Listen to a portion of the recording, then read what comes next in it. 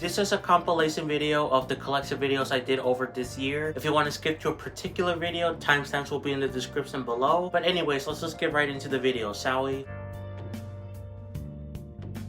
So Splatoon 3 is one of the games I re-got after I sold it.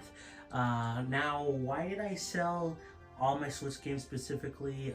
Well, I wasn't planning to. I was planning to sell most of them, just because, again, for the PS5 and Xbox. But I was thinking about how some games, like, oh, do I really play them that often, or are they really necessary? One of the games was Splatoon 2 because I have Splatoon 3. But I made the decision a little while ago that I was like, yeah, I'm gonna sell Splatoon 3 and then get it back eventually for like the side order DLC, because that's what I really care about Splatoon the most. The lore, the story stuff.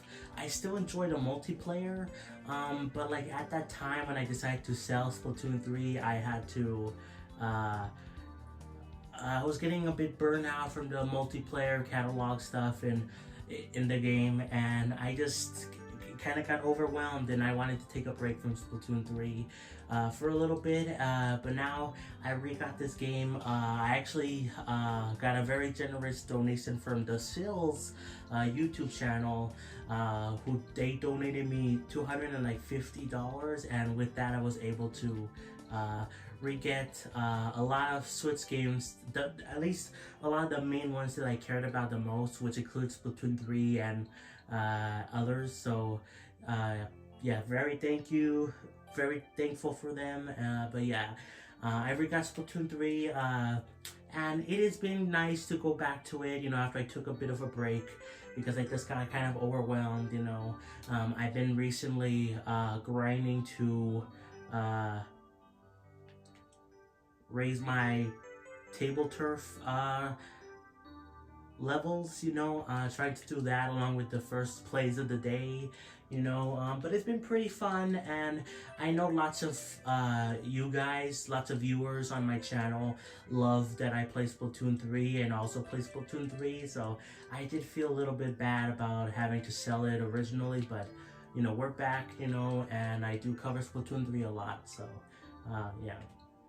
Mario Maker is another game that I re-got along with Splatoon 3. I actually used, for these two games, I used the Nintendo vouchers, you know, where you could pay like $100, and then like for 2 vouchers for, and then you get like a $20 or $30 deal, you know, depending on what game you get. And yeah, I got Mario Maker along with Splatoon 3, and I miss Mario Maker. I didn't initially want to get rid of this one. In fact, it was like my last Switch game that I had physically, until I decided, okay, I'm going to get rid of it because of, you know, I was trying to afford these other consoles. But I was thinking, you know, Mario Maker is kind of old, you know, and I could always get it back later if I really want to, but like, you know, it's kind of dead at the moment. But I couldn't live with it. I love Mario Maker, even though, yeah, it's not very popular right now. It's just so good and so replayable, because you could just play this game endlessly and never get bored, because there's infinite levels. Like, it's just so fun, and it appears you guys think that too. Again, this is another game that's popular on my channel. When I live stream it, it gets lots of views. I don't really like that much, because some people on those Mario Maker streams are kind of insane, for lack of a better word. They want to just, oh, play my level, when I'm not doing that sometimes. So yeah, I don't know if I like that really. I kind of like the more chill, quiet streams, but you know, either way, I still love playing Mario Maker, and I'm happy I re-got it again. It was one of the games I wanted to re-get the most, because it's just so endless, and I'm glad I re-got it again. So yeah. Super Nintendo Entertainment System, Switch Online, not much to go by here. I mean, they added more games since last year, but like barely. I of course like this. I do want to play more of it eventually, but ever since they added Game Boy and Game Boy Advance, I haven't really felt the need to go back to this app. Even though I do need to, I still need to finish A Link to the Past, Earthbound, you know. So I hope I get there eventually. But yeah. Switch Sports is one of the recent additions of games that I re-got recently, because it was on sale for $28 about around like a week or two ago, for the holidays. Nintendo put it on sale along with other games, and I was able to re-get this game. I did sell it because I actually didn't want to. It's just because I was influenced what other people were thinking about. Oh, this game is not that good. It's very lacking. Not as good as Wii Sports. Yada yada yada. But here's the thing. I think this game is severely overhated. I like this game a lot. Of course, it's not as good as the other Wii games, Wii Sports games, whatever. I haven't played them really. I played like a little bit of Wii Sports. Through like a school event, but yeah, this was my first time really playing like a Wii Sports type game, and I really like the collections this game has. It's really cool that you can go back to it every week and you'll get something new to work for, and I like that. I just had to sell it again to afford the PS5 and Xbox, and also just because I was like following the norm of people saying that this game sucks, yada yada yada, even though I didn't want to do that. So I'm happy I re-got it again. Yeah, and it was a pretty good price. I get $28, but it's usually $40, which is already a pretty decent price in my opinion for that game. Yooka-Laylee and the Impossible Lair. I haven't played this one yet, but I got it at the same time I got Switch Sports because I had some leftover money left when I put like the ESOP card and stuff like that. So I got this game along with the DLC. Haven't played it yet again, but I've heard really good things about it. I have played Donkey Kong Tropical Freeze or whatever, and this game is very similar to that game, along with the Donkey Kong Country games on the SNES. So I would love to play this eventually, but yeah, I haven't had the chance to yet. Suka Game is a game that is very popular, and kind of came out of nowhere like about like a few months ago. This game was like the big thing for a while, and I don't even know how it started. It was first in like Japan or whatever, it became a big thing there, and then it came over here and I bought it. It's really cheap, only $3. The issue I have with this game is that it's so popular that there's more copies of the game being put on the eShop. That's the only issue. It's not even about the game itself. The game itself is really fun. Is it simple? Yes. I wish it had more themes. They do sometimes have more themes for like the holidays, but after the holidays are done, the themes go away, so you kind of are stuck with the same one music track and one theme for most of the time. But it's a very addictive game, very fun. But again, the only issue I have with the game is not even about the game itself. It's just the fact that it was so popular that there's so many duplicates of it on the eShop for $3 or even cheaper. With like, I saw one where it was like different shapes, and then another one where it was literally just the same thing as Suka Game, but it was, oh, it's like 250 cents or something. I don't know, man. And just get Suka Game. It's not that much more expensive. It's the OG, even though technically I think Suka Game kind of copied another game that was like on mobile devices or something. I don't know, but either way, I really enjoyed this game. Very fun, but very simple, which is not a problem at all. And yeah, Lego Brawls is another game that I re-got because I had to sell it. I got it like, the reason I got this game is because I was a big Ninjago fan. I still kind of am, though I decided to stop watching Ninjago because I just don't have time for it, and I'm tired of waiting for new episodes to come out or whatever. But this game is still really fun, and it's like the only Smash Bros type game I have right now because I don't have Smash Ultimate in my collection anymore. I will get it eventually. I don't know when, maybe next month or the month after, I don't know. we'll see. But yeah, but this game is really fun, and they still add pretty new content regularly, and it's really cool that they do that. You can customize your fighters. I got it for when I got it physically, it was $20 at Walmart, but I decided to again sell it. But I got it for $5 on the eShop, so you know I think that's better in my opinion. And yeah, this game is just so good, and it's very cheap. The one issue I have with this game is just the fact that there's no cross progression. It's really weird that well, there technically is, I think, like from Apple Arcade to your console choice, but besides that, you can't like play on Switch and then I want to buy the game again on PlayStation. You can't cross progress there, which is really stupid. I was originally eyeing to get this game again on like my PlayStation because of trophies. I was really big into the trophies and from PlayStation. I still like them, but I'm not really as big into them as I was when I first got my PS5. But yeah, it's just weird, and I really don't like that there's no cross progression. But yeah, this game is still really fun, and I'm glad I re-got it. Mario Kart 8 Deluxe is my only physical game as of the moment of me making this video. I re-got Mario Kart 8 because this was around like a few days or something before the final wave of the Booster Course Pass came out. I had to sell it like after wave 5 of the Booster Course Pass, and then but I knew I wanted to get it back before wave 6 came out, and I was able to do it.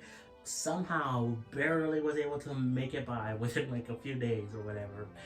But yeah, I'm happy I re-got this game again. I decided to sell it in the first place because it would give a lot of money, because you know Mario Kart games and Mario games are still popular, you know, and it sells for a really high price. So I was like, you know, I'll sell it there. But I was able to re-get it again for I think $50 and like Target, I think, actually. So yeah, I'm really happy I got it, and I still enjoy playing, and I'm really happy they added a bunch of new stuff for the Booster Course Pass, more than we were expecting with the Mii costumes. Of course the characters, you know, but they were coming out already from like some of the other waves, but like but yeah, they added a lot to this game, and I'm happy about it. Nintendo Entertainment System. Now, I haven't played this one much, the same as the SNES app, but I have played it more, and that is because I am currently playing through Kid Icarus. Why? I have no idea. I just wanted to try out Kid Icarus because I've always wanted to check it out, you know, even though it's not as good as like Kid Icarus Uprising from what I hear, but I wanted to give it a shot, and it's pretty fun, a bit challenging, but a lot of NES games are challenging, and that's the good thing about the rewind feature. But yeah, I've actually been playing this a little bit more than the SNES app, but not much, so I hope I get back into Kid Icarus and some of the other games I need to play there. Persona 4 Golden. This game is amazing. Haven't beaten it yet because these Persona games take too long to beat, but I'm okay with that. I'm like 10 hours into the game or something. It's just a really good time. I'm happy I got all the Persona games on Switch. I got Persona 4, and I'm going to be talking about Persona 3 Portable and Persona 5 Royal later on, but yeah, Persona 4 Golden was the first Persona game I technically played. I played this one first, and then I believe I played 5 and then Portable. I think that was the order I did, like a few hours of each game, you know. But I'm really happy that this game is on Switch because it's portable. It was also on the Vita too, so it's kind of found its roots back on the Switch, you know, because of the handheld nature. And yeah, I really have enjoyed this game so far. I can't wait to play more of it. But yeah, there's just so little time into the day. It's just hard to keep up.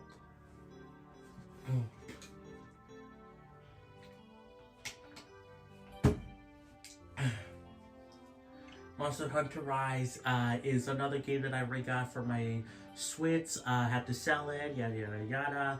I re-got it for, it was like $15 or something. I think it was $15. It was like, a really good deal on the Switch eShop. So I re-got this game. Haven't played it since for like a while, you know, like. I don't even remember the last time I played it for when I had it physically yet. Haven't played it since I got it again digitally. So yeah, it's a fun time. I really like it, and I want to play more of it. You know, still not sure if the Monster Hunter games are for me, but I did enjoy my time playing Monster Hunter Rise so far, and I want to get back into it. Star Wars Jedi, Jedi Academy, haven't played this much, I think even since like the last collection video. I think I talked about this game and that I barely played it, and it's still the case here. I barely played this game. No new information. I want to play these games, but again, there's just so little time. I want to play more of it at some point. Republic Commando, this game I played, I think, a little bit more than Star Wars Jedi, Jedi Academy. I don't remember. I remember I did like a live stream like around May the 4th, you know, Star Wars Day, to play the Star Wars games, and I believe I did play Republic Commando along with Star Wars The Force Unleashed. I don't know if I played the Jedi Academy game, but this one is a pretty fun time. Kind of reminds me a bit of Call of Duty, but I never really played Call of Duty except for one time when I was really young at my cousin's house. But yeah, I want to play more of it, but again, there's just so little time. Crosscode, this game is amazing. I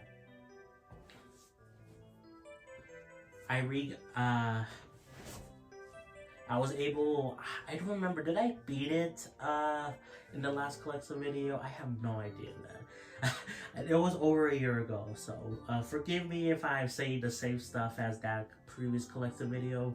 But either way, this game is amazing. I did beat it. I haven't done the DLC yet. I've started the DLC epilogue thing, but I haven't continued it yet. I want to get back into it because this game is amazing. It's just so good at its character writing, the environmental stuff, the setting, like it's just all so good, and I want to play more of it again. Hollow Knight is a good game as well. Haven't played enough of it. I should really play more of it.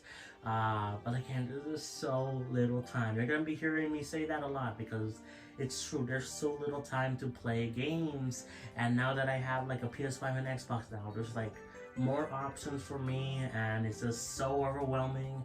But I guess that's kind of like a nice thing, right? You could view it as a bad thing, but I kind of view it as a nice thing in a way.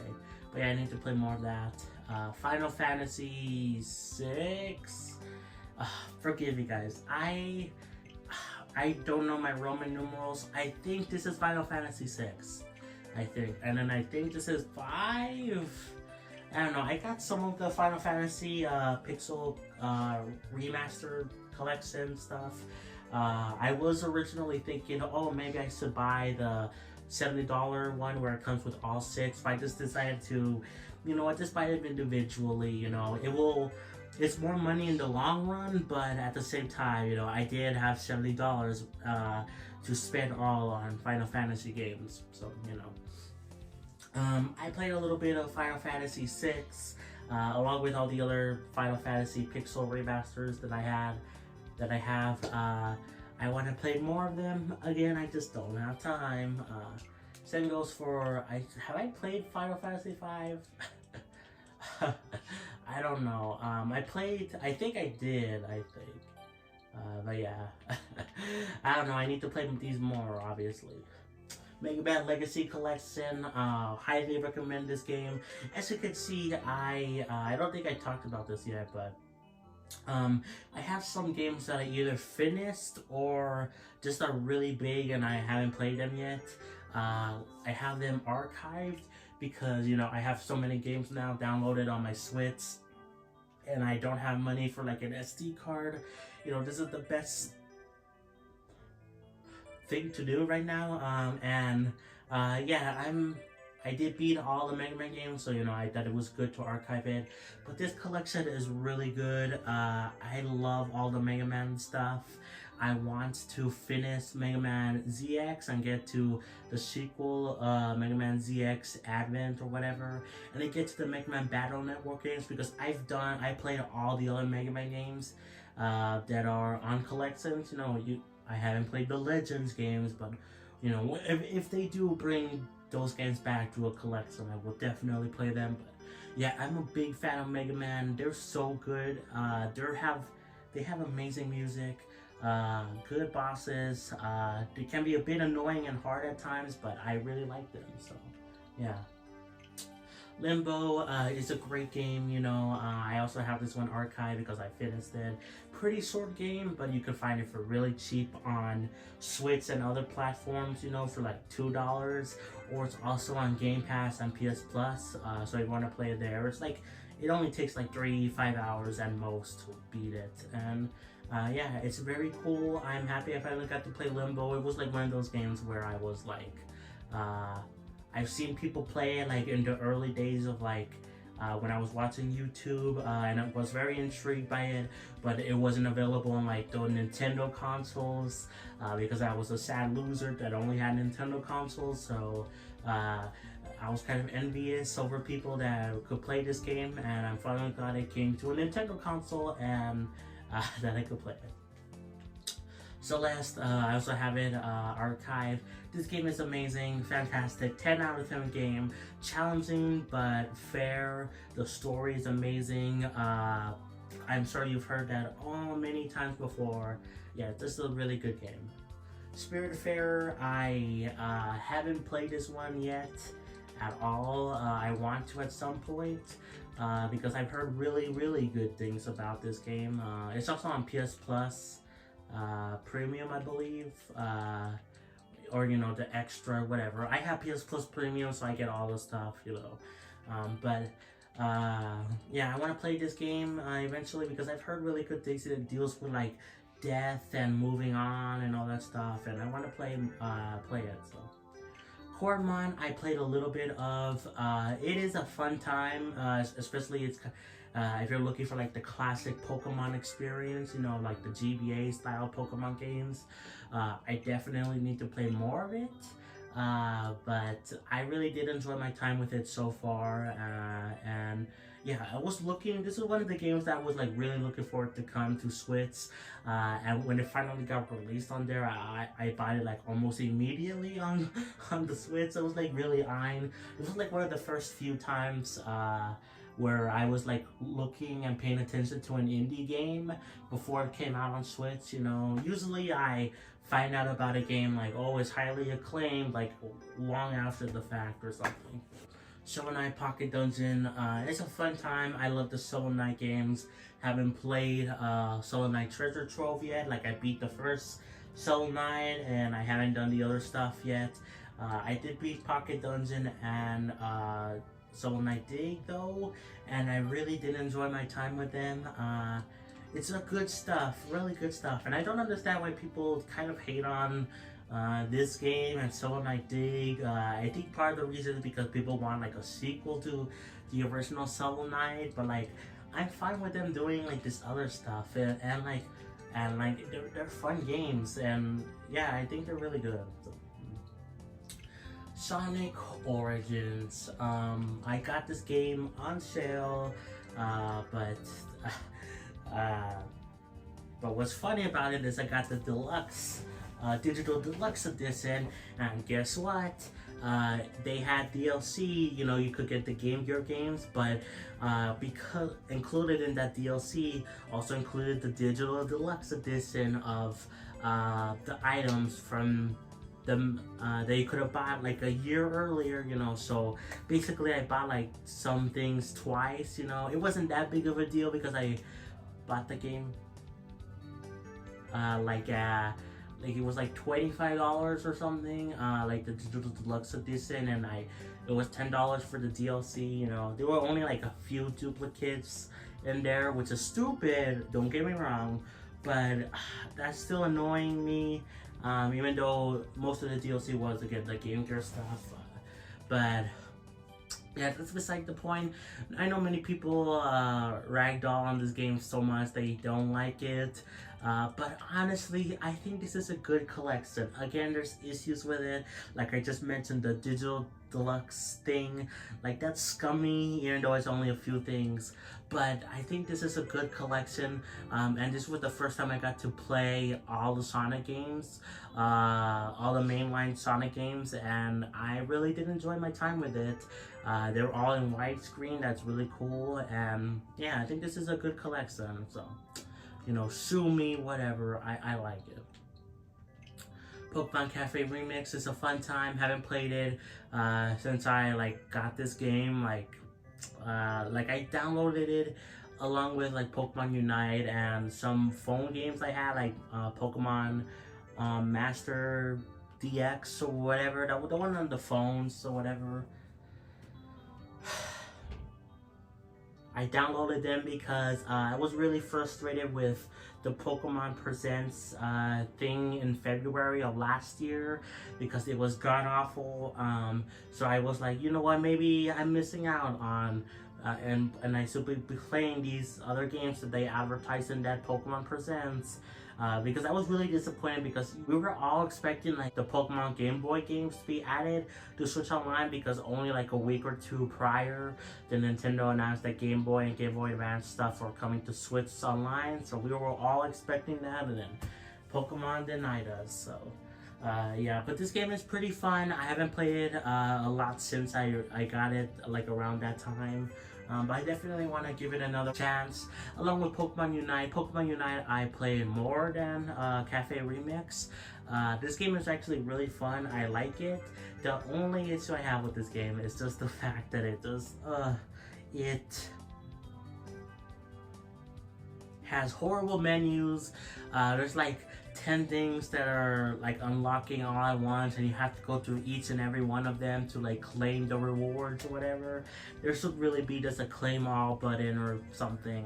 Like it's just so cluttered in the menu, but at the very least the game is fun. So Among Us, haven't played this in a while. I really think I should have waited to get this game, if at all, because yeah, it was like $5 on the eShop, but like I could have gotten it for like half off, so like $2.50, because it's been on sale constantly. Also, it's on Game Pass, so yeah, I kind of feel like I slightly regret buying this game, but you know, I'm not that big of a deal. $5 is like barely anything, but yeah, I haven't played this much, so. N64 Switch Online, this app is really good now.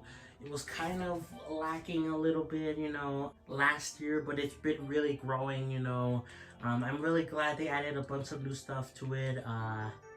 Like they have some really good classic games here, you know, Ocarina of Time, Majora's Mask, Mario 64, Banjo-Kazooie. We got some good stuff here, and I've been really enjoying playing through these games, you know. Like there's one game in particular, Majora's Mask, that I need to finish because I have a couple hours into it, and I definitely need to finally finish it. I finished Ocarina of Time, and I want to get back into Majora's Mask, so yeah.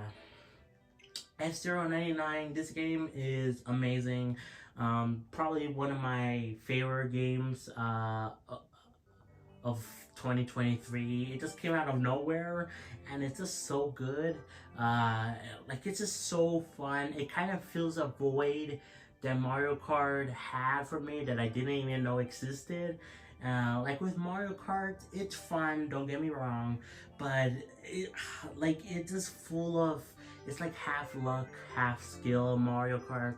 And sometimes that half luck really gets annoying, you know. But with F-Zero 99, there's like almost no luck in it. It's all skill. But even if it's all skill and I'm not the best at it, I'm still pretty good at it. And when I fail, I know it's my fault.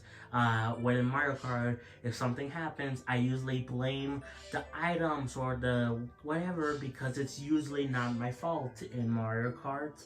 Sometimes it is, but again, it's like half luck, half skill, and this is like purely skill. So I can admit when I mess up is my own fault, and I really like that. So yeah, great game. I highly recommend it. It's free for Switch Online. You know.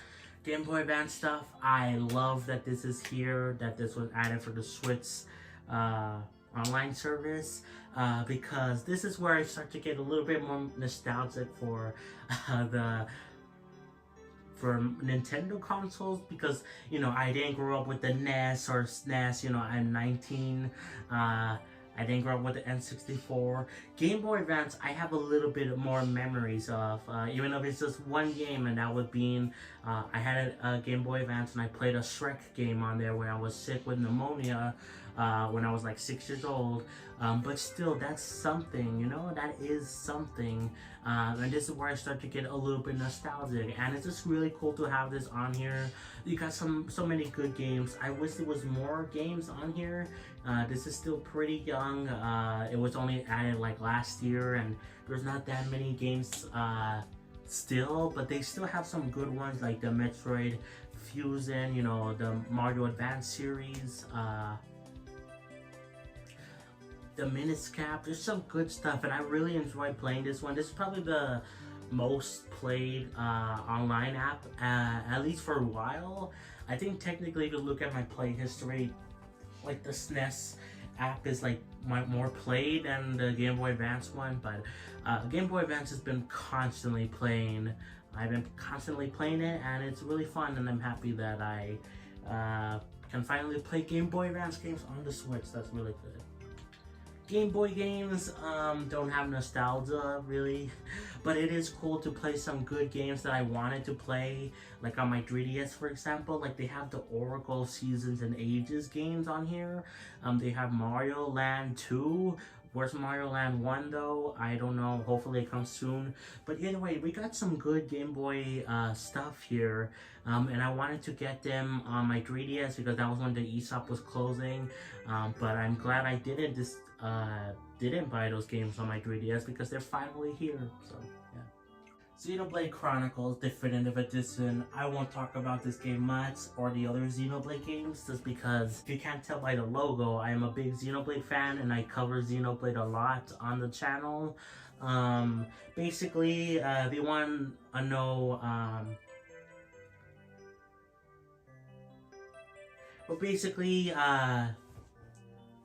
to summarize my story short with Xenoblade, I started with Xenoblade 2, couldn't really get into it. I played it on and off for like about a year and a half. I just really couldn't get into it. Like I got stuck at certain parts. I wasn't really vibing with some things. At first I thought, okay, maybe I thought it was always a good game, but I thought maybe it wasn't for me. Then eventually they announced Xenoblade Chronicles Definitive Edition, and I saw it at Walmart, and I had the choice between this game and Skyward Sword HD on the Switch, and I decided to go for this one because I know other people that even though they like Xenoblade 2, or some that don't, they say Xenoblade 1 is a different kind of game, you know, it plays different. So if you didn't like 2, you may actually like this one. So I was able to get Xenoblade 1, loved it, and then I decided to go back to Xenoblade 2, finished it, I loved it, and then we eventually got Xenoblade 3 announced. I was hyped, and then I played that, I loved it. I played Xenoblade X before 3 came out, like I was actually playing it like the weeks before it came out, you know. So yeah, that's my brief story with the game. I talk more in detail on what I love and hate about the Xenoblade games in different videos and stuff like that. You know, like I love the story. The side quests are not the best in the first Xenoblade game, but yeah, this game, and along with the other Xenoblade games I got, I didn't use the Nintendo voucher tickets because Xenoblade 1 and 2 were actually on sale for like $40, I think, 40 some dollars on the Switch eShop for like a sale. Like it was like one of the sales recently, and I was able to get that one and Xenoblade 2. Xenoblade 3 wasn't on sale. I just bought it for full price, $60. But you know, I'm fine with that because I wanted to get all the Xenoblade games again. So yeah. And I did have to sell them. They were the last holdout along with Splatoon 3. Mario Maker was like the second to last holdout before I had to get rid of it. But the Xenoblade games of Splatoon 3 were like the last games that I had physically until I decided to get rid of them because, again, I just needed a little bit more extra money for my PS5 and Xbox. So it was really hard. I was really sad to let them go, but I'm happy I got them now, forever now. I can't even get rid of them if I wanted to, and I don't want to, so, because I have them digitally, so, yeah. Persona 5 is amazing. I played this game probably 15 hours more than Persona 4 Golden. Persona 3 we'll get to. I played that for the least amount of time, and I'll talk about why when we get there, but I really enjoyed this game. It runs perfectly on Switch. This game I also did have to sell physically because I got it physically, and then I had to sell it. But because I was like, oh, I can play it on Xbox because it's on Game Pass, and then I played it to where I was up to the Switch version on the Xbox. But guess what? Like a month after I did that, they decided to announce that they are going to remove Persona 5 from Game Pass. So I'm like, great. So I guess I have to buy it on Switch again. I could have bought it on like Xbox, too, but I was decided, you know what, I want the portability stuff on my Switch, so yeah, just decided to rebuy it on Switch. It was only like $30, so it's a steal in my opinion. So, Pac-Man Championship Edition 2, this game was on sale for like $4 and some cents, I don't know. It was a pretty cheap price, and I wanted to get it because this game is similar to other versions of the game and like the PS5 or whatever, but it includes an extra co-op thing that's exclusive to the Switch version. So, extra content, why the heck not? I'll buy it on Switch just for that. So, haven't played it yet, but I want to at some point. YouTube is an app, alright. I actually enjoy using YouTube on Switch. The main thing I use it for is to watch like Nintendo Directs or presentations or whatever in the gaming industry.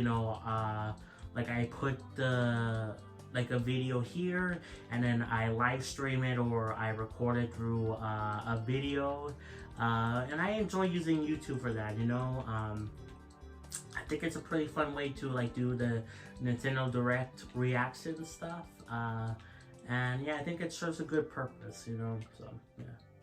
Xenoblade 3 won't talk about much, along with Xenoblade 2. I love the games. Xenoblade 3, I think probably might have the weakest story, but it's still a really good story. The side quests and side stuff is amazing, but the DLC story is like the best story in all Xenoblade games, so it's kind of weird.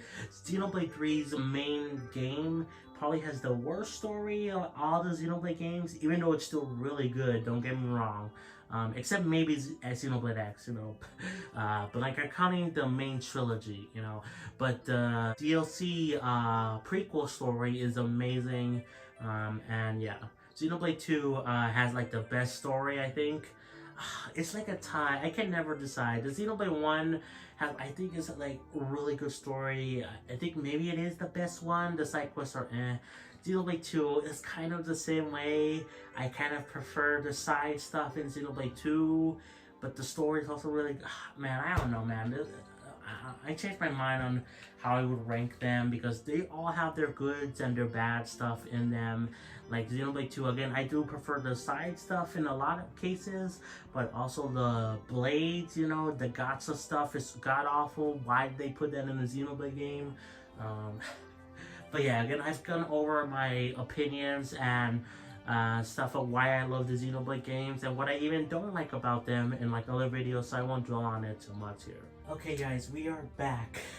It's actually a few hours later than when I first recorded half of this video. Where we last left off was talking about Xenoblade 2, and we were about to move on to Tetris 99, but I was interrupted by my mom, who had to get something downstairs, and then also while I was waiting for her to finish, I saw the email that I got accepted to the YouTube partner program, and I'm really thankful for you guys. I made a full video already talking about how thankful I am. You could send me super chats now or become channel members, and I really do appreciate that. But yeah, that's a whole side thing, you know. Wasn't expecting it today. In fact, they said it was gonna take like a month, so yeah, completely random. But anyway, let's go back to the collection video. We were about to talk about Tetris 99, and before I was interrupted, I was saying how Tetris 99 is a fun time. I actually been playing it a little bit more recently because they added the Xenoblade 3 theme, you know, and I was going to be playing more of it. I think I was able to get another theme. Was it the Mario RPG theme? I don't remember. I think it was that one, but I stopped again. They had a WarioWare theme, and you could use like one of the tickets to get the WarioWare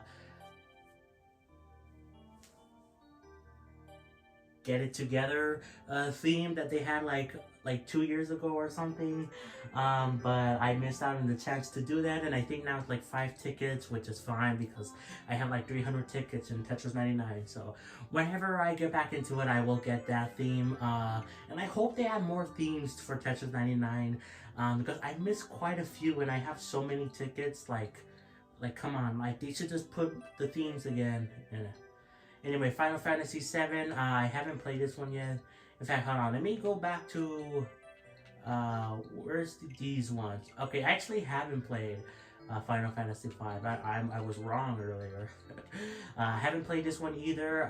This was the last cheap game I needed to get for the Final Fantasy stuff. I only need to buy 3 more, I think, Final Fantasies. And they were the other expensive ones. You know, I got these 2, which were highly acclaimed, and then the first one because it was cheaper. So yeah, I need to play that one, but to see where the Final Fantasy series started. Ace Attorney, I have played this one a little bit, and I actually did enjoy playing it for the most part. I just wish I had more time to play these games. You know, I've only played the first one and like the first chapter or whatever a little bit, and I actually played it for like a stream, I think, along with other Capcom games, including Mega Man ZX, I believe, and I really enjoyed it, but yeah, I just don't have time, but I hope I could get back to it eventually. Speaking of this, I love this collection. I beat all the Mega Man Zero games. I just need to do the ZX games. I started ZX1 again in that Capcom stream. I talked about where I played Ace Attorney. Haven't finished it yet, you know. But I do want to get it done and move on to the last ZX game, so I can finally put this collection to rest, and I can move on to like the Battle Network stuff, and hopefully they do more collections because I love Mega Man, you know. This was the first collection I was very interested in, because it had a lot of good games that I was like looked visually appealing to me. Like I thought the classic Mega Man or Mega Man X collections look cool, but I was always eyeing on this one, and this was actually the first one I got. It wasn't the first one I played, but I played through the classic games, at least 1 through 6, and then I played Mega Man X1 through 4, got that separate collection, and then I went straight to the Zero games or whatever.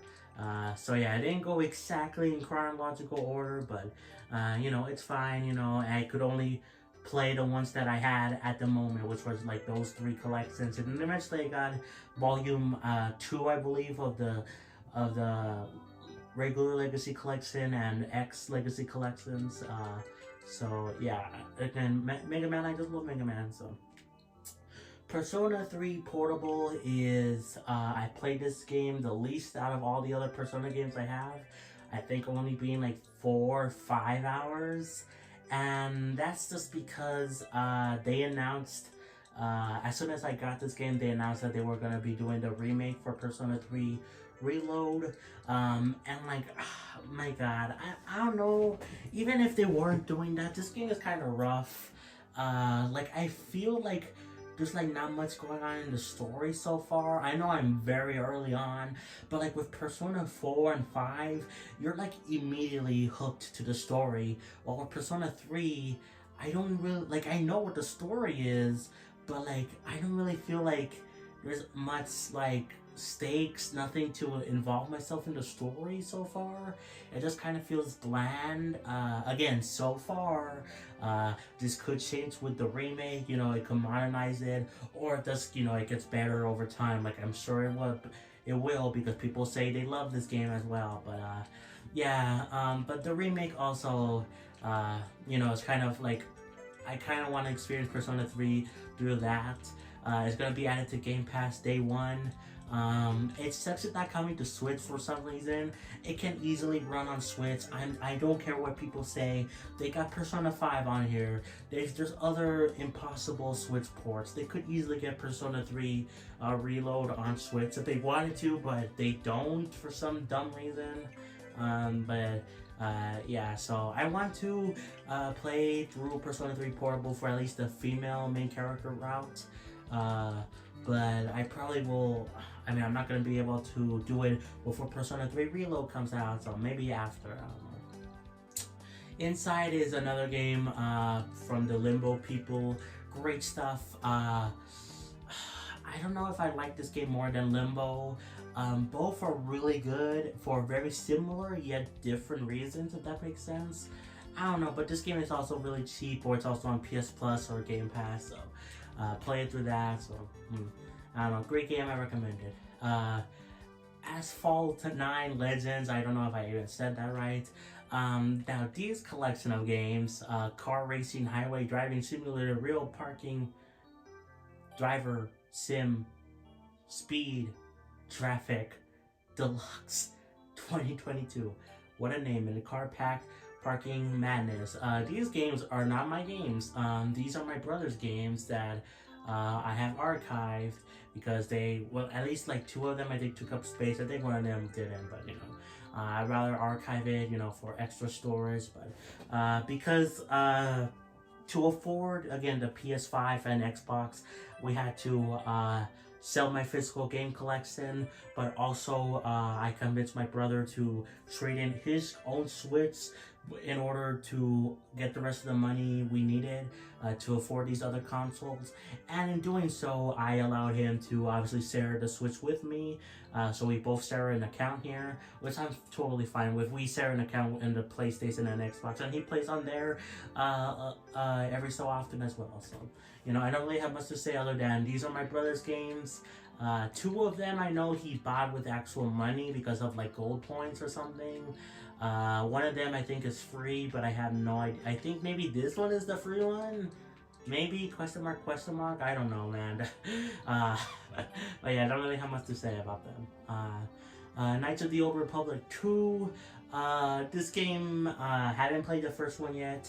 In fact, I archived the first one because, again, I just don't have time and it takes up so much space.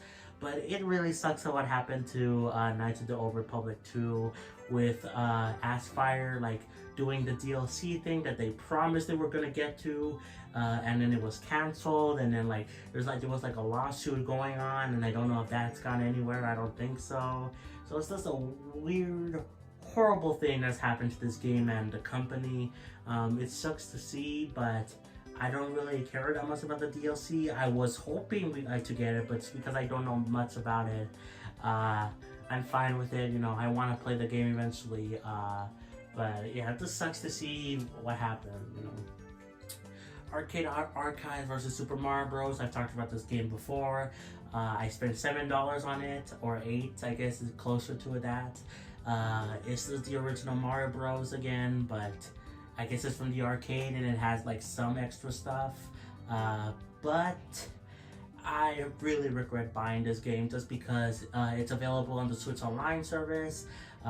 There's also the All-Stars one, which is the remake. I prefer the remake over the original, but even then you can play the original on the NES Switch Online service. I just really regret getting this game, and if I could go back in time and like use that money for anything else, I would be totally fine with that. Monster Hunter Generations Ultimate I got because it was really cheap, like $10 or something. Or actually, was it $8? I don't know, it was like really cheap. I picked it up. And I played it for a little bit. I'd even done like 2 streams on it. Technically it was supposed to be 1 stream, but I got interrupted for like the beginning part of that stream, so I had to do a separate stream after. But anyway, yeah, I enjoyed playing it so far. I prefer Monster Hunter Rise in my opinion, but again, I haven't played that much into this one, so again, I just hope I get back into it. Mega Man X Legacy Collection 2. This is what I was talking about, how I got the first Mega Man X Legacy Collection, but not the second one, because this one is filled with the mixed games where people say, oh, 6 is good, 8 is fine, but 5 is bad, or 7 is bad, or vice versa, you know. People are mixed on all of these games. They're not as highly acclaimed as like, as the other X games, you know. How I would rank them is probably 6 is really good, no way. How I would probably rank them is that 5 is good, 6 is also fine, it's a bit frustrating but okay, 7 is awful, I hate it, really hard for no reason, and 8 is okay, I guess. But people are mixed on all the games, you know. Some people say they prefer this game over that game. Most people agree that 7 is like the worst one, but yeah, people argue about the other ones as well, so. Yeah, but I still enjoyed my time with it, and I'm happy I finally got to play all the X games, and I kind of hope we get another X game like X9, you know. Hades is a fun time that I want to play more of. I have a decent amount of hours into it, but I just really enjoyed this game. It's just so good. I've usually, I don't dislike roguelikes or roguelites, whatever you call them, but I don't really like them too much, you know. But for some reason, Hades really grabs me. And I get the appeal, especially with this game, because, you know, you can, you're leveling up something, you know, every time you go through a run. Even if you die and don't succeed, you'll progress in the story every time, or progress your character. I think maybe that's part of it, is because this game actually does have a story.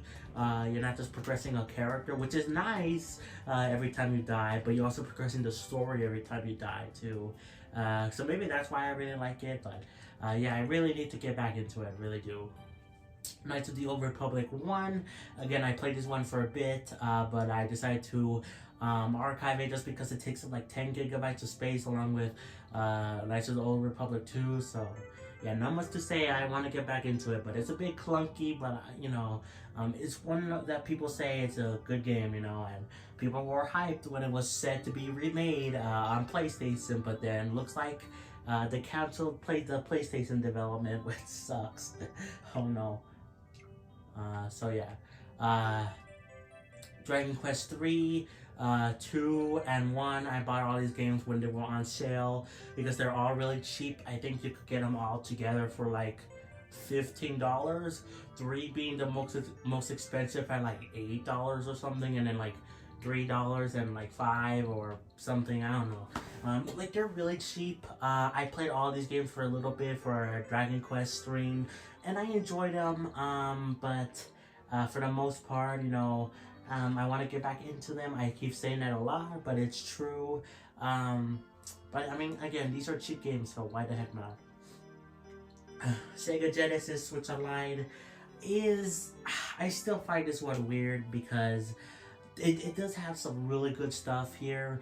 Like, it has the Wily Wars remake thing of the first 3 Mega Man games. That's amazing. That's actually how I was first able to play Mega Man, actually. Before I got the Zero Collection, the Mega Man Legacy Collection, X Collection, I played through Mega Man 1 through 3 here. And I think, actually, maybe I was wrong. Maybe I went through Mega Man 1 through 3 through here, through the Wily Wars, and then I played through the first X Legacy Collection and then Zero. I think that's the way I did it. I didn't get the first collection for the classic Mega Man games. But yeah, this has a lot of good stuff on it, and I'm really really happy it's here, but it is still weird that, again, why is this here exactly? Like, why aren't there more Sega stuff on the Switch for the Switch Online services?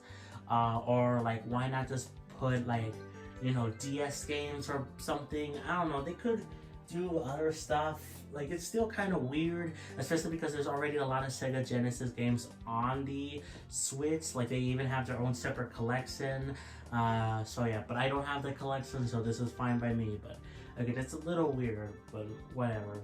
Sonic Mania was the first Sonic game that kind of hooked me in a way. I played through Sonic Colors Ultimate. I thought it was fine. And I played through, again, Sonic Origins, and I like playing the Sonic games. I played Mania before that, though, and it was the first one that really hooked me. I really enjoyed Sonic Mania. I like the other Sonic games, don't get me wrong, the other classic ones, but again, they didn't really hook me that much. The only other Sonic game that really hooked me was Sonic Frontiers, and I had to sell that as well. So yeah, but I want to get Sonic Frontiers again, but Sonic Mania was the first one that really hooked me, and I'm really happy about that. It was a fun time. Super Monkey Ball Banana Mania is a great game. I want to play more of it. In fact, it got me into Monkey Ball, so much so that when I saw Banana Blitz HD on sale on my PlayStation, I bought that game, and that game I do not recommend. That game is awful. I've done a whole video on why the game sucks. So, don't play that one. Play Banana Mania. Even though Banana Blitz was like cheap, Banana Mania is more expensive, but it has more levels, more quality. It's still challenging, but it's fair for the most part, and I just prefer it far more than Banana Blitz. So. Danganronpa 3, I also got the other two Danganronpas. Haven't played them yet. I want to at some point, you know, but I'm gonna be starting with the first one, so yeah. Kirby Fighters 2. I got this game somewhat recently, like a few months ago, because I had extra money left, and I played this one for a bit, and yeah, it's basically like a Kirby version of Smash Bros, except not really. Like, it just plays like a Kirby game, but like you're fighting each other. I wish this game got more attention from people. I wish they also got more updates. But it's a fun time. It's kind of dead though, because it is like a $20 game. So there's like no people playing it, you know, because you have to pay money. At least with some other Kirby spin-off games, they're either cheaper or free. So people are more likely to play them. But I mean, this was a fun time. I need to play more of it for the like roguelite mode, whatever it has. Yeah. Messenger, I played this one for a bit. I need to get back into it. This is also in the same universe as Sea of Stars, and Sea of Stars I also need to play more of, but that's on my PS5. But from what I played, it's a really fun time, and I just wish I could beat these games, you know? I hate that I keep saying, oh, this game was fun, but I need to get back into it. Anyway, Shovel Knight Treasure Trove, I mentioned this earlier, but I played through and finished the first Shovel Knight. I haven't done the other stuff. I'm currently working towards the Plague of Shadows mode, like, you know, the second story thing. And I really enjoyed it so far, and I want to get back into it and then play through the rest of them, because Shovel Knight is a really fun time. Shovel Knight Dig, I was able to beat, loved it. This is another game where people are like, oh, where's Shovel Knight 2 though? We don't need a spin-off thing. But like, this game is still really fun, and it does kind of feel like a sequel in a way, you know? It's really fun, it's a really good time. A bit expensive along with the other Shovel Knights, like the puzzle game or whatever, like $20-some. But you can find it for cheaper though. They go on sale not too often, but a decent amount, so I would recommend getting it on sale at least. I got it for full price, like these other two Shovel Knight games, because I really enjoyed the first Shovel Knight, so like, I want to play more Shovel Knight, you know, so yeah. Castlevania Advance Collection, need to play more of it. These are the Castlevania games from Game Boy Advance, and so far I really enjoyed them, and I need to play more of them. Same goes for Castlevania Anniversary Collection. It has a ton of games from Game Boy and NES and SNES and like one from like the Sega Genesis. It's a really good collection, and it's for really cheap. Like you could find it for like $5 or less, I think. And it comes with like 11, 12 games. Like that's really crazy. This game I got it full price. But it was only like 20 some dollars, but you could find it for like sale for like $10 or $15, I think. So yeah, I recommend getting these two collections. They're really good. Chrono Cross Radical Dreamers edition. I got this game because it was on sale and it reminded me a bit of Xenoblade. It's kind of the Xenoblade before Xenoblade, you know. I know Xenogears and Xenosaga exist, but this also has a lot of DNA from Xeno, the Xeno series as well. Like it has a character that looks like a Nopon, you know, there's like elements of it. So yeah, I need to play more of it. I've only done like a gameplay video on it where I played it for like an hour, but I need to play more. Sante's Risky Revenge and Sante and the Pirate's Curse. Yeah, I want to get into the Sante games. I have these two and I have one more on my PlayStation. I think I started the one on PlayStation first. And I really need to get through that more, you know.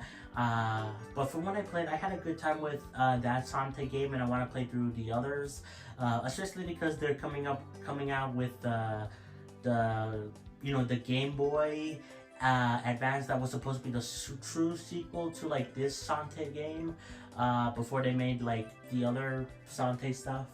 They're coming up with a brand new Game Boy Advance game that's also releasing on there physically, but also coming out for like Switch and all the other consoles. So I'm excited for that. But like Risky Revolution or something, is it that what it's called? I don't remember. But yeah, I need to play more Sante stuff.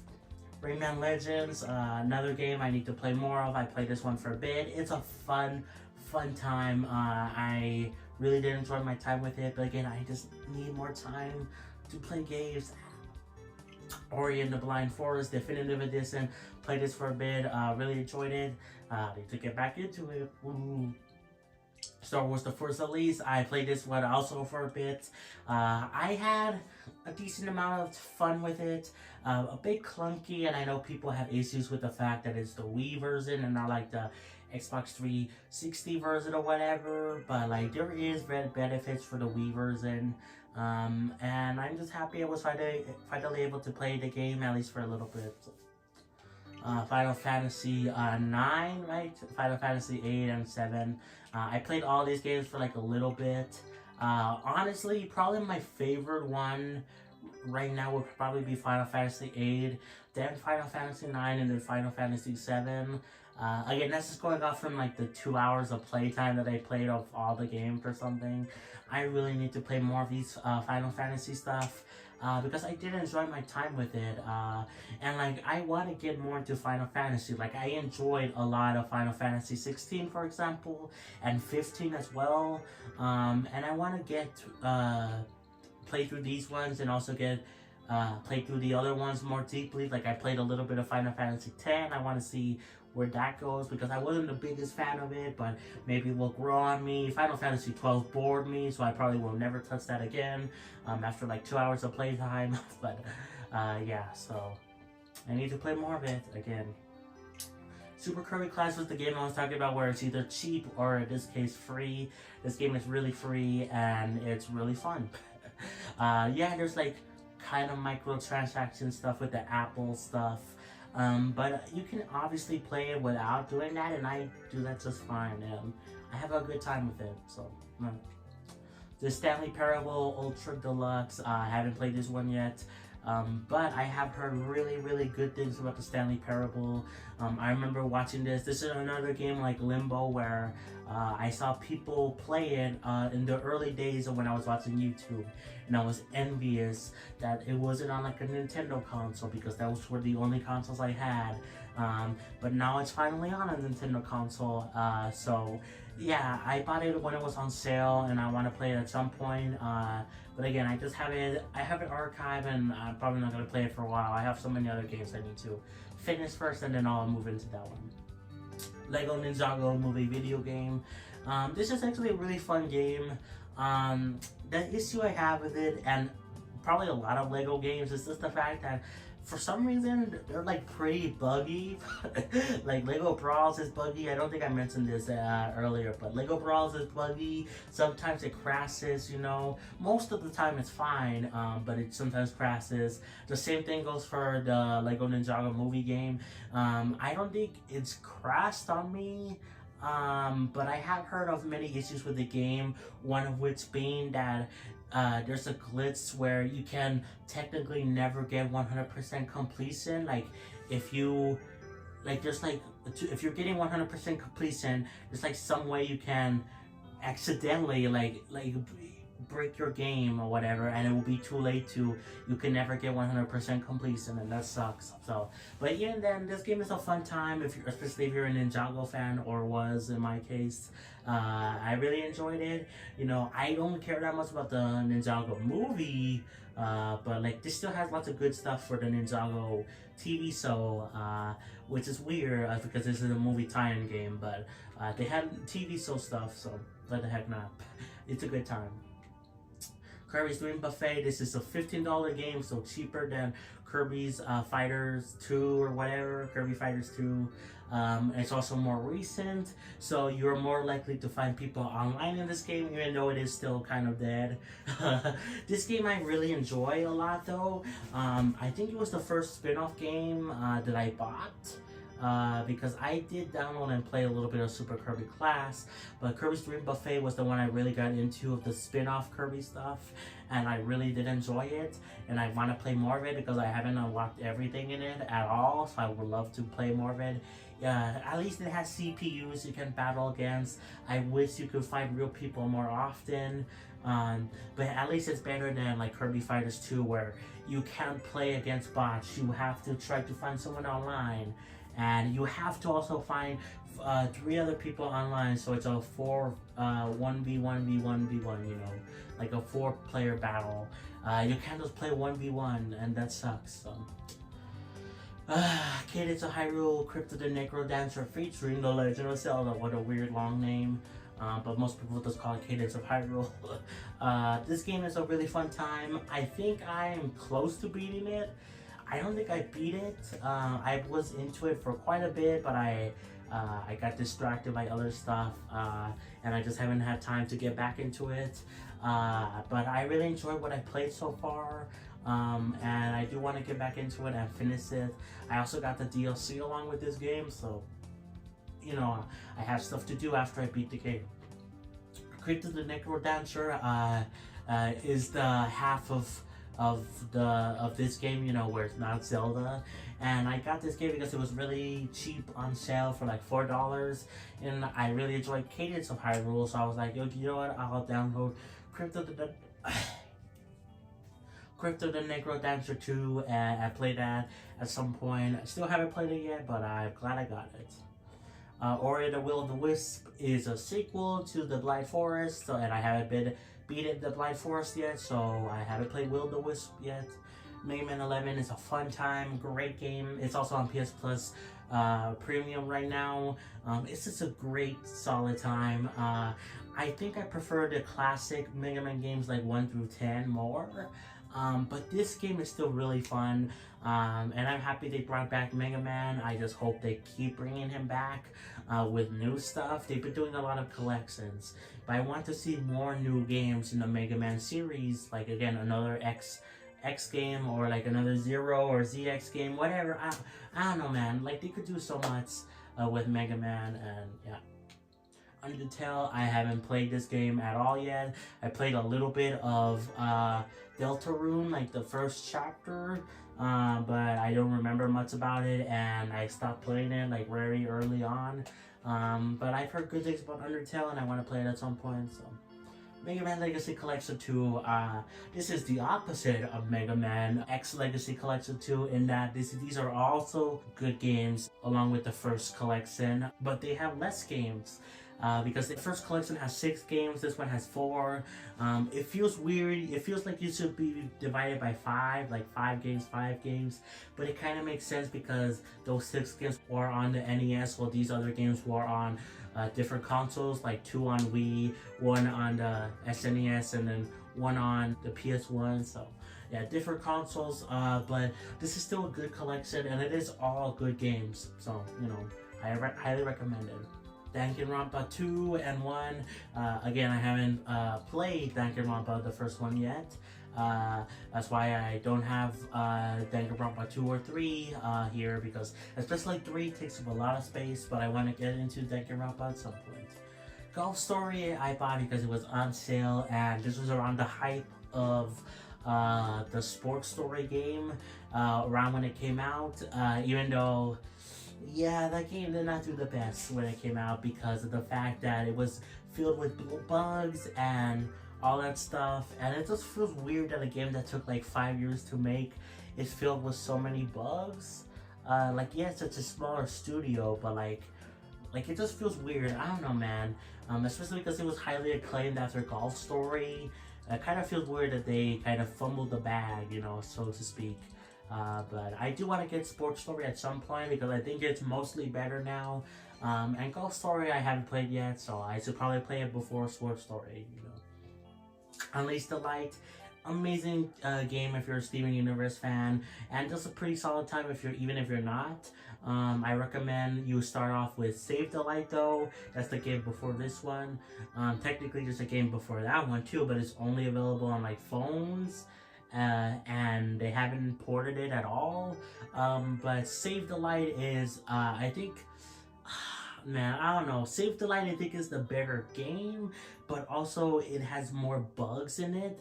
Unleash the Light has some bugs, but it's kind of more of a simpler game. But it's still got more updates like over time. Like they added quite a bit of this game, which I'm surprised about. Like they added, you know, Connie, they added Greg, you know, they added some new characters that I wasn't expecting, and that's really cool. But yeah, I don't know, man. You could make an argument of whether what's light game is better. I think Save the Light is the better one, but also it has more bugs, so I don't know. And they never fixed them. But anyway, Mega Man X Legacy Collection, great collection, highly recommended, very cheap. You get 4 great games, you know, everyone agrees that they're great and they're a fun time. Hard, challenging, but that's the case for all Mega Man stuff. They're challenging but fair and fun, so yeah. Stardew Valley, I need to play more of. I played like I think a few hours of it, but like, yeah, I really need to get back into it because again, I've had a good time with it, and I've heard really good things, but again, just 0 time. We're nearing the end here, but so Scott Pilgrim vs. the World, the game. Funny story. I think in the last collection video, I talked about how I haven't played this game since like the year before with my like before Christmas Eve or something, when my grandma was going to show up, and guess what? It's another year where I haven't played it since. Wow. So it's been like 2 years or something since I last played this game, which is kind of sad. I want to get back into it, but okay, there's just so many games, so little time. But yeah, it's yeah, it's kind of funny. I haven't played it in like 2 years. So. Child of Light. I played this game for a bit, really fun time. It's weird to see Ubisoft make it because it doesn't feel like a Ubisoft game. It kind of feels like an indie game. Not to say that that's bad. I like that. I think it was made by a smaller subsect of like Ubisoft people. But this is a fun time. Really enjoyed it so far, and I want to get back into it. Children of Morta and Moonlighter are both made by the same people. And I really enjoyed these two so far. I think I technically beat Moonlighter, but there's like some more stuff you can do after you beat the game. Children of Morta I haven't beaten. I've only got like like maybe a few hours into it, but I got it just because Moonlighter was really good, and also they were both on sale around the same time. So yeah, I need to play more of them. Again, I think Moonlighter had like other stuff to do, like they have like DLC, so I'm not completely done with it, even though I think I did beat the main game. And Children of Morta I haven't beaten, you know, but I have the DLC as well. Contra Anniversary Collection. This is another one like the Castlevania one where it's really cheap and you get like a bunch of games. So I thought, why the heck not? I don't really care about these games as much as like the Castlevania games, but there's still some good times in here. I need to play more Contra and Castlevania in general, but yeah, this still is a good collection to own for, again, like $5 or less, and you get like so many different games. Star Wars Jedi 2 Jedi Outcast is a game that I barely played, barely remember, and I don't really like it that much. I think it's fine overall, but I got this game because, oh, it's like you played as a Jedi, right? No, not really, no. At least at the beginning, you're just a guy with a blaster. Yeah, he becomes a Jedi eventually, Kyle Katarn. But I don't think in this game he is a Jedi, or at least not like until later on. So this kind of feels weird. I like playing the ones with the lightsabers, you know. With like gun controls, they feel a little bit clunky, especially in this era. At least with Republic Commando, that feels a little bit more modern, you know. So yeah, I mean, I want to get back into it eventually, but I'll probably play all the other Star Wars games before I go back to that one, you know. Save the Light is the one I was talking about earlier. Great game. I really enjoyed it. Adds a lot of lore to Steven Universe along with Unleash the Light, but again, this game has so many bugs and they never fix them. It's so annoying. But I think it is the better game overall. It has a better story, a better sense of progression. You can like move around freely. In Unleash the Light, it's like weird. It kind of works like a mobile game, kind of, sort of. Like I don't know how to explain it, man. But yeah, I don't know. Save the Light is a good time, but I just wish they fixed the bugs, because otherwise then I would say, oh yeah, it's way better than Unleash the Light. Even though Unleash the Light is still pretty good too. Like because of the bugs, it causes me to like hesitate, like which one is the better one, you know. And last but not least is Nilumbra. I don't know if I said the name correctly. This game I have still here. I don't know why I haven't, like, I could archive it. I'll probably archive it later. But I beat this game like a long time ago. I think it was like the first indie game that I ever got on my Switch. And this is another case of like something like Inside or you know, the Stanley Parable, where I was always envious of people who played this game when I was watching YouTube early on, and like people were playing it on consoles I did not have. Finally, it came to Switch, so I got it. It was, I think, cheap, although I don't remember. This was like, again, the first like indie game I got on Switch, so like it was like a really long time ago. I don't remember the price. I usually remember most of the prices for the other games, like how much they cost when I got them.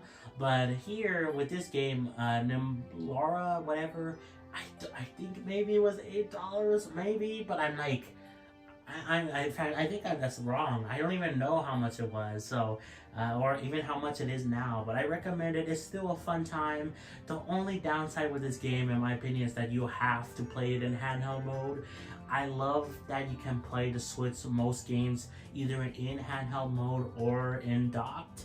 But this is one of the games where you have to play in handheld mode, and it makes sense because you have to do the touchscreen stuff. But they could have done like motion controls, or like use the second stick to do that if you didn't want to do that. Even though it works well with the touchscreen. Same thing goes for Mario Party, Super Mario Party, where you have to be docked or have tabletop mode. You cannot play in handheld mode, you know, because it requires the Joy-Con. So Yeah, those some of those games are neat to have as like, you know, they're different than the other kinds of games, but I love the Switch for that. You can go between like console play and handheld play with the same experiences with like no compromises. So yeah, this kind of sucks to see some outliers, but you know, it is kind of neat as well. So as you can see here, I have the Return to Arkham collection and then Batman Arkham Knight. This includes two games, Arkham Asylum and Arkham City. I actually just bought this collection today, in fact. $6, 90% off. I decided to buy it. I had a $10 PlayStation card. And because of that, I was finally able to, after I bought it, I got enough points, PlayStation points, to get a $5 card. So now I have $9 left on my PlayStation wallet. So that's good. But yeah, I'm excited to play these games. I'm going to be playing them in order, obviously, of when they released.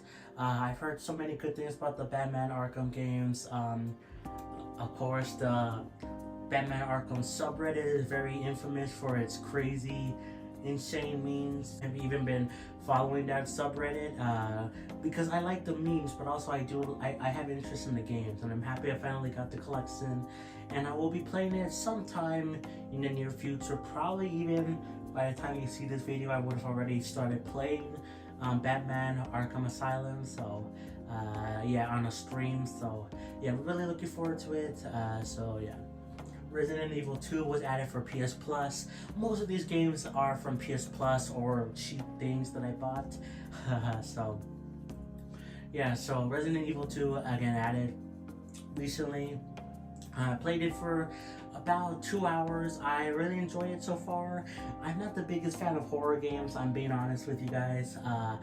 I kind of I'm a little baby when it comes to horror games, but Resident Evil 2 is about the right amount of horror that I seek, where it's a bit chilling, a bit scary, but it's also action-based, you know. I'm more so annoyed at some of the parts of Resident Evil 2. I feel like there's some parts that I was just struggling with for the first 2 hours that I played, but I'm sure it will get better, you know. But so far I enjoy it, you know, not too scary for me. We're going to be looking at a game that was too scary for me and I deleted it off my system, so we'll get to that eventually. But Life is Strange True Colors, I'm currently playing through this game. I'm about, I want to say maybe halfway done with it, maybe 1/3 if you want to count the deluxe edition bonus chapter for Steph. But I have played all the other Life is Strange games up to this point. In fact, you see Life is Strange 2. But I guess in terms of this one, I really like this Life is Strange game so far. I like all of them though. I think right now I'm gonna say Life is Strange 2 is my personal favorite, but I really am liking True Colors. I also love the other ones. You know, the first game is a classic. So yeah, I mean, I love all of them. I could discuss about all of them pretty evenly. In fact, I'm going to be doing a whole dedicated video on why this series is very underrated and underappreciated once I finish Life is Strange True Colors. But I haven't done it quite yet, but so far I'm really enjoying it. It's a great follow-up to the other Life is Strange games. So Sea of Stars, I downloaded this one when it came out on PS Plus day one along with Game Pass. I just realized you could see, wait a minute, oh, for some reason I thought it says 2 items. I thought it said 2 hours. I'm like, oh, you could see how much I played it, because I have played it for like about 2 hours, Sea of Stars. Again, like I downloaded it when it first came out for PS Plus, but I've only played an hour of it then. Now I played an hour and a half of it on another stream somewhat recently, and I really do like this game. I want to play more of it. I just, you know, there's so many games. I have more consoles now, so I'm more divided in terms of time. You know, I've also got this YouTube channel, so you know, my time is divided, but I want to play more Sea of Stars. I really am enjoying it so far. So, and here, this is where we start to get you know, the games that I claim through PS Plus. You know, these are the monthly games. Nobody Saves the World, A Plague Tale Requiem, and Evil West. You know, these are monthly games that they were just added. These ones were just added this month, correct? Yeah, so I add all the monthly games, you know, because in case I ever want to play them, even though I'm not very likely to, but like there are some games I have interest in. Nobody Saves the World, and we're going to be looking at some other games that were added for the monthly PS Plus thing, and I'm looking forward to playing those eventually. But yeah, so you got these three. Haven't played them. Probably won't play them at least for a while. I don't really have that much of an interest, even though I've heard good things of A Plague Tale Requiem and Nobody Saves the World. Life is Strange 2, this is what I was talking about with True Colors. This game I think is my favorite Life is Strange game. It's just so relatable. All the other Life is Strange games are relatable to me. You got Chloe, her dad, dying when she was young, you know. Life is Strange True Colors, you know. I love the dynamic with Gabe and Alex. Again, the sibling dynamic I love, relatable to me, and the emotions that Alex feels.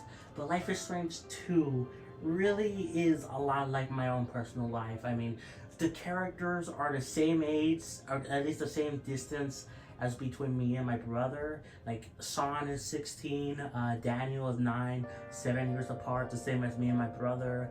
They're both Hispanic. They look similar to us. Like, the story was so good. I love Life is Strange 2 so much. Again, I love all the other Life is Strange games. I think they're all great, but I think this one might be my personal favorite because of how dang emotional it was. Almost every second this game was emotional. At least with the other Life is Strange games, you know, maybe the chapter or episode, whatever, ends on like a sadder note. And maybe the game overall does, but at least there's like happy moments throughout most of the game, you know, sprinkled in between the sad moments. Life is Strange 2, there are happy moments, but man, is there so much misery happening to these characters. It's so sad, but it's so relatable.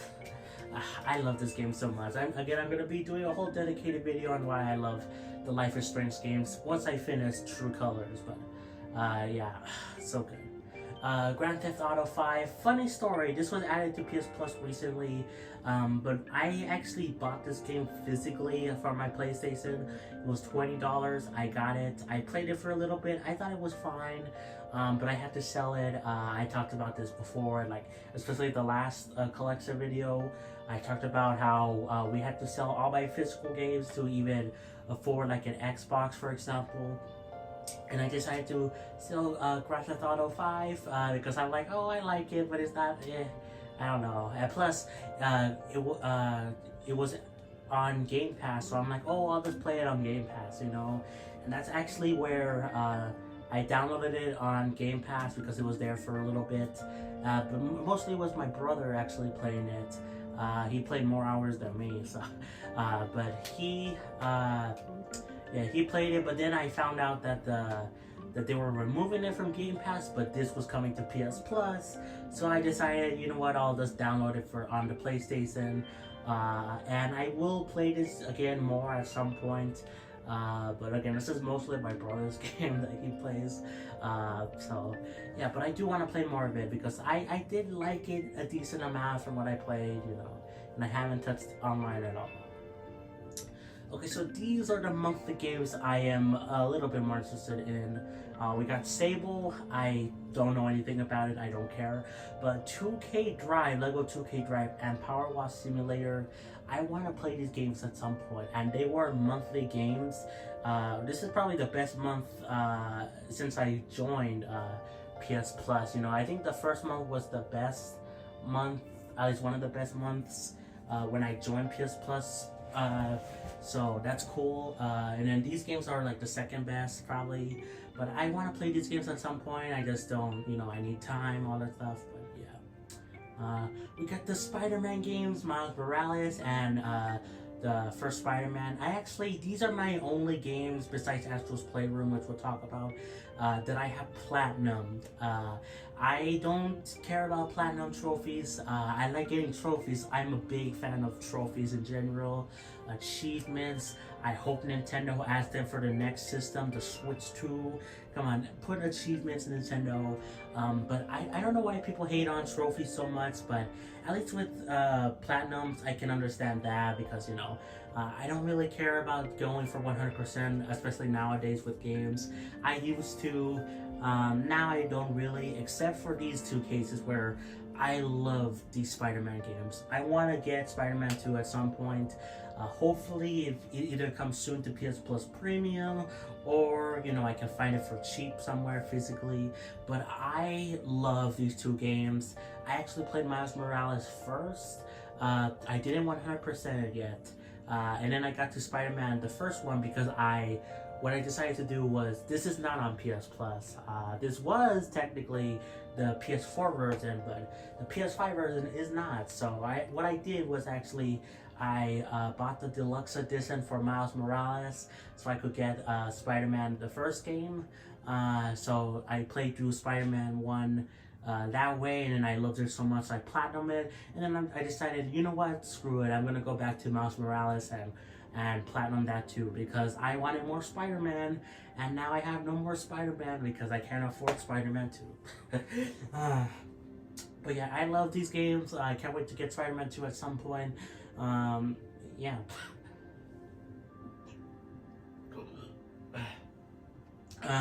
Klonoa Fantasy Reverse series. I played this game for a little bit for a gameplay video.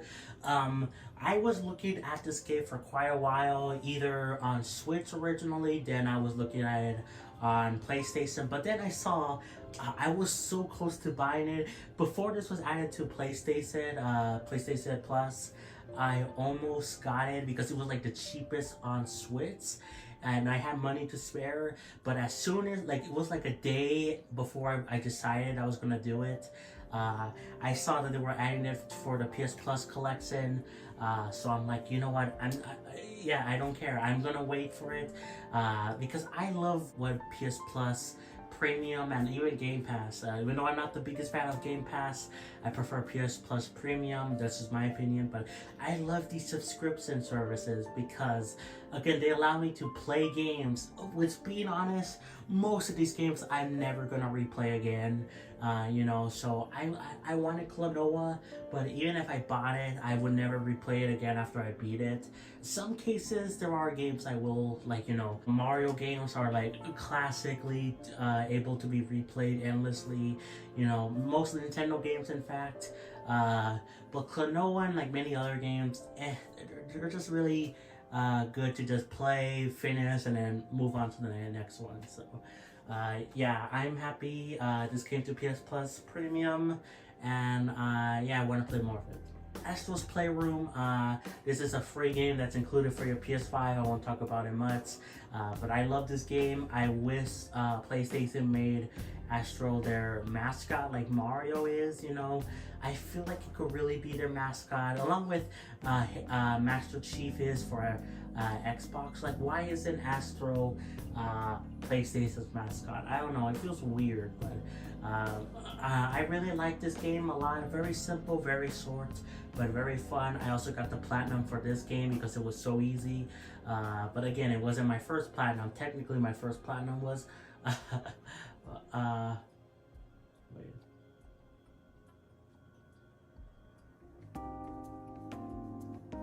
So easy. Yeah, this was actually my first platinum, but I was close to getting the first Spider-Man platinum as well. But I decided to get this one first, you know, just to get it out of the way, because I wanted to. There was a point where I was almost considered platinuming like a bunch of games, like the Life is Strange games, and then another game that's gonna see later down the line. But I decided against it, you know, and only did those three because I really enjoyed these three. So.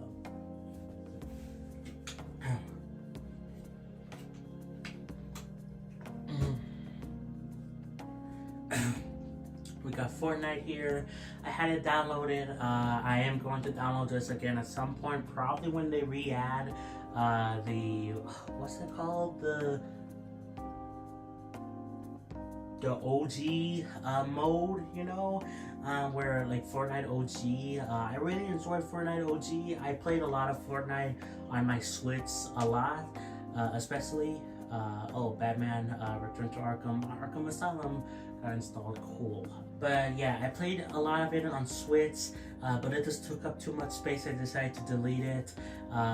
And after that, I kind of stopped playing Fortnite. I downloaded it on my PS5 because it plays better. I have more space available, but I don't really play it that much, so I decided to delete it. And plus, I like to have an even number of games installed on my PlayStation and even Xbox. I like doing that. Again, I'm a weirdo that does like those things where it's like equal, it's organized. So, yeah, but I really enjoy playing Fortnite OG. I hope they add that back soon, eventually. Once they do, I probably will re-download Fortnite and play it more often. But as of now, I'm not really as big into Fortnite as I used to be, but I still enjoy it. So yeah. Fall Guys, I had installed, but I deleted it recently, again, because I wanted 50 games to be installed, a round number, good even number, whatever. But I really enjoy Fall Guys. It's the game I played more compared to Fortnite, at least recently. I played Fortnite more, for sure, because I was addicted to that game for a while, but Fall Guys, I played it more recently, more constantly. And I really like Fall Guys. I know it gets lots of hate, but I think it's not really deserved that much. It's just a good time, and I'm happy it's finally free. So yeah, I hope to get back to it at some point. So. Teenage Mutant Ninja Turtles, Shredder's Revenge. This game, I'm sorry.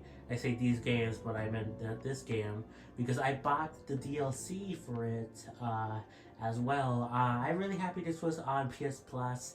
This was my first TMNT game that I played. I'm a decent fan of the Ninja Turtles.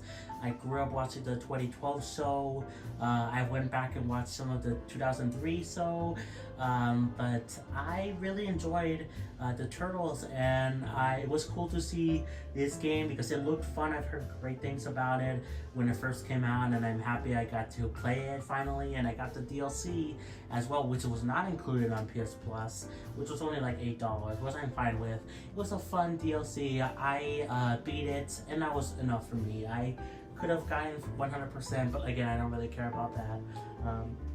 Yeah, this was just a good time. Marvel's Guardians of the Galaxy. I need to play this game more.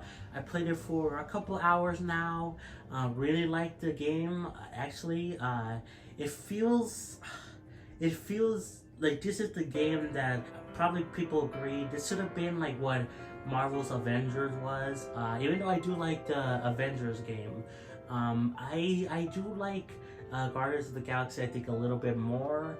And many people would probably say this is what Avengers should have been, the game. But I don't know, this is still a fun time. I like the story so far, and I want to play more of it. So yeah. Now, speaking of Marvel's Avengers, there it is. I actually didn't see it when I was looking at this for some reason. But anyway, I bought this game because it got delisted, and I wanted to buy it before it disappeared. It was only like $4. So yeah, this game did not do that well, and that's why I'm saying this is probably should have been what Guardians of the Galaxy was. But even then, I still do like this game. I think it's a bit overhated. Yeah, when it came out, the microtransactions were god-awful. It was too expensive. But nowadays, especially because they made things better for monetization, they also made it really cheap, again, like $4 before they discontinued it. I say it was worth it at that point, but yeah, I like this game, but I think Guardians of the Galaxy is better, at least so far. I've only played this game for a couple hours each, so. Aliens, Dragon Ball, and Mafia 2. Haven't played. These are PS Plus games that I added, so I wouldn't lose them. I probably have an interest maybe in Dragon Ball a little bit more, but I don't know. Horizon Zero Dawn, I want to play this game more as well. Uh, I played this for a bit. It reminds me a lot of Breath of the Wild, and it came out the same year as it, so it makes sense. So yeah, I really enjoyed the game so far. I want to play more of it. Yeah, that's basically it. God of War. This game is, I like it, but when I first started playing it, I was a little bit, do I really want to play this? I thought it was okay, but I thought the combat was a little bit too bland. I didn't really like the combat. Once I played a little bit more of it, I like it a little bit more, and the story was at least so far. I'm only like 2 or 3 hours into it so far. I want to play more of it because I've heard great things about this game, but I wasn't really clicked with it at first. So yeah, I want to play more of it, but because I did enjoy it the further I went. But again, it didn't click with me. The same as Ratchet and Clank Rift Apart. It didn't really click with me at first either. In fact, this is probably a game I still haven't really clicked with. I like it a little bit more now, but I haven't clicked with it really that much still. And I've only played this one for what, like maybe 2 hours. I want to play more of it, you know. Another game I've heard great things about, but I don't really like the shooting games. They're not my thing. I also don't like first-person games, I've discovered. But maybe I'll get used to this one. So, Back 4 Blood. This is a first-person game that I actually do kind of like. I was to say now I don't like first-person, but I don't know. Back 4 Blood. The funny story about this game. Recently, it was. So it was on PS Plus, you know, but then they said it was going to be leaving in January for PS Plus in the leaving soon section. But then, like 2 weeks before it was going to leave, they removed it from there, and then it now appears that they re-added it back immediately, Back 4 Blood, like today. So this is really weird. So I'm guessing they renewed their contract. Then like it was like it's to extend it, you know, for which I'm glad, you know. I like this game. This is like one of the first and only first-person games that I like. You know, it's still a little bit clunky. Again, I prefer third-person games. I also don't prefer shooters. This game is a shooter as well. But this game I like a little bit more than some of those other ones. And I'm happy it was still on PS Plus because I originally saw it was locked.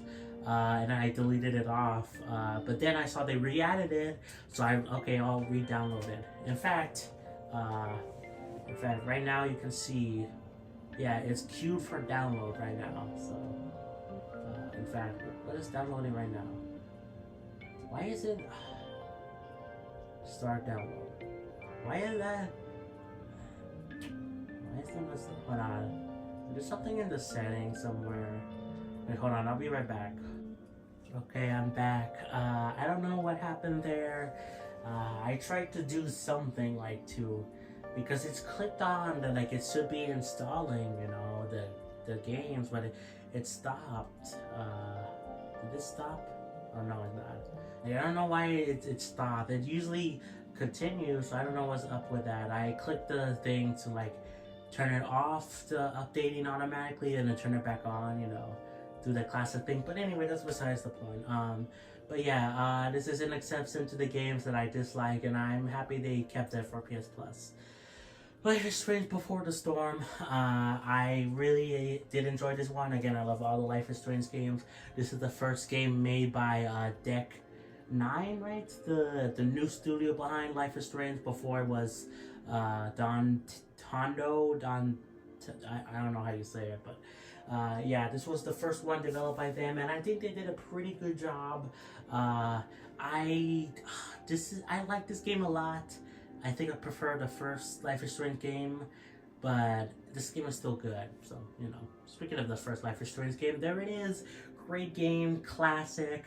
I say classic because I actually did watch like a full playthrough of MatPat, who sadly is retiring, which is sad to see. But anyway, him and Steph on GT Live, they they played through Life is Strange, you know, many years ago, and I watched those streams, and I love Life is Strange. I was always so envious of like, why can't I play this game? Because I only had Nintendo consoles, and they weren't on Nintendo consoles, so I'm like, come on, I want to play this game. So that was the only way I could experience Life is Strange, was through watching someone else play it. But and then they announced it for Switch. I wanted it to get it on Switch, but I didn't have money, you know. Finally, I got a PS5 and I got PS Plus Premium, and all the Life is Strange games are here. So I'm like, why the heck not? Let's play them all. And even though I knew the story, at least the rough story, I kind of forgot a lot of the details. Like I forgot in episode 5, I forgot how Max escapes that dark room. That's all I'm gonna say on that. I don't want to give too much spoilers away, but I completely forgot how Max escaped the dark room.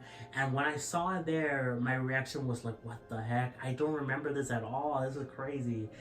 So yeah, I still remember some key points, you know. I remember the broad strokes, but yeah, even then, it was just nice to play it for my own, you know, see different choices than what MatPat and Steph made, because they chose different things, at least sometimes, you know, and plus I don't remember seeing all their choices, you know, so it was perfect. So yeah.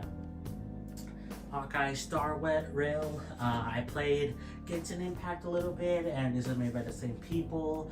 I downloaded it, but these games take up a lot of space. So I'll probably play it at some point, either through deleting and downloading games, or you can also use this through the cloud, I think.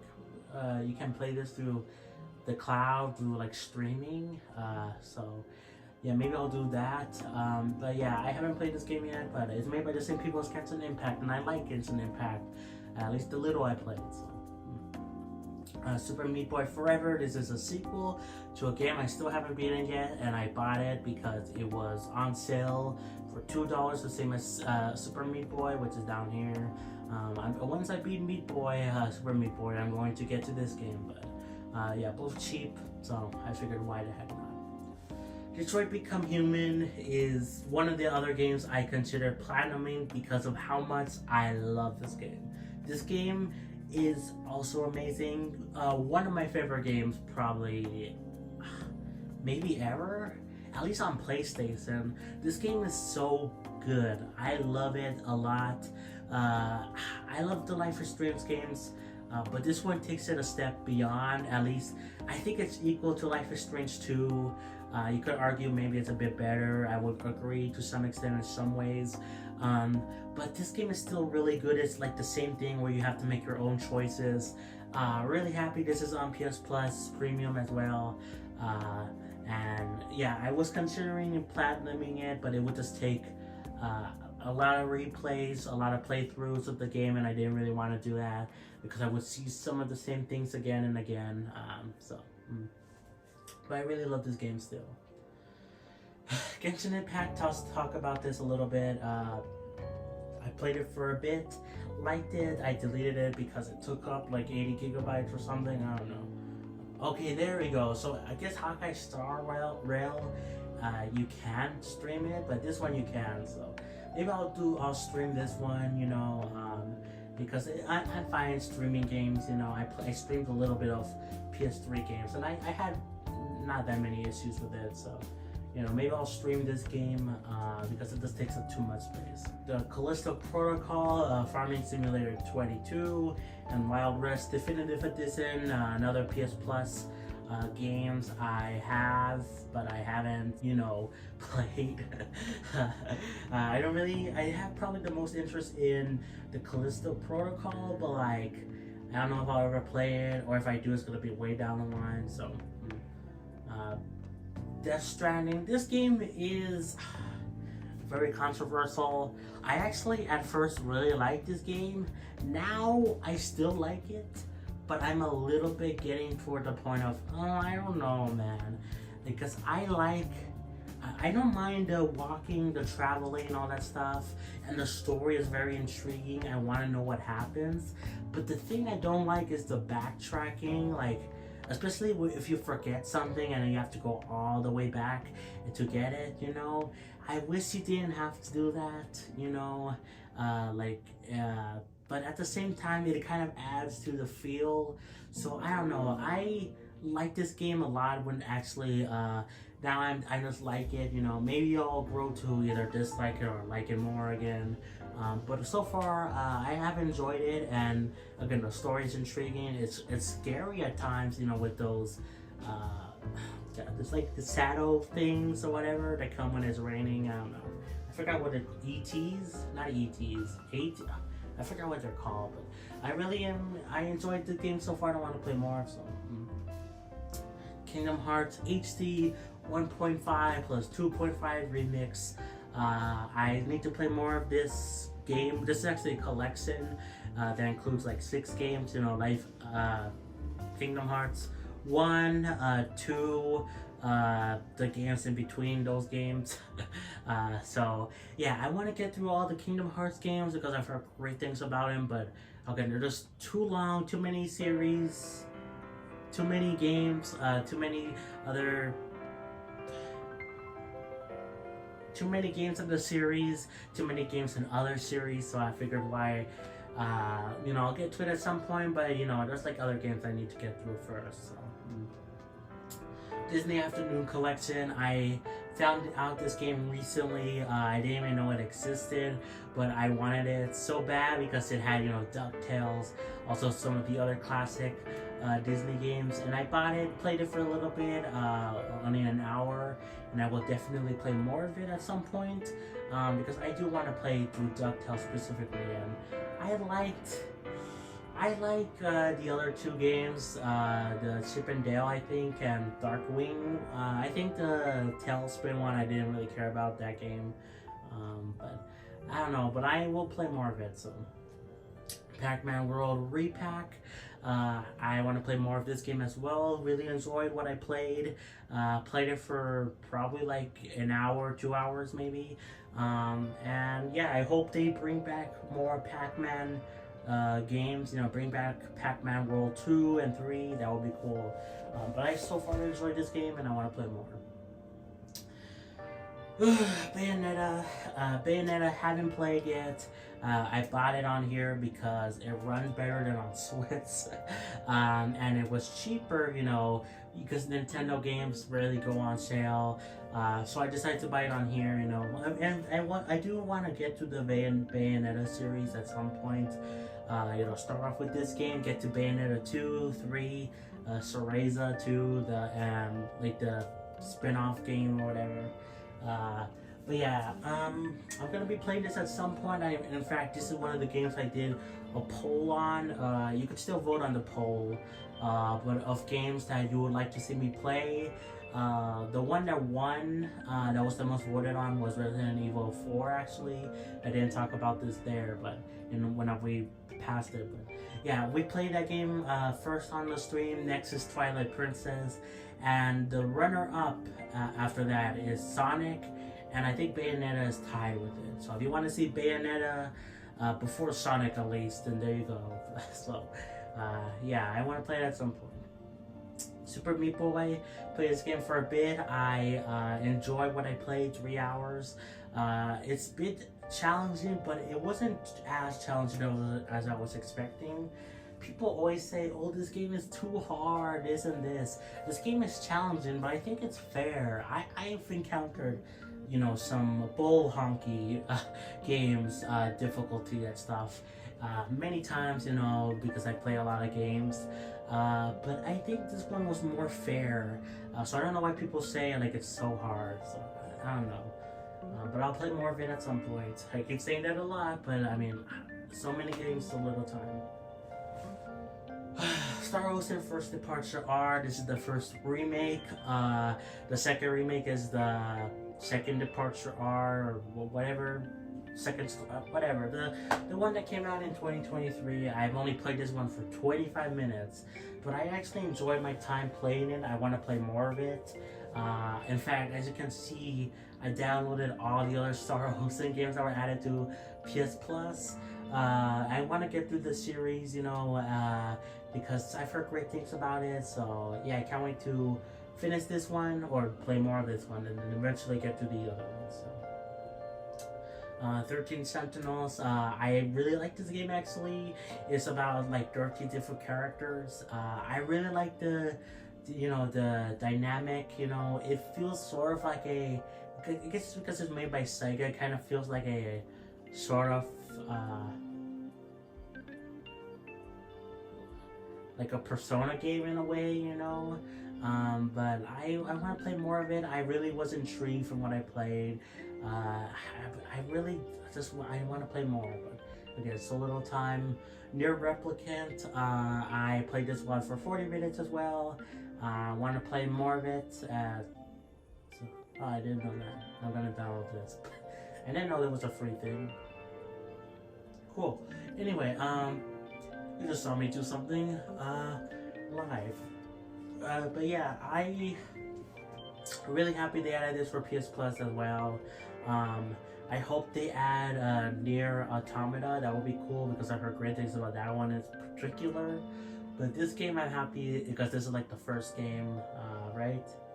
It's the one before it, so I'm happy. So I'll play it at some point, more of it. Hopefully they add Near Automata too. And then the other Star Ocean games, I don't want to talk about them, like, cause I originally was at like the phase of like, oh, I'm going to download all these games and have them on my collection, but I decided no, I'm not gonna do that. I'm gonna download games that either I plan to play or I have played at least a little bit, and then once I get the groove of, oh, do I like this game? Cool, I'll continue playing it. If not, I'll delete it and then download a new game to the system, and then I'll check it out. So yeah, but this was before I did that, and I was like, oh, let me download this and this and this, and then I'll have it all in my installed games. Civilization 6, heard good things about this game, specifically on PC. The consoles are okay from what I hear, but I will play through it probably at some point, but I don't know, maybe not in the future, not in the near future at least. TMNT Cowabunga Collection. I played this game for how long? 2 hours. I actually really like it. I love these collections. I'm a biggest fan of the collections of any games because you can just play so many games for like a low price, and it's just so good. And I really enjoy all these TMNT games. Obviously some more than others, but I want to play more of it at some point. But from what I played of all the games, actually, they're all pretty good. Assassin's Creed Black Flag, haven't played this one yet. I was downloading different games, especially Assassin's Creed, and I heard great things about this game. Also, the Ezio collection. I played a little bit of the Ezio collection, and I thought it was okay. But I thought it wasn't for me. I decided to re-download it again because why not? I'll try more of it, see if it really is for me or not. But once I deleted it, originally I was going to play Black Flag and see, okay, maybe this one's the one that I need to get into. So. Days Gone, haven't played this one yet. I've heard good things about it. I have also heard, not bad things about it, but like, the fact that it didn't do the best at Sony. They're not planning to make a sequel to the game. In fact, originally I don't think it was that well received, but I've heard good things about it now, so I do want to play it at some point, see what my own opinion is, because whenever you play a game, your own opinion forms. You usually just go along with the common people, like, oh, this game is good, this game is bad, but that's not always the case, and like the opinions for common people can be split, or they're just misunderstood, like they're misunderstanding the game, so I don't know. I can't wait to play the game and form my own opinion. I Am Bread. This is a game that, just like Life is Strange, I watched people play it on YouTube when I was younger, and I was always intrigued by it because it looked like a fun time. Happy it's on PS Plus. I will play it at some point because I have always been intrigued by the game and I wanted to play it, even though it is a simple game about being a piece of bread. But I was always fascinated by all those YouTubers that play this game, and I want to play it at some point. Control, I've heard good things about. You know, I will probably play it at some point. Haven't played it yet. This one in World War Z I have downloaded many times, but I deleted them because, you know, I want to get through some of my other games that I have played but haven't beaten yet, and then eventually I'll get through these games, you know. So Outlast, here it is. The game I was talking about earlier, that this game just terrifies me. I am scared of this game. I played it for an hour, and I was terrified the whole time. I can't deal with this game. Maybe I'll go back to it eventually once I'm mad enough. But yeah, I don't know if I can do it. I bought the collection or whatever, where it's included the Whistleblower DLC and Outlast 2 for like $4 or something.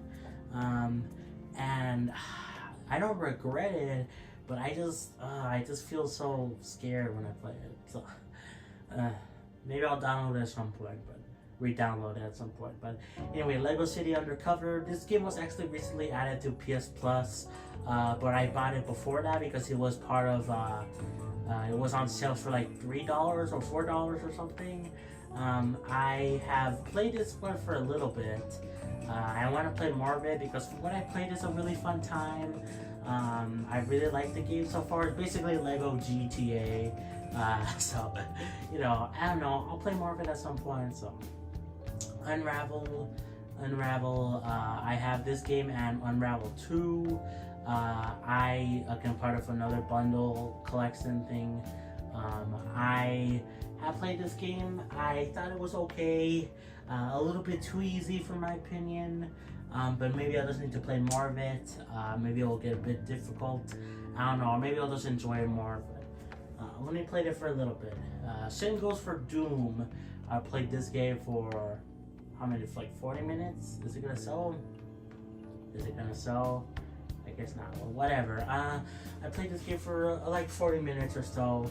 I liked it decently enough, but I deleted it because I was like trying out other first-person shooters, and I didn't really like them. So I'm like, oh, maybe I don't like Doom then. But I decided to re-download it because it was the first one I played, and I did like it. You know, not as much as some other games, but more so than some of the other first-person shooter games I played. So, like, I really hate Halo. I really dislike it. But I like this decent enough, so I want to play more of it. So, Star Wars Squadrons. I wanted the habit of buying some EA or even some Microsoft games, you know, like new Super Lucky's Tale, that are on Game Pass. But I bought them on PlayStation for cheap because this was before I had an Xbox. I was thinking, oh, I won't be getting an Xbox either ever, or at least for a while. So I'll just buy these games. Kind of regret it now, you know, even though these games were cheap, so I don't mind too much buying them, you know. But it is kind of sad when these are on Game Pass and I could have played them there. But again, I didn't know that at the time, so yeah. But Star Wars Squadrons, I prefer the other Star Wars games that EA made. This game is a little bit too, I don't know how to feel about it. I don't like the piloting controls that much.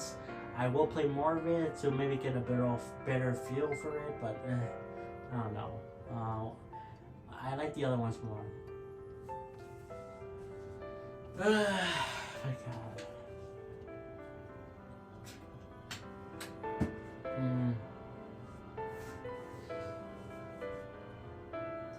Dead Cells, I want to play more of this game. I played it for a bit. Pretty good time with it, all things considered. Kind of sucks the DLC isn't part of PS Plus, but that's fine, you know. At least I'm testing out the game for itself, and then if I do like it, or I do like the DLC, I can always buy it later on. But so far I do like it, and I want to play more of it. Final Fantasy 15, and then Final Fantasy 13, right? 13, and Final Fantasy 10 and 10-2. These games I downloaded, you know, because they had like a lot of Final Fantasy games on PS Plus, and I wanted to check out more of the series. I played a little bit of the Final Fantasy games. I played a little bit of 7, 8, 9. more recently, I played a little bit of Final Fantasy 6 and 16 actually. I really enjoyed Final Fantasy 16. From what I played like 4 or 5 hours of it. But I downloaded these games. I like Final Fantasy 15 probably the most out of these three. Final Fantasy 13, I think that's 13, right? This one, or is it 12? I think it's 12. Oh god, I think it's 12 actually. Okay, whatever. This one, I got bored of it. I played it for an hour and I almost fell asleep to it. It was just so goddamn boring. The combat was boring. The story was like boring. Maybe I need to play more of it. I'll maybe give it another chance. A little bit for the same for Final Fantasy 10. I was a little bit bored by it, not as much as this one, but I played it more and I liked it a little bit more. So maybe I decided to have it installed and I will try it at some point again. But I don't know if I will ever play this one again. Maybe, but it just really bored me. Nathan Drake Collection, Uncharted. This one, I played a little bit of the first game. I liked it decently enough, but I thought the controls were a little bit clunky, so I deleted it, but then I reinstalled it because, these games are highly acclaimed. That's usually the case where I check out a game and like, I don't know if it's for me, even though it is highly acclaimed. And I decided to just re-download it again because maybe I'm in the wrong. Like, sometimes I am in the wrong with my first judgment of games, But sometimes you're not. Like, that's the case with me, like, with Xenoblade, I thought Xenoblade 2, that was my first Xenoblade game, technically. I played that one for a few hours. I couldn't really get into it. I thought it was a good game. But eventually I got into Xenoblade 1, played through that completely, Xenoblade 2, So sometimes my first impressions of games are wrong. But again, I don't know. I just want to play more of it, see if it is for me or not. So, same goes for the Ezo collection that I talked about earlier. I played this one for a little bit. Couldn't really get into it. I deleted it. Then I decided to re-download it because of how critically acclaimed it is. So, maybe I'll enjoy more of it. But I did like I think the controls are a little bit clunky, but I did like the story so far. And I did not know it took place in the future at first, and then you go back and revisit like an ancestor or something that's in the past. I actually did not know that, so that's really cool. New Super Lucky's Tale. Like I was saying before, this is like a Microsoft game or a game on Game Pass, and I have it here. I played this one for probably 3 hours, so let's see. Played this one for a little bit longer than some of the other games. I like this game a lot. Pretty fun. I just wish I could have just used Game Pass for it and not bought it for PS Plus, even though it was cheap, Same goes for Battlefront 2. At least with Battlefront 1, I didn't have to buy it, and it is on Game Pass. So if I want to check out that game, it's on there. But so far, I enjoy Battlefront 2. I want to play more of it. I've only a little bit through the story, and then there's also the multiplayer stuff. So yeah, I'm happy that this game, I finally have it, because this is another game I was envious of. Even though it did have all those microtransactions, at first. Which got nerfed later on. People were like, dogging on this game for how much it sucked to have those microtransactions. But even then, I was still intrigued by the game, and I was hoping maybe there's gonna be a Switch port. I think it could run on Switch, not easily, but a decent bit. But I was always hoping for like a Switch port for like these EA Star Wars games, but they never came. Maybe a Switch 2 port, I don't know, but yeah, I want to play more of it.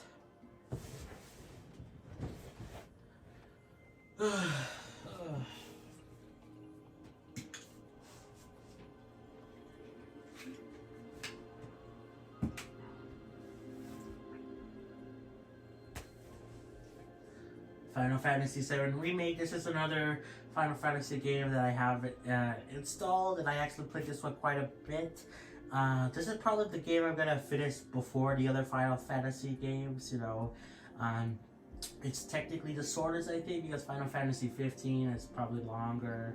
Um, but I really enjoyed this game so far. I'm happy with that it comes with the the DLC thing, the intergrade thing, whatever it's called.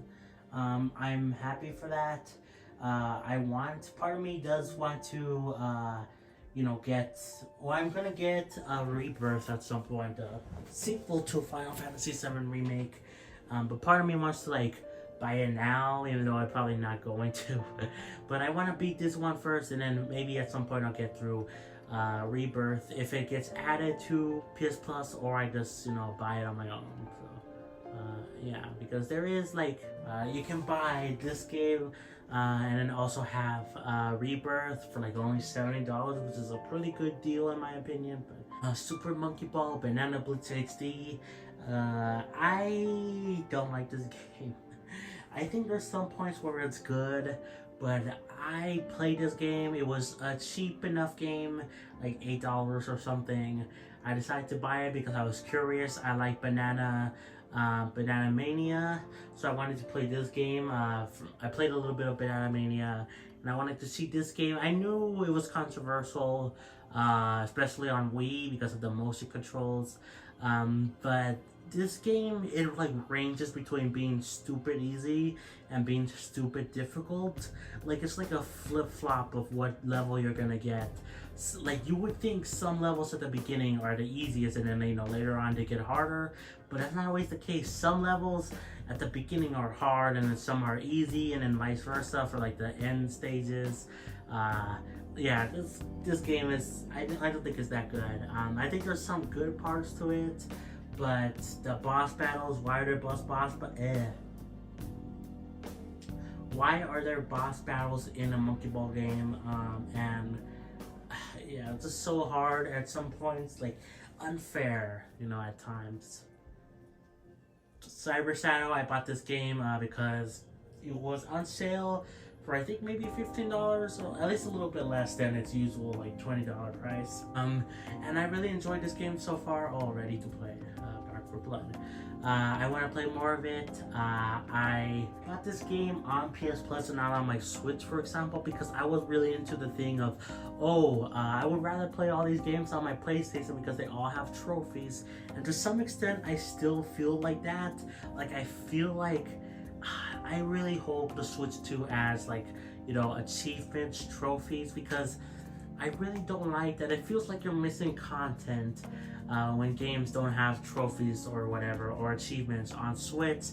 That's why you see some games have built-in achievements, like the Mega Man games, the collection games. So yeah, that was kind of when I was like, I want to get all the trophies, well, not all the trophies, I want to get trophies while I play through the game. So that's why I buy it on here, and I am happy I got it here, but I also kind of maybe slightly regret it. Like, maybe I should have gotten it on Switch, but I don't know. Black Desert, Generation Zero, and Saints Row. These are monthly games I haven't played. Probably most interested in Saints Row out of here, so maybe I'll play it at some point, but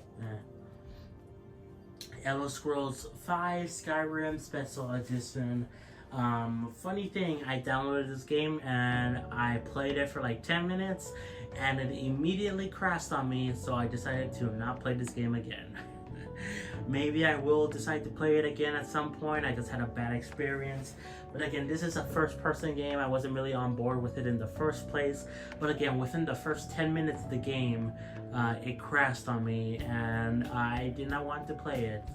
That was the only time a game ever crashed on me on my PlayStation, and still has crashed on me. And apparently this game is really buggy still. I would have thought they would have fixed the bugs. Why? Oh my God. Overwatch 2, Rocket League, these are free-to-play games. I checked out Overwatch 2 a little bit. I couldn't really get into it. Rocket League the same way. Probably got a little bit more into it than Overwatch 2. I don't know if I'll ever re-download these games. Maybe Rocket League, at least to either try it out more, or my brother, because he likes car games. So maybe we can download that at some point, but... Tomb Raider Definitive Edition. Played this game for a bit. Really enjoyed it. Surprisingly, really enjoyed it because I've heard, some people like they like this game, but some people think it's a little bit overrated, or they think other games are better, like Uncharted, for example. But I don't know. I kind of like this one a little bit more than the first Uncharted, But I am happy I have it, and all the other Tomb Raider games I believe are on PS Plus. So I do wanna. I have enjoyed what I played of this one, so maybe I can play through the other ones, after this. So. Demon Souls, played this game for a bit. I liked it decently enough, but at the same time, I'm not the biggest fan of Souls games. I think there's sometimes where challenge feels unfair to me. I usually it just feels like that. Even though it is challenging and fair, so to some people, to me it doesn't sometimes. But I think just Demon Souls is just too hard.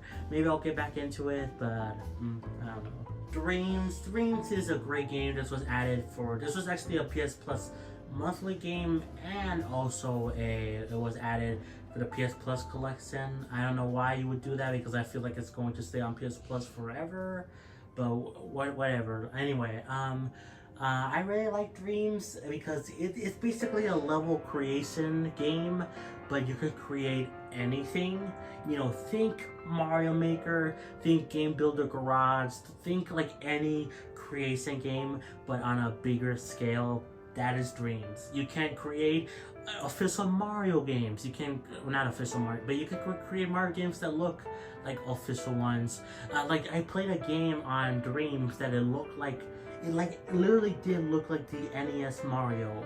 It was completely perfect, and it was crazy to look at. The controls were right, the visuals were great. It looked exactly the same as NES Mario. And even then, there's other games that, there's a 3D Mario game in here, and there's other games, from other franchises, and then people are just making them from, from the tools that Dreams allows, and that's really cool. So yeah, I want to play more of this game because there's a lot to discover in Dreams. Immortals Phoenix Rising, I want to play more of this game. It's a Ubisoft game, but this is actually one of the better ones from what I played. I'm not usually the biggest fan of Ubisoft games. I like the Mario and Rabbids games. This game is another one. I wasn't really big into the Assassin's Creed stuff, but maybe I need to play more of it. And Prince of Persia looks amazing. It's out now, right? Yeah, it's out now. So I want to play that at some point. But Immortals Phoenix Rising, reminds me of Breath of the Wild, so I want to play more of that, just because of that. So Ghost of Tsushima, I really enjoyed this game so far. I have a couple hours into it, 2 hours. Why did I thought I had more? Anyway, maybe it's because I played it in spurts of 30 minutes. I don't know. But I really enjoyed this game. I want to play more. I just want to play more because it seems like a good time, and I really did enjoy it from what I played. Soundfall, I have this game because it was on sale for cheap. It was on sale specifically. Some of the games that were on sale for cheap or whatever are games that they're not part of the PS Plus, premium, but if you do have that subscription, you can buy the games for cheaper. And this was one of the games. This was $5 or something. And I always was interested in this game when it was first revealed in, I think, a Nintendo indie presentation direct thing.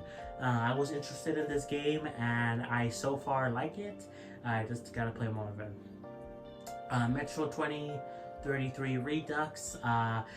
These Metro games, I have them all. They were part of a collection for $8, really cheap. This is the first one that I have installed.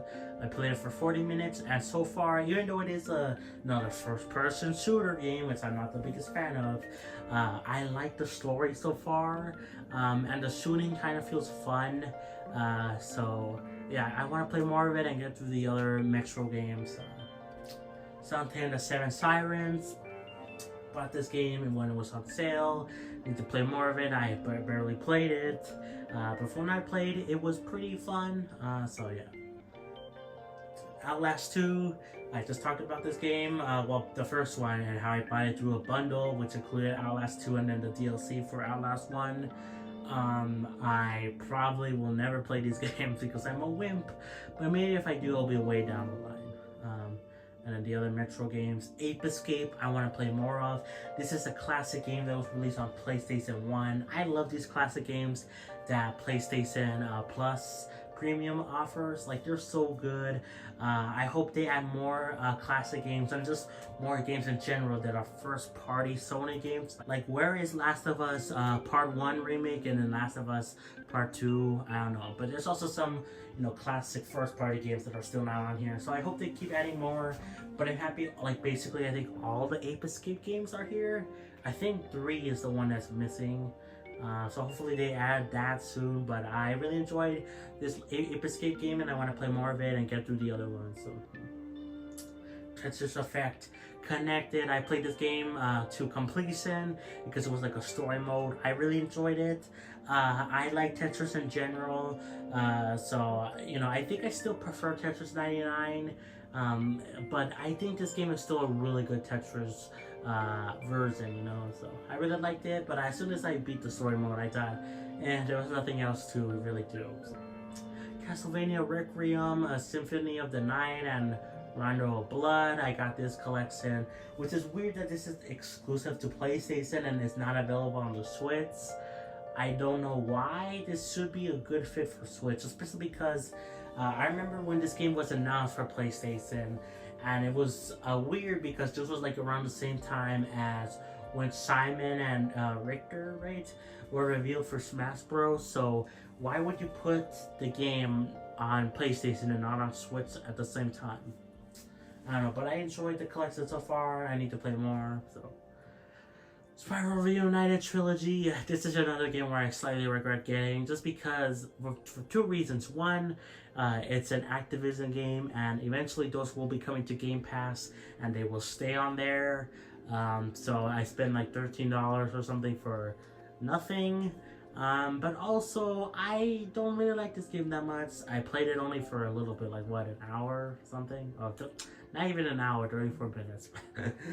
So I don't know, so my opinion be valid if I played it for less than an hour? I don't know, you guys can decide. But even then, I've only played it for a little bit, but I didn't really enjoy it. But maybe I just need to play more of it, you know. That's always the case. That could always happen. Unravel 2, again, part of the bundle. I haven't played this one yet because I'm starting with Unravel 1, though I do find it strange that how come Unravel 2 is the only one that's on Switch but not Unravel 1? I feel like they should both be on Switch, but I don't understand.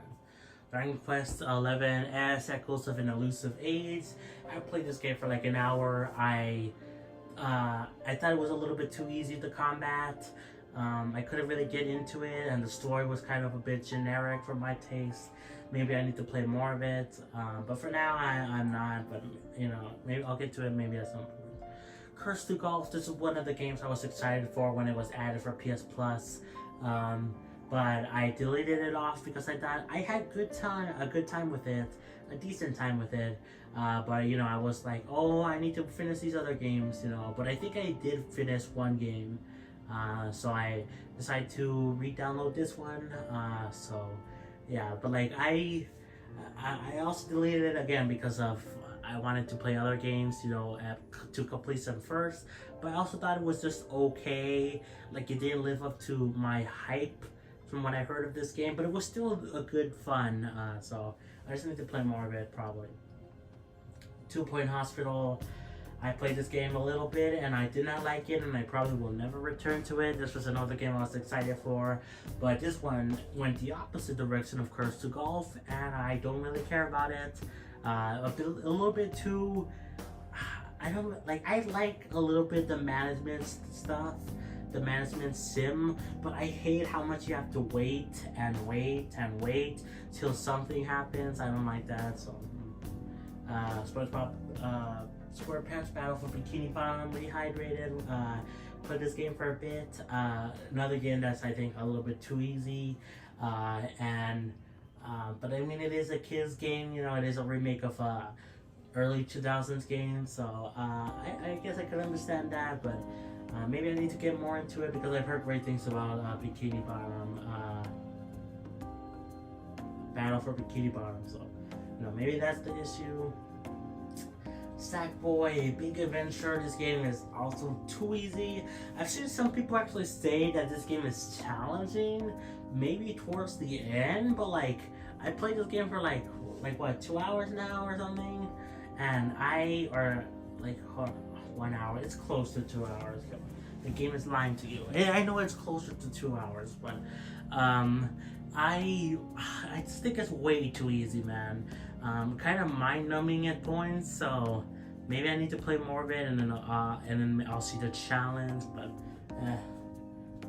Toy Story 3, I actually enjoyed this game quite a bit. It's a PSP game. I know Toy Story 2 is more liked this game. I kind of prefer this one a little bit more. I do wish this was Toy Story 3. This was the version on Xbox, like 360 and PS3. I wish that was the version because, you know, the toy box mode, you can do like endless, not endless, but you can do like side quests like an open world style mode. I wish that was this version, but at the same time, I'm happy with this version. I enjoy it, so. Kenna, Bridge of Spirits, played this game for a little bit. I thought it was okay. Maybe I'll get back into it once I finish other games, you know, but I just have so many games I need to get through that, you know, I'll probably get through it at some point, but same thing for Bloodstained Ritual of the Night. I've heard decent things about this game. I heard there were like issues with it at first, but it got fixed for a variety of reasons. I want to play it. I originally downloaded it to play it, but then I realized again, I gotta finish other games before I can start new ones. So, Last of Us Remastered. I was originally going to play Last of Us originally, but I decided against it and hoping for part 1, that remake to be added for PS Plus Premium, and it still hasn't come yet. I hope it gets added soon. But man, I'm really tempted just to start playing this version, but I hope it gets added soon. Like, come on. Toy Story 2, I just talked about this game. You know, more people like this one more than Toy Story 3, more highly acclaimed, but I thought it was just kind of boring, kind of a bit challenging, you know, so Ape Escape 2, I have had it downloaded, but I will be playing it at some point, and once I finish Ape Escape 1. Sly Cooper, this is a PS3 game that you can only stream, and I want to get back into it because I really enjoyed the first Sly Cooper game, and yeah, I really did enjoy it, and I want to play more of it.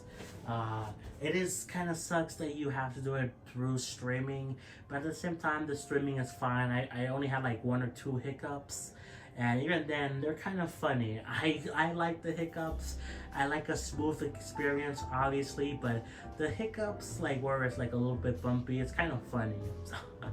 2K23, Death Store, these are PS Plus games.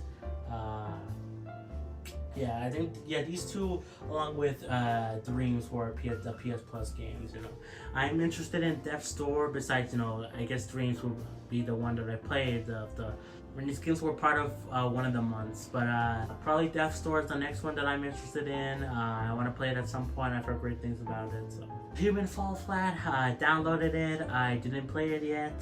But I looked at it, and because it did interest me to some extent, but I decided against it because, I don't know, it does look a little bit too simple, plus I have other games to get through. So. Same thing with Terraria, a little bit too simple. It looks like, even though I did have some interest in it, maybe I'll get to it at some point once I beat other games.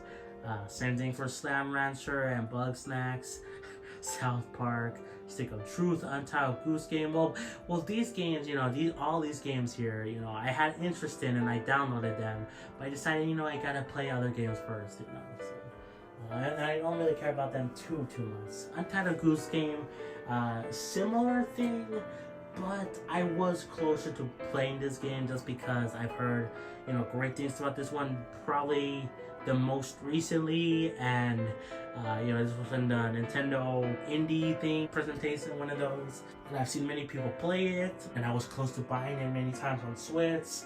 But I probably will play this game at some point in the near future. So Forbidden West, I downloaded it along with Uncharted Legacy of Thieves collection. But then I realized, oh wait, I gotta play the first ones first, and then I deleted them off. Same thing with the Kingdom Hearts games. I need to finish the first collection of Kingdom Hearts games, and then I'll get to that. And these are the first PS Plus essential games, whatever, that I downloaded, which was Alan Wake Remaster, Call of Duty Black Ops Cold War, and then Ending Extinction is Forever. I think all of these are worth playing. Haven't played any of them yet, but I'm just surprised of how good of a lineup this was for my first month, again, as a PS Plus member, and then it kind of went downhill. There was only like one, maybe two games that had my interest. Again, the next month that I had an interest in was these ones, and then even then I don't really care about Sable, I care about these two. So first of all, we have Assassin's Creed Valhalla, which is a recent game that I played along with it came to Game Pass recently, and I played this for a gameplay video for about an hour, and I really did enjoy playing it. I wasn't the biggest fan of Assassin's Creed as a collection from the like 2 hours or whatever that I played. I liked the story. The gameplay was just rough though. Assassin's Creed Valhalla though, the gameplay, I actually really like it. The story is also pretty interesting too. I know I heard mixed things about this game. It can be a bit too long, too bloated, all that stuff. But at least right now, from the hour that I played of it, I like it. I do want to play more of it, see if it sticks with me, because so far I kind of like it more than the Ezio collection. Again, the Ezio collection, the story was good, but the gameplay, ugh. So yeah, I can't wait to get back into this one. Banjo-Kazooie, nuts and bolts, haven't played it yet, but Banjo-Kazooie 1 I have played. Banjo-Kazooie, Banjo-Tooie, I haven't. As you can see with the banner, these are part of Rare Replay. I downloaded Rare Replay, and we'll get to that later, but it came with a bundle of these like 360 games, so yeah. But I actually played Banjo-Kazooie before, because I didn't realize there was like a slight difference between the Rare Replay banner type version and the original Xbox 360 version. They carry over the same save file, but I didn't realize you couldn't play the non-Rare Replay banner one on Rare Replay, if that makes sense. I don't know, it was kind of confusing, but I played a little bit of it, and I actually really enjoyed Banjo-Kazooie. I started it off on the Switch, through the Switch Online service, but I love this version just because it's in widescreen. It has some more quality of life features. The only issue I have with it is not even with the game itself, it's just the fact that because my family got new Wi-Fi recently, it took a while to figure out because I couldn't play Xbox 360 games for some reason, and it was due to the Wi-Fi being like 5G, and then but only Xbox 360 games could be 2.4G, and then so when I tried to connect with my profile, it wouldn't work, so I had trouble trying to play like Banjo-Kazooie, for example, and then another game I'll talk about later on. But yeah, besides that though, we fixed it. We fixed the issue. We just set the thing to 2.4G. But besides that, I really enjoy playing it, and I can't wait to get to Banjo-Tooie and Nuts and Bolts, which I know people are mostly negative on, but I don't know. I have a differing opinion with a lot of people. I think some games are good and people say that they're trash, or vice versa, so I guess we'll see. Battletoads, I just downloaded this one somewhat recently just because I did play a little bit of Battletoads on the Rare Replay, and I do want to check out this new version, the 2020 version, right? Did it came out 2020? I don't know. It's a new version. I can't wait to check it out. But also I just like having a just like what my PlayStation said, I like having a an even number of games, you know, so it all fills up in one screen. So yeah.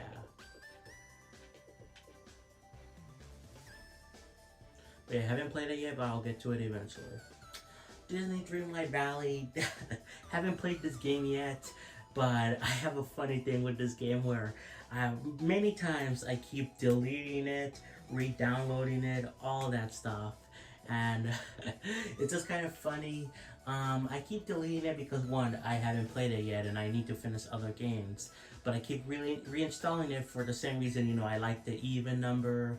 And I do want to play this game at some point just because it is sort of like an Animal Crossing type game. And I do like Disney, not like a big Disney fan. I prefer other franchises, but I do like it. So, you know, it feels like it will be like a match made in heaven. But yeah, I need to finish other games, and I do want to try this one out though, so yeah. Exo Primal, this game is pretty fun. I like it. It's a Capcom game. In fact, probably this might be leaving Game Pass within this month. Didn't it come out like in February of 2023? So this might be leaving, sadly. I don't know. We'll see. But overall, I did enjoy playing it. I like the game. It's a fun multiplayer type game made by Capcom. I do love Capcom games. I want to play more of it, especially now thinking about it. It's probably going to leave the service, but it hasn't been a word about it. But, yeah. Forza Motorsport. This is one of the few Xbox exclusive games that I actually like. When I say Xbox exclusives, I mean like, you know, Microsoft first party games. I'm not talking necessarily about the, you know, older games like Rare Replay, though that does help the Xbox, you know, because Microsoft does own them, but technically they weren't like Xbox made games, you know. But I guess they count. But Forza Motorsport, I actually enjoy playing it.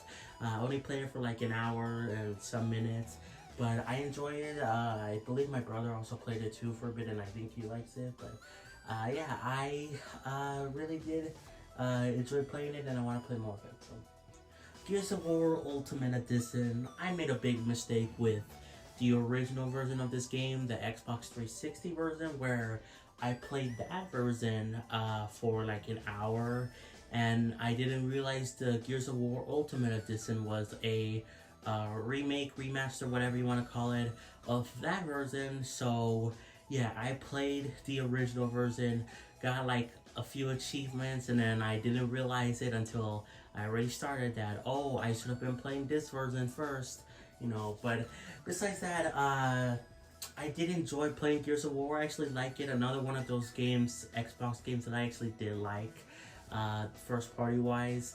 I did enjoy it, but again, that was the 360 version. I haven't actually played this remake, remaster, or whatever, the Ultimate Edition, but I do want to do it at some point. Wait, have I? I might have played this version a little bit. God, I don't remember. Oh my god. Either way, I know I played the original one more, but maybe I have played this one. Oh my god. Next up, GoldenEye 007. Started playing this game, even though it was available on the Switch, but I like this version just because of the fact that unlike the Switch version, you know, the controls feel modern. You don't have to go into the settings and change like the controller button mapping just so it feels like a normal shooter. But yeah, so I like it just because of that. It's also naturally in widescreen. With the Switch, you have to like turn it in a Switch Online service. You have to like turn the setting on. But I like it that's just naturally in widescreen. The only issue I have with it is that it can be a bit confusing on where the heck do I go. I had this before where I was stuck at like the very beginning of the game and I had no idea how to progress. Now I might be stupid, I probably am, but yeah. But I did enjoy it and I want to play more of it. You're gonna be hearing me say that a lot, obviously. Gotham Knights, this was a Game Pass game. It also came to PS Plus. If I knew it was coming to PS Plus, I would have probably downloaded it on my PlayStation just because I prefer my PlayStation. I prefer the trophies to that. But it was first announced to come to Game Pass, so I got it here. And I actually enjoyed playing the like few minutes I have of this game. I think I played it for like 40 some minutes. Do want to get back into it. Yeah, and especially it gives me more motivation to go back into it because I started playing Batman Arkham Asylum. And I know this isn't like part of the same universe, but you know, it's Batman, so you know, same DC type thing, so I do want to go back into it. Hellblade, Sora's Sacrifice, I don't know if I said her name right, but I started playing this one for like an hour. I enjoyed it. I do want to get back into it, especially because there's the sequel coming out in May, I believe, in May. So I do want to check out more of this game, finish it. I believe it's not too long, so that's a good thing. I like long games, but at the same time, I like beating games. I'm going through this thing where I want to try to beat games, you know? I don't want to just sit games in my backlog. I want to actually beat games, so yeah, this game I believe is shorter, so hopefully I can finish it maybe in time for the sequel, so yeah. Hi-Fi Rush, this is the game that made me keep my Xbox, which is kind of sad because this game is almost 100% confirmed to be coming to Switch and PlayStation. There was an update that came out somewhat recently that for like the first anniversary of the game, but there was like data mines found of like search for the Switch, PlayStation, Epic, like all these platforms. And also one of the Xbox directors talked about, oh, we're going to be talking about in the spring changing our strategy with Hi-Fi Rush, Sea of Thieves, you know, going multi-platform, you know, stuff like that. So it's basically all but guaranteed that this is coming to Switch and PlayStation, which is kind of mixed in my opinion. I both like that because, again, more people get to play the game. This feels like a Switch game, and I think it could easily run on Switch and PlayStation, you know. I love the PlayStation, so yeah, I think it's good for more people to play it because this game is honestly fantastic. Haven't beaten it yet, but I feel like I'm almost done with it, maybe like 2/3 the way through the game, and I love this game so much. If I had it on Switch, I probably would have been happy too, but this game really made me keep my Xbox just because it is like the only big Xbox exclusive that I really wanted to play on my console, you know. The Game Pass is nice with the third parties and some smaller first party games or games that technically Microsoft owns, like Rare, you know, but they weren't made to be an Xbox exclusive. This was, and I really like it for that. So yeah, it's probably gonna be coming to other platforms, but at least for now, I'm happy. I got to play it, and I do want to play more of it. I think I'm relatively close to finishing it, so. Jetpack Refueled and Cameo, I don't know if I said that right. These are part of Rare Replay. I haven't played these games yet, but I do want to at some point. Yeah. Lego Star Wars The Skywalker Saga. I downloaded this game because I played a little bit of it when I had it on PlayStation. I actually bought the game physically for like $20. But I decided to get rid of it. I thought the game was too easy in my opinion. But because it was on Game Pass, you know, when I got the console, I was like, maybe I'll try it out again. I'll see if it's for me. I got a little bit further than I did originally on PlayStation. I might go back into it. I think it's a fine game. I just think it's a little bit too easy, but I mean, it's a Lego game, you know, kids, all that stuff, you could say that. But at the same time, kids' games can be difficult sometimes. This game is just like almost mind-numbingly too easy. But maybe I'll get back into it, I don't know. I'm surprised it did not leave Game Pass though. You could still play it. It was added in like December of 2022. And I'm surprised it's still here and when it was December 2023 and now it's obviously February. So Minecraft. I have played Minecraft, but only on the Switch. Uh, I have it downloaded here from my brother, who actually I don't think he has played Minecraft on here yet. But we got rid of Minecraft on the Switch. But you know, this is part of Game Pass and never gonna leave. So you know, why the heck not download it here, along with Minecraft Dungeons and Legends. I actually did play a little bit of Minecraft Dungeons. I actually like it. Minecraft Legends I haven't played yet, but I have these also for if my brother wants to play them because he does like Minecraft. But yeah, I actually enjoyed playing this one, Dungeons. I want to get back into it. Legends, I think I would like it too.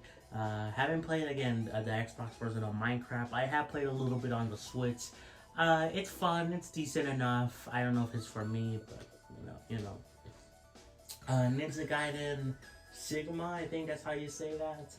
I have this game installed. I did also. This is one of those games where it came like bundled with like 2 other games, but I decided to just download the first one, just because you know I want to beat the first one and then move on to the second one. I don't want to have games of like multiple series be installed if I don't have it to be installed, if that makes sense. You know, like for example on PlayStation, I didn't want to download all the Kingdom Hearts games or all the Life is Strange games. I want to go one by one, and then as soon as I'm done with that, I'll delete that game and then move on to the next one. That's what I want to do with the Xbox too.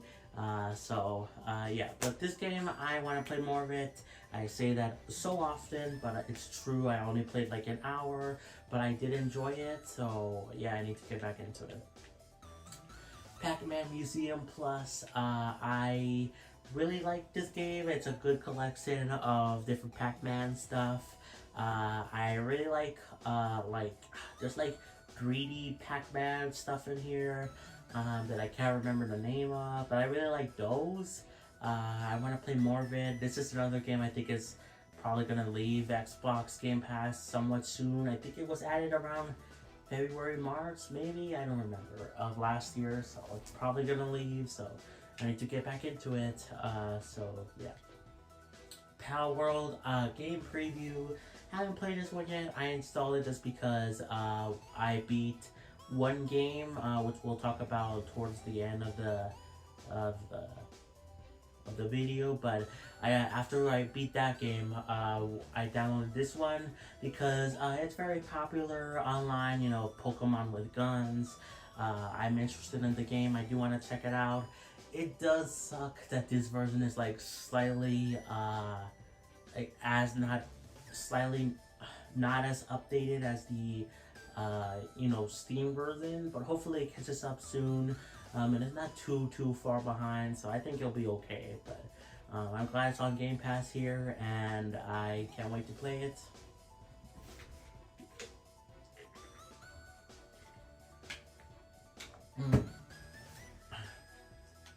Perfect Dark Zero. Haven't played these games, part of Rare Replay.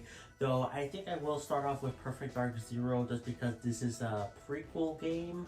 And I have heard that this game is slightly worse than the original Perfect Dark. So if I play this one first, then it will feel like it's a step up, then like a step down. So yeah. Persona 3 Reload. I want to play this game way more. I know some people have played this game already for like 15 plus hours. I've only played it like 3 hours and like 30 minutes myself, and that was only for a stream I did. But I do want to do another stream where I play it longer than that. I also want to play this more on my own. It's a great time. I really enjoy Persona 5, Persona 4 on my Switch. I'm happy I have those, because they were part of Game Pass, but they removed them, and I think that's stupid. I also have Persona 3 Portable, but I couldn't really get into that one. It just kind of drags. So I'm hoping this remake kind of improves that. I'm already really liking it. The improvements they made from like Persona 3 Portable already. So I can't wait to see more of this game. I really want to play it like really bad more. Psychonauts, played this game for a bit, like 30 minutes. I enjoyed it. It feels both like a classic game. It was on the original Xbox, but it also feels a little bit modern. So yeah, I really like that. I do want to play more of it. I just don't have much of an opinion, but yeah, I want to play it so I can get to the sequel. So yeah, next Quake. I like this game decently enough, but at the same time, I'm not the biggest fan of like first-person shooters. This is one of them. But you know, I've heard great things about Quake, you know, and it is on Game Pass. So why the heck not? And like, it's not gonna leave because it's part of Bethesda, you know. So yeah, maybe I'll get back into it. So Rare Replay. This is a great collection. Another reason to own an Xbox, just because of all the rare games they have, all the rare games they own. This includes like many older games, you know, including Jet Force Gemini, which I've been playing that one mostly through here. You know, of course, it includes all the other like Rare Replay banner type games. But I really like this collection. Again, really good stuff. The only issue I have is just the fact that I don't like how it comes with like these separate apps. Like, I wish these were just included within the collection, you know. Like within itself, like you don't have to download these apps, because if you try to play the game, well, if you play it outside of it, then it's fine, but like it doesn't save the milestones within the Rare Replay, so you have to open it from there. But also, if you delete these games, you know, you can play them within Rare Replay. I don't like that. It's kind of a bit convoluted, but besides that, I actually like this collection a lot. One of the best collections ever, and it was like the one collection that introduced, or at least popularized, the rewind feature. So that's really neat. So Roblox, I never played this game. This is for my brother. He mostly plays Roblox. It was free on Xbox, you know. It was the only console version for a while. It came to PlayStation finally, not on Switch for some reason, but it did come to PlayStation. But because it was available only as a console game on Xbox, we downloaded it here. So yeah, I'm sure my brother would tell you more about Roblox, but I don't have really an opinion. So Skate 3 is amazing. I like Skate 3.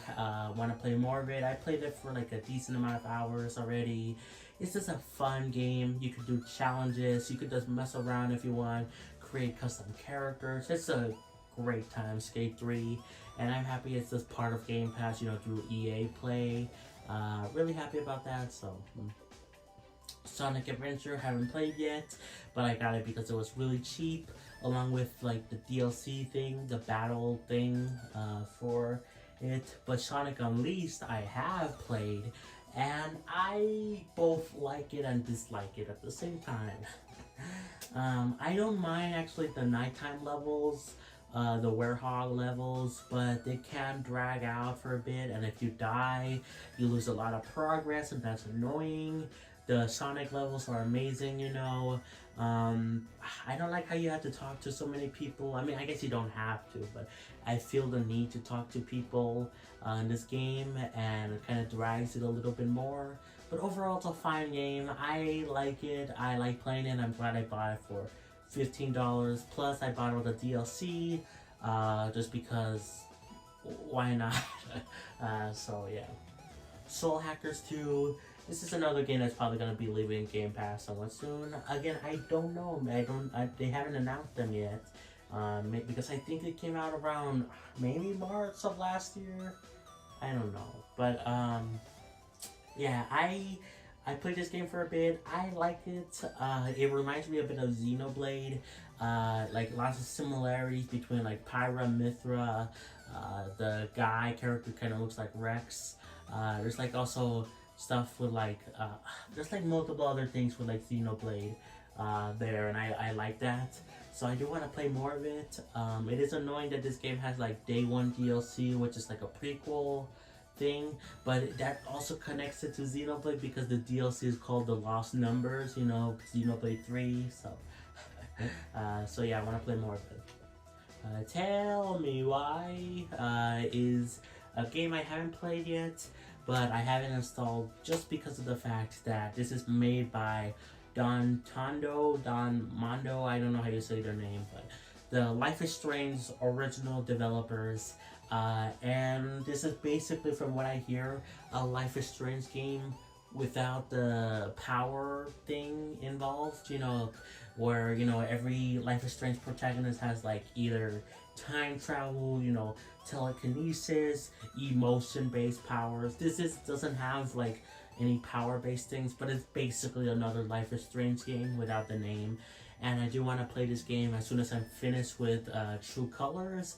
I'm really close to beating that game, and then I have to move on to the DLC, which is like the bonus side story thing.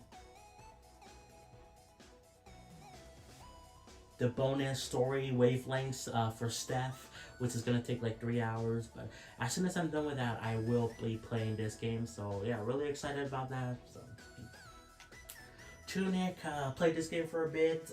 It's basically like a indie Zelda. I mean, he even looks like a Zelda. He even looks like Link, this fox dude. So, yeah, I played it for a bit. I want to play more of it. Bit too, I don't know, it's a little bit confusing sometimes, but that's not necessarily a problem with the game. It's just because it's a puzzle-like game, and I suck at them, especially Zelda, so I'm not blaming that game, but I do want to get back into it.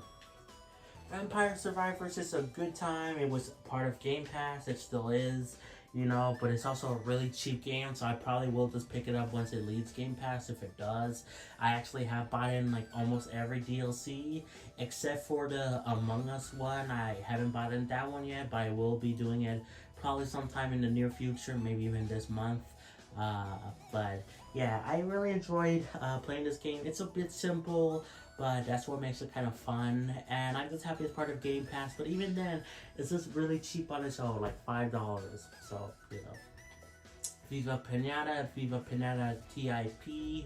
Haven't played these games yet, but they're part of our replay. So, Wolfenstein The New Order. This game is, I don't know, I liked it fine enough, but I deleted it originally on my Xbox. I decided to re-download it to try to give it more of a chance. Haven't played it yet, haven't gone back into it. But instead of trying to like try games for like a couple minutes or even an hour, I should be playing them more to see if I do like them. I shouldn't be giving up on them if they don't super click with me immediately. So, yeah, I want to give this game more of a shot. But, yeah. Yakuza 0, I want to play more of this game so badly because there's like so many Yakuza games, so many Like a Dragon games, but most of them are on Game Pass, so that's a really cool thing. I just wanna, I need to play more of this game so I can move on to the rest of the series, but there's just so many Yakuza Like a Dragon games. I don't know if I'll ever get through it, but I'll try at least. I want to get through this game at least. Okay, that's it for my installed games, but like I said, there were some games that I have uninstalled, either because I finished them or I just didn't like them. One of which was Cocoon, which I talked about when I installed Power World. I played Cocoon, I really enjoyed it. It was part of Game Pass, it's made by the same people, or at least one of the same people as like Inside and Limbo, which are also on Game Pass. Great time, Cocoon. I really enjoyed it. Really difficult in terms of the puzzles. Again, I'm really stupid when it comes to that. But I really enjoyed playing Cocoon. I finished it all on a stream, which was my longest stream ever, 5 hours. Good time, really happy I played it and beat it, thank God. I also did beat Star Wars Jedi Fallen Order because it's part of EA Play, Game Pass, I did play that game a little bit on my PlayStation, like 4 hours, but I had to get rid of it, but I was planning to get an Xbox, and it was part of Game Pass, so I'm like, I'll replay it there on my Xbox, and I did. It's stupid that you can't skip cutscenes in that game, but besides that, the game is challenging, but mostly fair. I really enjoyed it. I'm really happy I could finally play, you know, these big budget Star Wars games, because it was so annoying having a Switch and those Star Wars games not come over to Switch, like Battlefront, Star Wars Jedi Fallen Order, Survivor. Like, it's just so annoying.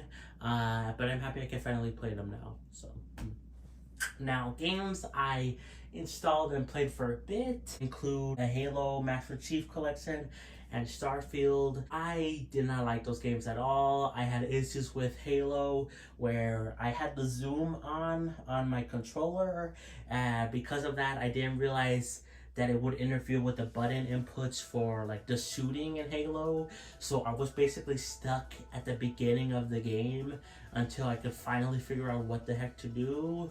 And that was like really stupid. I feel really dumb for that. But at the same time, the game didn't make it clear that it had anything to do with the zoom in feature. And then Starfield, it's just, I don't like Starfield. The battle, like flying controls, the flying controls, I don't like at all. And even just the movement and shooting and all that stuff on the ground is not that fun. I just couldn't really get into it. Yeah, it sucks that those big Microsoft exclusive games I just can't get into it. I'm happy that there's some exclusives that I can, like, you know, Forza, I-Fi Rust, and even Rare Replay, even though it wasn't made by Microsoft, they own it, so. You know, and I think I will enjoy Tell Me Why, because it is made by the same people as Life is Strange, you know, and it is exclusive to Xbox, so.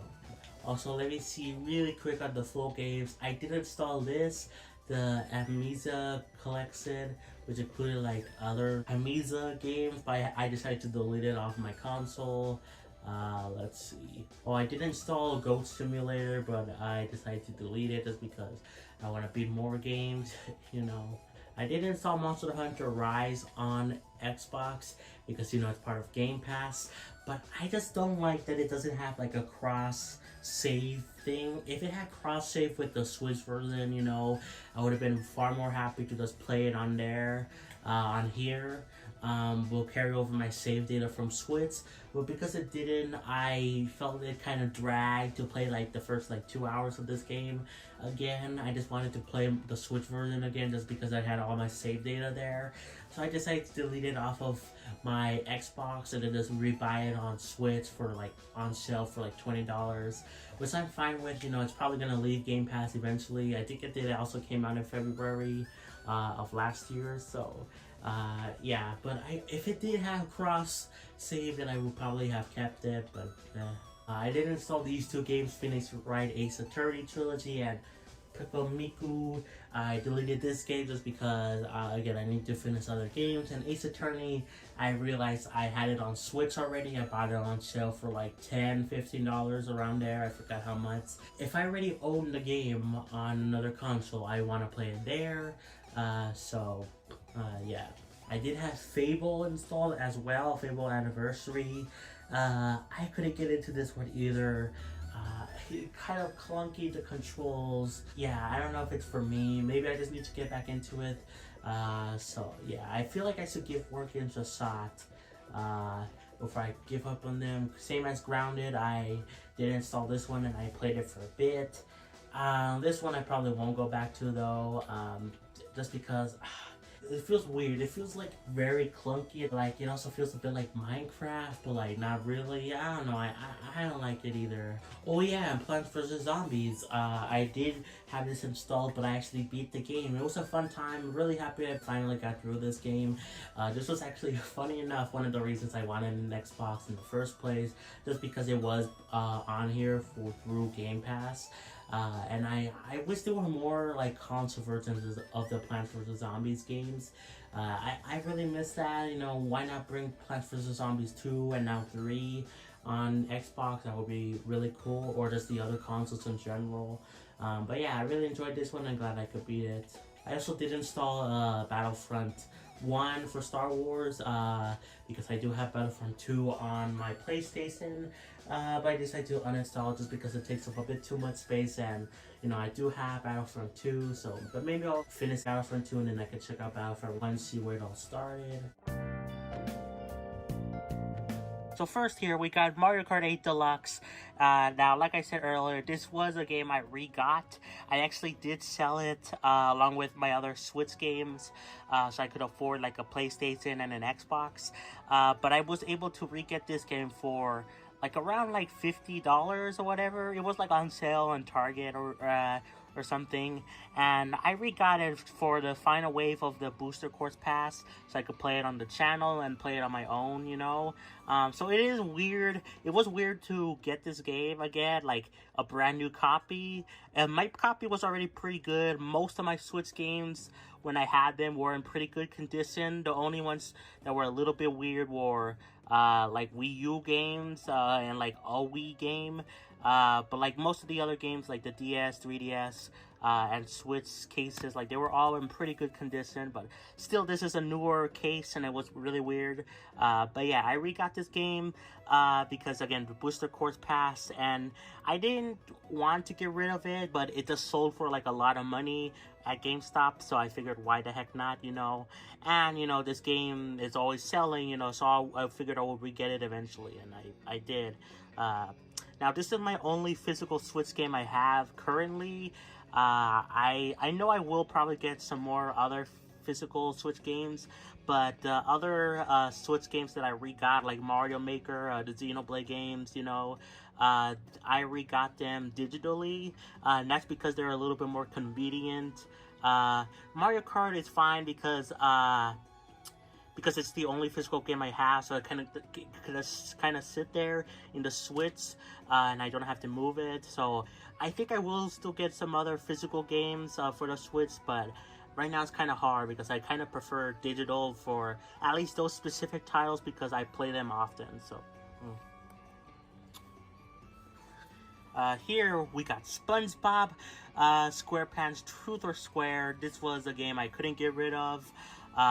This game, I know of it. Like, I know that this is kind of sort of in the same line as like Battle for Bikini Bottom and, you know, the movie game, kind of made by the same people, but like it's not the best out of like those set of games. But yeah, I played it a little bit when I was younger.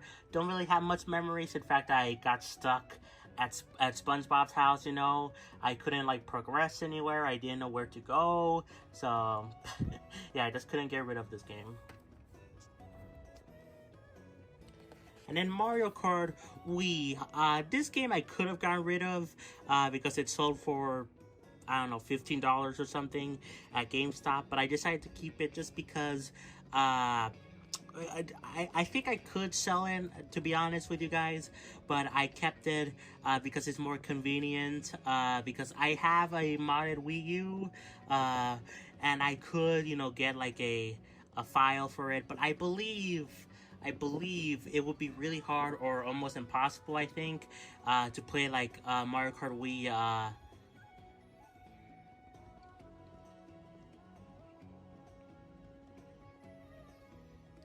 like the custom tracks, like without a disc. I think you need to have a physical disc to even play the custom tracks, you know, that are through modding, not modding, kind of modding the game, you know.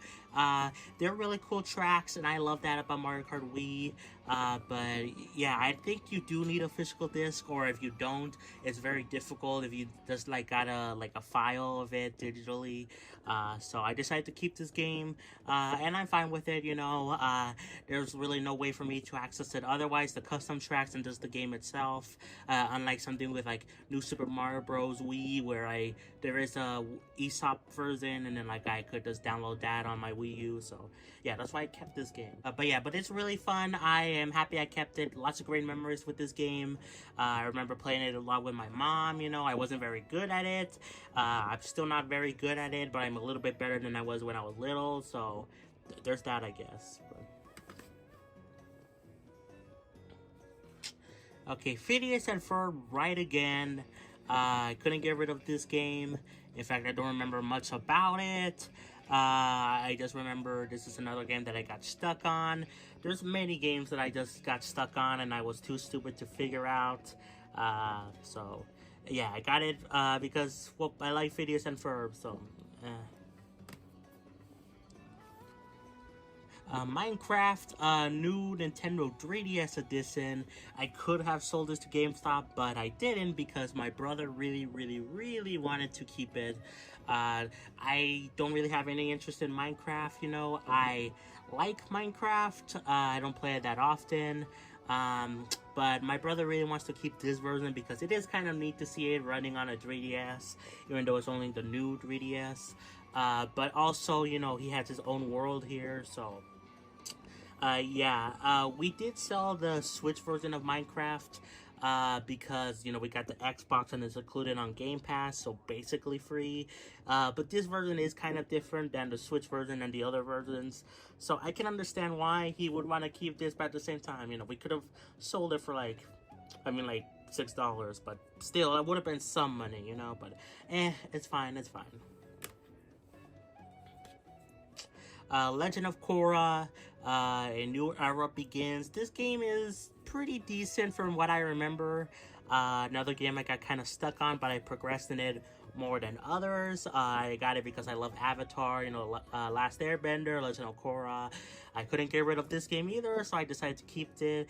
And I do have some sentimental memories, you know. Even if I couldn't get rid of, like, these games for the most part, I do still have some sentimental memories about them, you know, because I grew up with, like, the cartoons or whatever. But this game, don't really remember much besides I liked it, but I got kind of stuck in it, but I progressed more than like other games. Ninjago Nindroids. Now, I am, or at least I was a big Ninjago fan. I kind of fell out of it, just being honest with you guys. Not because of the show itself, but because, I just hated how long episodes came out, you know. It takes like a year and a half for like a new season to come out, and like it's just so long, and I got tired of waiting. I still love the show. Maybe I'll go back to it at some point, but I just wanted to focus on my YouTube channel. I wanted to focus on playing games, you know, and I just kind of didn't have time for TV shows. Now I do. I have more time for some TV shows, like I'm watching Criminal Minds, you know, every Monday they have a marathon. That's a good show. I watch Golden Girls, like it airs like at 8 p.m. to like 12 at midnight, like, you know, every day. So I have some time for TV shows, but at this point, I didn't really have time for Ninjago, but anyway, that's besides the point. Point being that I was a big Ninjago fan, and this game was really good for me. I really enjoyed all the Ninjago games, you know. I love playing, there was like a spin-off of this game, like on phones, where you could do Spinjitzu, and battle enemies, and I really liked that. And then, like, I love the mode here where you could do the same thing. The main campaign, was okay, but like, I really like the Spinjitzu part, but, yeah, I progressed with this one more than other games, but still kind of less. Okay, the last few games here, we got another Ninjago game, Battle Ninjago. This game, I have less memories of, less experience than the other Ninjago game. My mom got it for this game for me and my cousin, like, at the same day that we got, like, our 3DSs. She also got me Mario Kart 7, but I don't have Mario Kart 7 anymore. I sold it, you know, yada. But kept this game because I couldn't get rid of it. But at the same time, I do have memories of it. My cousin was a big Ninjago fan. He got me into watching the show in the first place. So we picked up this game. On the same day we got our 3DSs. It was crazy what my mom did. My mom claims she doesn't remember anything about it. She does have not the best memory, but like not a problem, you know, but like she forgets some things, you know, but so she doesn't remember this, but I clearly remember her getting this. So yeah, I have some more memories about this one, but not really as much. Toy Story 3, this game, this is weird because I got stuck in it. I believe there was like a, sort of like a tower defense game or mode within this version of the game, and I got stuck in it, and I couldn't progress, but I was always intrigued by it because, of course, I love Toy Story and all that stuff, but also I've heard great things about the other version of versions of this game, such as, you know, the PS3, the Xbox 360 versions of this game, but also there was like a good PS Vita version, you know, which is better than the DS version, or PSP. I think that's the one, PSP. Yeah. But there was a good version of that. And that's actually, I've been playing Toy Story 3 a little bit because it's available on PS Plus Premium through the PSP, you know, collection stuff. And I actually like it there. I wish it was the PS3 version because I heard, you know, that has like an open world sandbox thing, mission structure, and I wish that was that version was there. But it is available on the Xbox Series S for like really cheap. So maybe one day I'll get that version. But yeah, like the other versions are way better of this game than the DS version, which kind of makes sense because it was the most weakest version at the time. So but I still have some memories of it. And lastly, we have Nicktoons Attack of the Toy Bots. I have good memories of this game. I couldn't get rid of it, you know. I kept it, you know. But I did have some good memories of playing it a lot, even though, again, I was another game where I was stuck on. Didn't really progress much. I played the same, like, few stages or something like that. Like in the car. But it was a fun time. It was cool to see these cartoons that I love. And this guy, I knew of him. I remember there was a show. Oh, God, I can't even remember the show right now. But I remember he aired on Nickelodeon. But I really only cared about the other ones. You know, I love Jimmy Neutron, SpongeBob. Danny Phantom was my favorite one. So that's the one I played the most. And then this guy, which I knew of. I knew he was from a Nickelodeon show, but yeah, I didn't really care about him. I mostly care about the other ones, specifically Danny, because he was my favorite. I still love Danny. Phantom, it's a great show. And yeah, this had lots of good memories, even though, you know, I couldn't progress much. So first, we got Wind Waker, which is the first game here. These games are not organized. They used to be, but ever since I downloaded, you know, tons of more games, they're not that organized. But yeah, Wind Waker, haven't played this one in a little bit. I do want to get back into it. I liked my time with it, though I did have an annoying issue with the Wii U gamepad where it kept like popping in the game saying like it disconnected or something, and it for like a split second and then it would come back. It only happened with this game and Twilight Princess, but Twilight Princess was it didn't happen like at all for the most part, besides like 2 or 3 times. Wind Waker was like every couple of minutes it would happen. So maybe it will be fixed now. But yeah, it's still weird that this game along with Twilight Princess are not on Switch. Maybe we'll see them announced this year, you know, Switch 2 coming soon or whatever. But yeah, it's a little weird. Next we got Twilight Princess HD. Like I said, this game kind of had a similar issue with Wind Waker where the gamepad thing would pop up, but it was only like 2 or 3 times in total, and I played this game way more often because it doesn't happen like as frequently. In fact, I played this game more recently for a live stream, which is part of a poll I did asking you guys what games you wanted to see me play more of or whatever.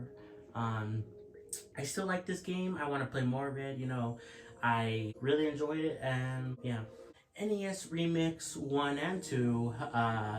I have played these games more recently as well for, again, another live stream, and they're really fun games. I find it weird, again, how Nintendo either doesn't port these games to Switch or does like an SNES remix or an N64 remix or even an NES Remix 3 or whatever. I don't know why they don't do that, because this is a really fun concept to make these old as heck games, most of them not being that good, into being actually fun. I like that. But yeah, I think, in my humble opinion, I prefer NES Remix 2, just because it has the better games, you know? I mean, there's still some classics in NES Remix 1, but a lot of them are not that good. I kind of prefer NES Remix 2 because it has the better games. Though you could argue, like Scott DeWaz, I know argues that maybe the first game is better because, you know, it takes those stupid NES games that are not that good and makes them kind of fun. While NES Remix 2 takes already fun games and does the same thing as NES Remix 1. But I think that's better in my opinion. But Mario Super Sluggers, I have not played this one yet. I downloaded it though. I believe this is one of the first games I downloaded when I modded my Wii U. Because I didn't have time to buy all the Wii U games I wanted, you know, like the Wii Virtual Console and stuff like that. And I've heard good things about this game, and it's weird again. There's no Mario baseball game on Switch, so they will probably ruin it the same like they did with Strikers, with golf, you know, with tennis. They basically ruin all the Mario sports games. But I would still like to see it complete the the Mario sports game genre on the Switch. Zelda Skyward Sword.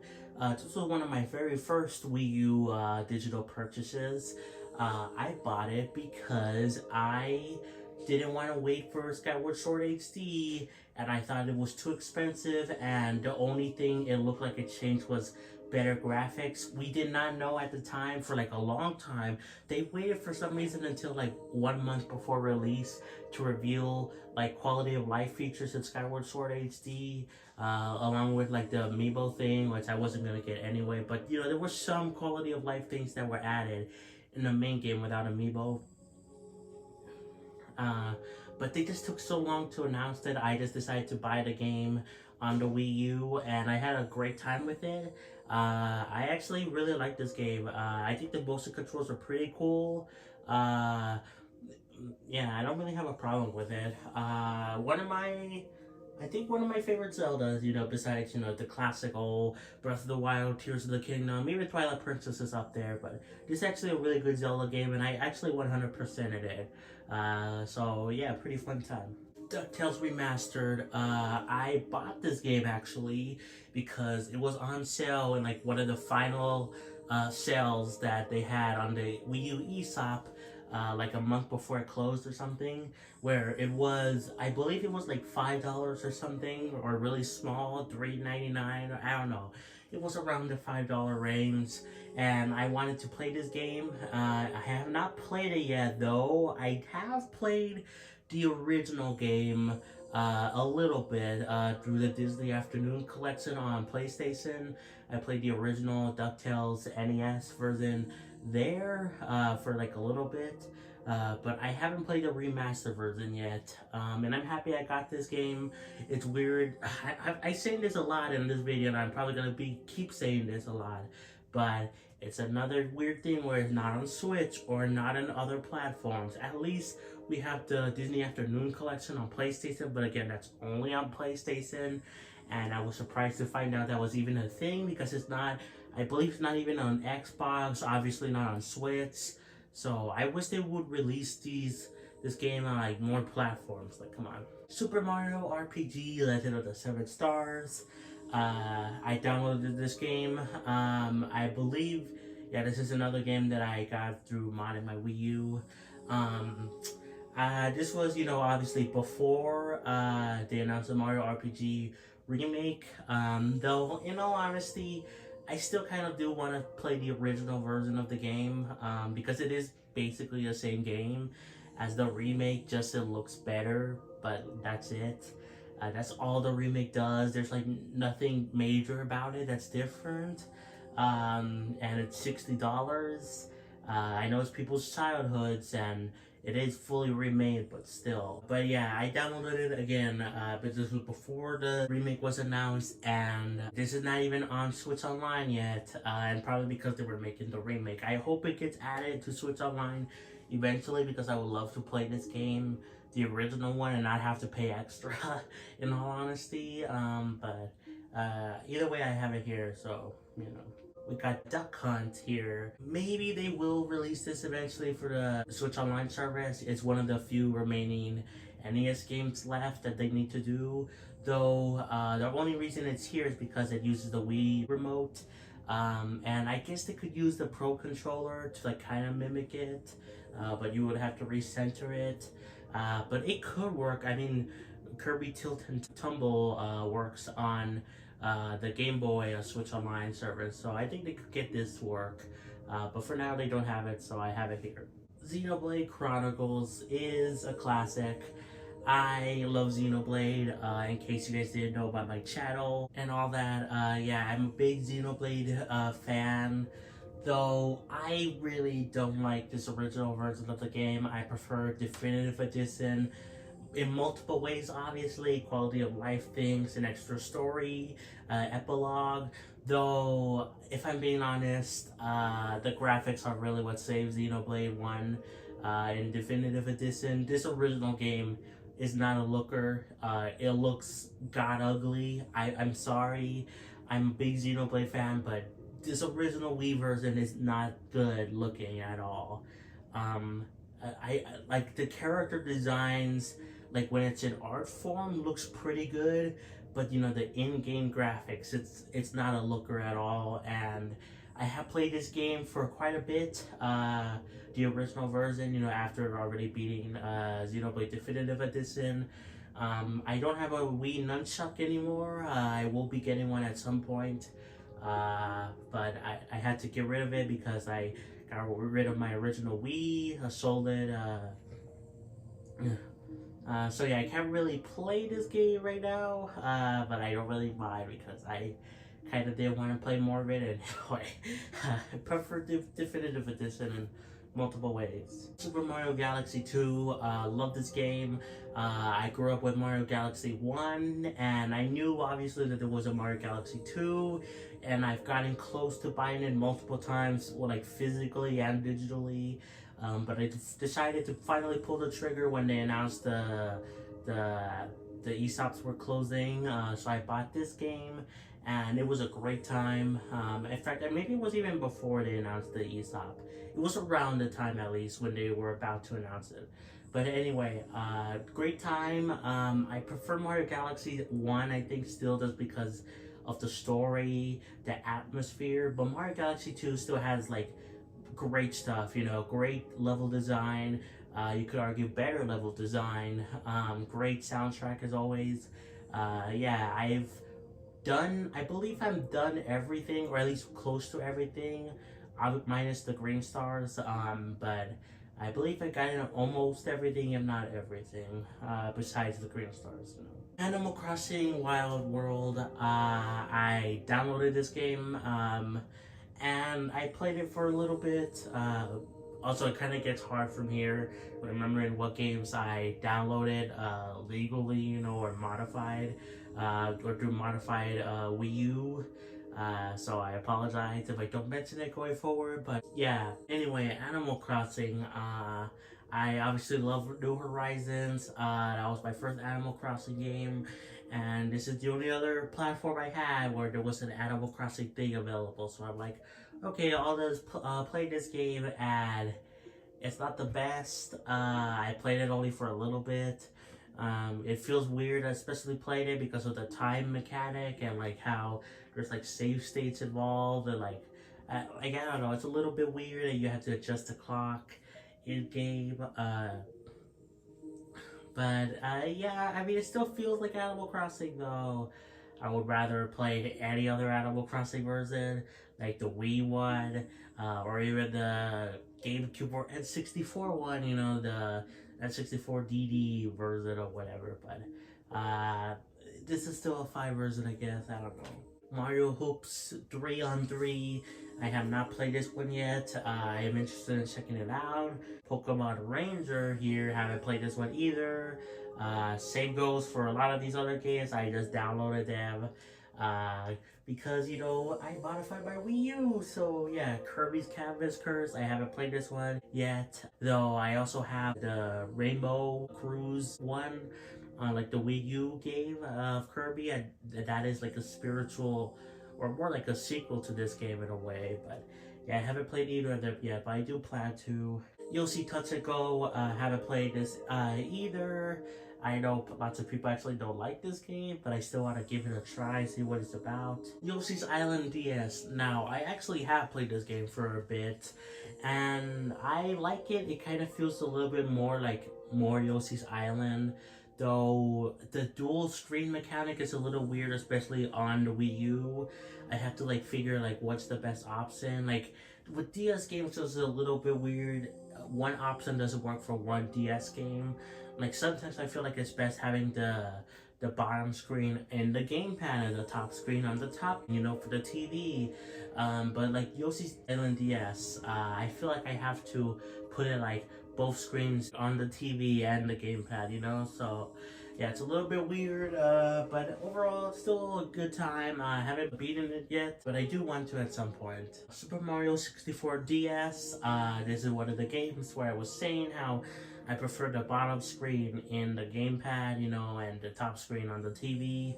I like this game actually. I have played Mario 64, I have beaten it, I would have 100%ed it. Though I think this is the better version of Mario 64, even though yes, the movement is not like a full 360 degrees or whatever, but honestly it still feels pretty modern and I like it a lot. It has way more content.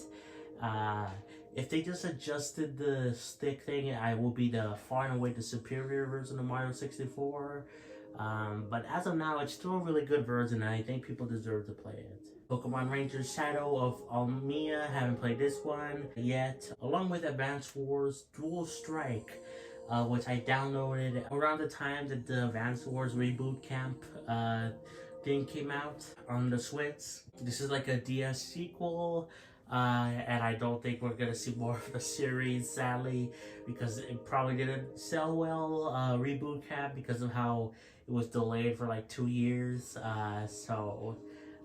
Yeah, I just decided to download it, but I do want to play the Advance Wars games at some point. Pokemon Mystery Dungeon Explorers of Sky.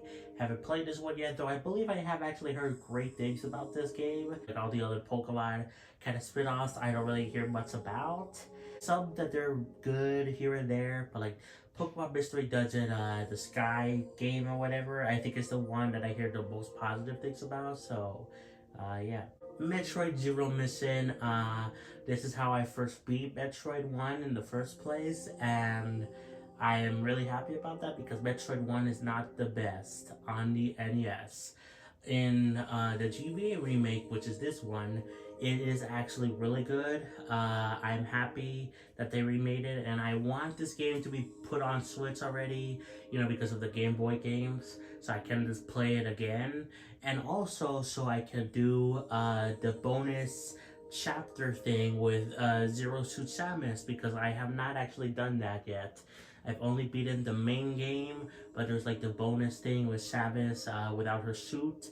So I want them to add this to Switch so that I can play it again and get it done. So yeah. Donkey Kong Jungle Beat. I downloaded basically almost all the Wii classic games because I wanted to play them at some point. I haven't played this one yet, though. I have played, you know, Donkey Kong Country Returns on the Wii, and I will be talking about that soon enough. But it's kind of in a similar vein. This is a platformer as well, and a pretty good one from what I hear. So yeah, I'm excited to play this one. WarioWare Smooth Moves. I actually have played this game quite a bit for a gameplay video, I know. But I also played it on my own, and I think on a live stream. I think like a little bit ago, but yeah, I have played this game and it's really fun. I love the stupid stuff you do, and it is crazy that Nintendo finally did like a sequel to this game with WarioWare, what is it, Second, or I don't know, the one on Switch that came out just barely like at the end of last year, and it was overshadowed by Mario RPG and Mario Wonder, which I think was kind of stupid, but still they put this game out, a sequel to it, and yeah, I haven't played that version yet. I would like to at some point, but if it's anything like Smooth Moves, which from what I've seen, the gameplay I've seen it is, then it's a good time along with this one. Pikmin 1 and Pikmin 2. Haven't played these games actually yet. Now I know they're on Switch now, though 1 these versions were cheaper because I believe actually, I think I bought one of them. I think maybe I bought Pikmin 1 and then Pikmin 2 I downloaded through the hacked Wii U, modern Wii U, whatever. But I don't remember for sure. But either way, this was before they announced the Pikmin games were coming to Switch. And I've heard, lots of people prefer the pointer control, so I think I'll still play them on Wii. I think I'll prefer to play them on Wii. But I guess we'll see. But I haven't played them yet. I have played Pikmin 3 Deluxe though. Not Pikmin 4, sadly, not yet. Pokemon Ranger Guardian Signs, haven't played it yet. Kirby Bass Attack. I have seen footage and like kind of a review of it from like Dude, who's the Kirby guy. And it seems like it's a decent fun time. You're controlling a bunch of Kirbys. I believe this is what this game is. It's kind of hard to tell. There's like so many Kirby games on like DS and Game Boy Advance, But yeah, I mean, I like Kirby, so I want to play this one at some point. Mario vs. Donkey Kong 2, March of the Minis. Now, obviously, Mario vs. Donkey Kong was remade, though I did not know that, obviously, when I downloaded this game. But I wasn't still interested in the Mario vs. Donkey Kong series. So maybe one day I'll get the remake and get to the rest of the series. I don't know. I'm a little bit interested in it. We got Xenoblade X. This game is amazing, and it is such a shame that it is stuck on Wii U. I think it's very likely we see something for this game's 10th anniversary next year, which is 2025, which is crazy to think about. This game came out at the very end of 2015, at least in America. I believe it came out in the middle in Japan, around there, a little bit earlier, but still. So I think we actually have a good chance to see this game for something next year, whether it be a late Switch 1 port, which I will be totally fine with, or a Switch 2 thing, But this game really does deserve a second chance. I've talked about that ad nauseum on the channel. I even have a whole video talking about why it deserves a second chance, and even like a call to action type video where I'm begging you guys to like do like a hashtag port Xenoblade X, but nothing really has come of it, obviously, though, maybe one day. But yeah, I am happy. I have beaten this game, and the only issue I had with it is non-existent now, but the one issue I had with it was, how I said about the Wind Waker and Twilight Princess, how they had those issues with the gamepad thing, with the screen popping up saying it disconnected.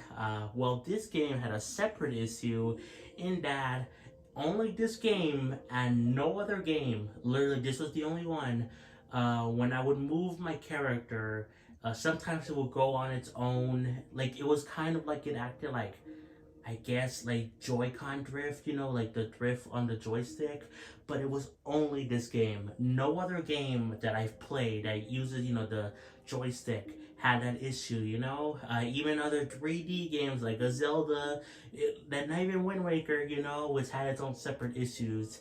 But as of the recent time I have played this game, which was for a live stream, I played it for like an hour, I didn't have that issue at all. So I don't know what happened.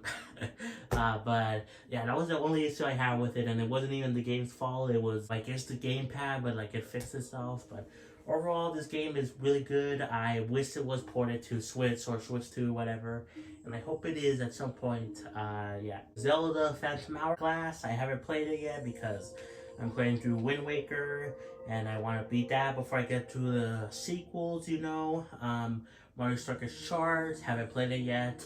It is kind of cool that they brought back Mario Strikers on the Switch, but that version of the game is not that good. I think you would rather play the other Strikers games because there's like nothing to do and it's way too technical. Because I played the demo of Mario Strikers on the Switch Battle League or whatever, and yeah, it's just way too technical, and there's like nothing to do, no unlockables, like no story mode or nothing. So yeah, Wario Land Shaken, heard good things about this game. Haven't played it yet though. It is weird that this game is in 4x3 and like the sides are like some like health things or whatever. I think that's really weird.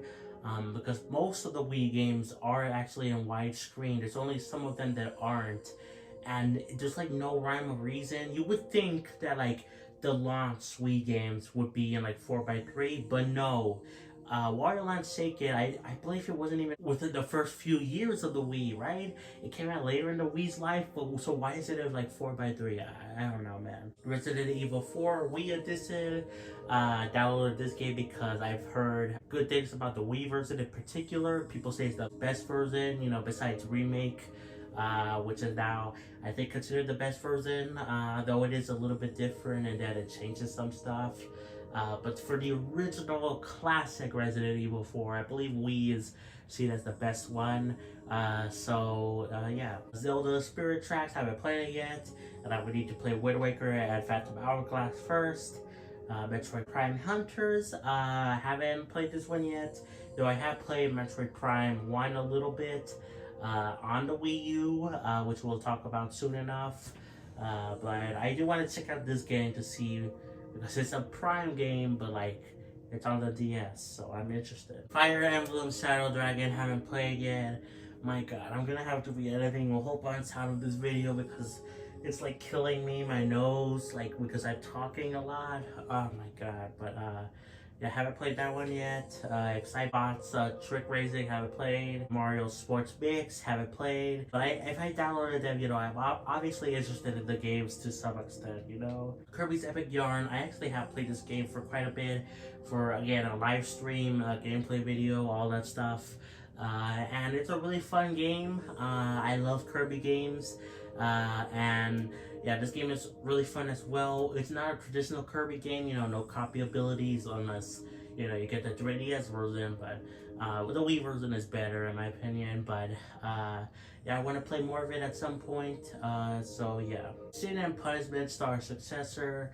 I want to play through the N64 one, which is the first game first before I play this one, though I am interested in the series, you know. Rhythm Heaven Fever. I have actually played this game as well. I like the mini games, you know, how there's like, you know, it's all based on sound and it's really fun, though really hard at the same time.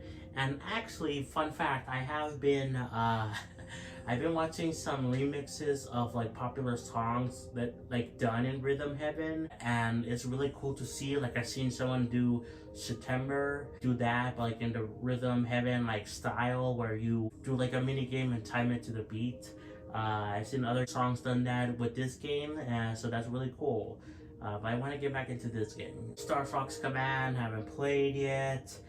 Same goes for Wario Master of Disguise. Kirby and the Rainbow Curse. I think I'm a little bit more interested in this game than the Kirby's Canvas Curse or Cruise, whatever, the DS game. I think I'm more interested in this one just because, you know, it's HD, it has better graphics.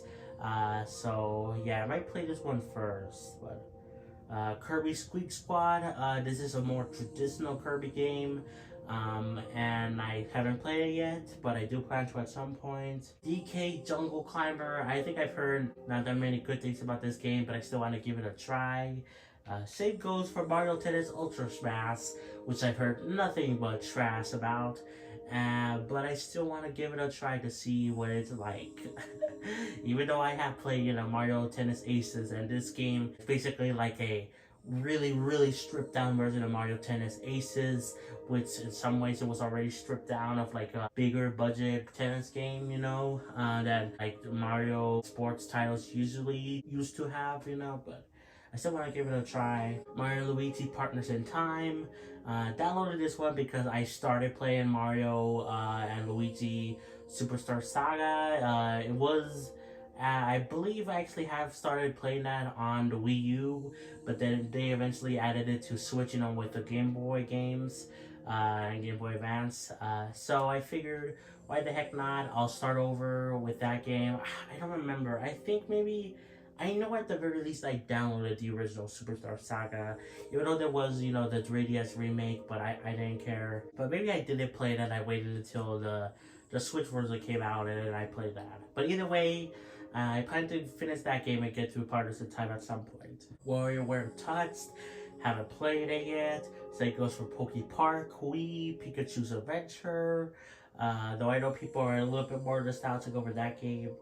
Metroid Prime Trilogy. Like I said earlier, I have played the first game a little bit. Now, I know there's the Metroid Prime Remastered, though I'm gonna give a hot take, guys. They really should have just done like a basic remaster of the trilogy and just put it on Switch. I would have been totally fine with that. I know some people are like, oh, but like, look at how good Metroid Prime Remastered is. And yeah, it looks good, but I would rather have all the games like immediately. And I'm a little bit doubtful that they're gonna bring all the games. In all honesty, I feel like they would just bring Metroid Prime One and wait till Metroid Prime 4 comes out. Maybe they'll still do 2 and 3 remastered, but honestly, I would just rather have the original game in like higher resolution on Switch, Metroid Prime Trilogy. But yeah, that's besides the point. I think this is a great steal. Obviously, when it was available on the eShop, it was crazy. $20 for 3 big boy games. That's nuts. And now Metroid Prime Remastered is $40, and that's one game. So yeah, I know they did a lot more work to that game, but still, like I just can't argue with that. Like, come on. But I do want to play through the Metroid Prime games at some point. Kirby's Return to Dreamland. Now I actually beat this game before they even announced that there was like a remake remaster thing coming for the Switch. Kirby's Return to Dreamland Deluxe, and I kind of slightly regret that in a way because the original game still looks good and most of the game is still there. Like the main game in itself, in the Switch version, is the same. Though they added an epilogue with Megalore. They also have a ton of mini games and costumes. So I kind of wish I would have waited for the Switch version if I knew it was coming, which I didn't. But overall, this is still a good version of the game. The original version, and it's a fun time. And I think it still looks better. In all honesty, I'm one of those people that doesn't like the outlines of the Kirby characters in the game. Though I would have probably gotten over it if I did play that version of the game. But I still prefer how it looks like on the Wii. But besides that, everything else is better in like the deluxe version on Switch. Punch Out, I haven't played this game yet, but I have played Donkey Kong Country Returns. Haven't beaten it yet, though I want to at some point. I played this game for a gameplay video and I believe a live stream as well. I need to, and even on my own, but I want to get back into it. It's a great time and I really like it, and I enjoy Tropical Freeze, and this game is a lot like Tropical Freeze. And I also beat all the other Donkey Kong Country games, 1, 2, and 3 on the SNES. So, yeah, I just need to beat this one and then I'm good to go. Donkey Kong Country 64. I hope they add this game on Switch Online at some point. What I usually do is I download games that they don't have on Switch, and I have them here, and if they announce that they are coming to Switch, or they eventually do, then I will delete them. That's how I usually do these games, which is why I had some games before, like I believe I had Mario and Luigi Superstar Saga on here, but I deleted it, when the Switch Game Boy and Game Boy Advance games came over.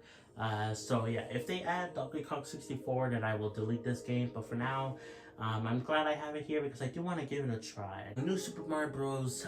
DS.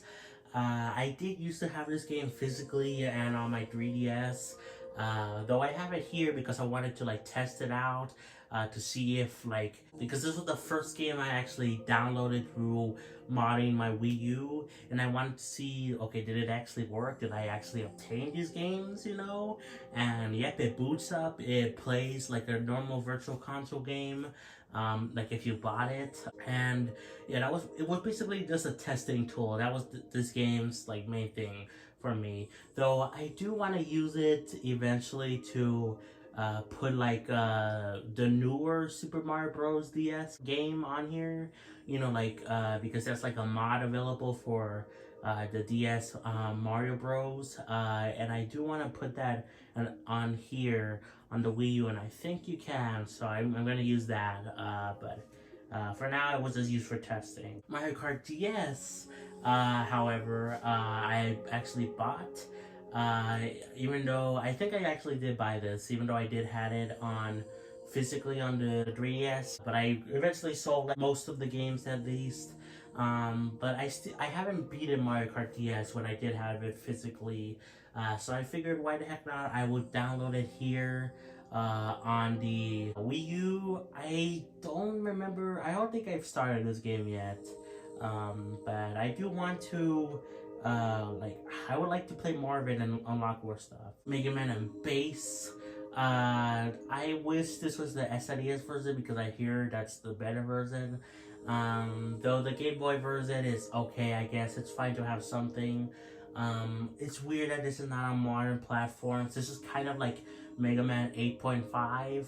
And I love all the Mega Man games, so if they brought this over with along with like other miscellaneous Mega Man games like the Game Boy games, that would be cool. Though I kind of doubt it. I feel like the Game Boy games are more likely than this game, but at least I have it to some extent. Because I have played all the other Mega Man games besides the Battle Network games, and you know any games that they haven't released on modern platforms like the Game Boy games, like the Mega Man Legends games, but I played the classic games, X games, Zero games, and I have started the ZX games. Haven't finished the ZX1 yet, but I will at some point. Yoshi's Woolly World, I haven't played this version of the game, but I have played it on the 3DS, and it was a good time. I beat it, and it was a lot of fun. I love Yoshi's Woolly World, though I did wish I was playing on Wii U, even though the 3DS version in a lot of ways is actually better. It has a little bit more content. It obviously doesn't look the best, but like it makes up with it. Like again, new content, new stages, new amiibo costumes. But still, you know, it's an HD this version, and I do want to try it out at some point. We got Splatoon 1, which I have played twice already for a gameplay video and a live stream. And it's nice to see where Splatoon started. This is actually a game I wanted for like a long time when I was younger, because they announced, you know, like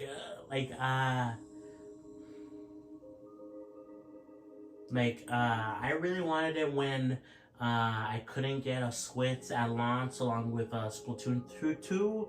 So I figured, you know what, Splatoon 1 will suffice. And I was close to buying it, but I didn't. Though I kind of wish I did. But I'm happy I have it now. You know, the story mode from what I played is fun.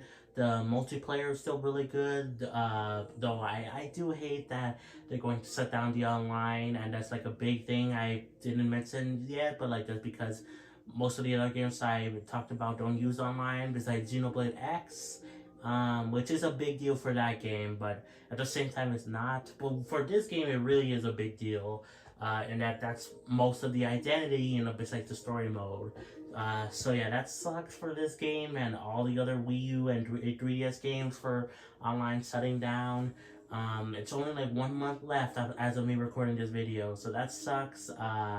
But yeah, I still like this game a lot, and I want to play more of it before the servers shut down, which I think once they shut down, I will be using the Pretendo network thing, where you can still play online, though, to be honest, there's already not that many people playing on Wii U and 3DS nowadays, right? And considering how low the Wii U sales are, and also considering the number of people that would even want to hack their Wii U's in the first place, yeah, I don't think you'll be seeing lots of online people in these games anymore. Even if you do have the Pretendo thing, but you know, whatever. Smash Bros. Wii U, I don't know why it's blinking. Is it telling me about an update or something? I don't know, but I have played this game for a bit for a gameplay video, and it's a lot of fun. I want to play more of it, obviously, before the online shuts down because I love the trophies in this game. I wish Smash Ultimate had trophies. I hate that it doesn't. Um, and in a lot of ways, this does remind me of Smash Ultimate, you know, minus some of the characters. And in some ways, it's kind of better just because it has the trophies. So I want to play it at some point, unlock more stuff. Yeah, Pushbo World, I haven't played yet. So I've heard fantastic things about the Pushbo series. Kirby Nightmare and Dreamland. I actually have played this game, though I want to wait until they added on Switch to play more of it. It's like a remake of the first NES Kirby game. I was gonna say the first Kirby game, but that's not true. The first NES Kirby game, and it's far and away better. Though the original NES Kirby game is actually not that bad. It's not like Metroid 1 where it like really needed the remake. On GBA, it was like horrible, no map. The original NES Kirby adventure actually wasn't that bad. Though I prefer this version. Though I don't think I've beaten it yet, though I got in close, I believe. But I want to play it again when they eventually add it to Switch Online, which I hope they will. We Party You downloaded this game because of how much fun it's seen, according to Professor, who's a cool, funny YouTuber who screams a lot and swears a whole bunch. But that's what makes him funny, and he plays We Party You a lot, and he suffers a ton, and it looks like a ton of fun, so I decided to download it. Dr. Luigi, all the Dr. Mario games are basically the same, just with like maybe a slightly different mechanic, and obviously better graphics. But besides that, they're basically all the same. If you play the NES one, you play Dr. Luigi. Though this does have, you know, the L-shaped pills, which from what I know, and that's like basically it. You're playing as Luigi, and yeah. So I do want to try this game out at some point. Though I have played Dr. Mario on the NES, and the 64 one, so don't really have that big of a need to do it, but I do want to at some point. Coming down to the last few games here, we got Mario vs. Donkey Kong, Tipping Stars. Actually, I've heard pretty good things about this game. It's also kind of the last Mario vs. Donkey Kong game, besides the remake. And I do want to try out the other Mario vs. Donkey Kong games at some point. So yeah, but I haven't played it yet. Harvest Moon.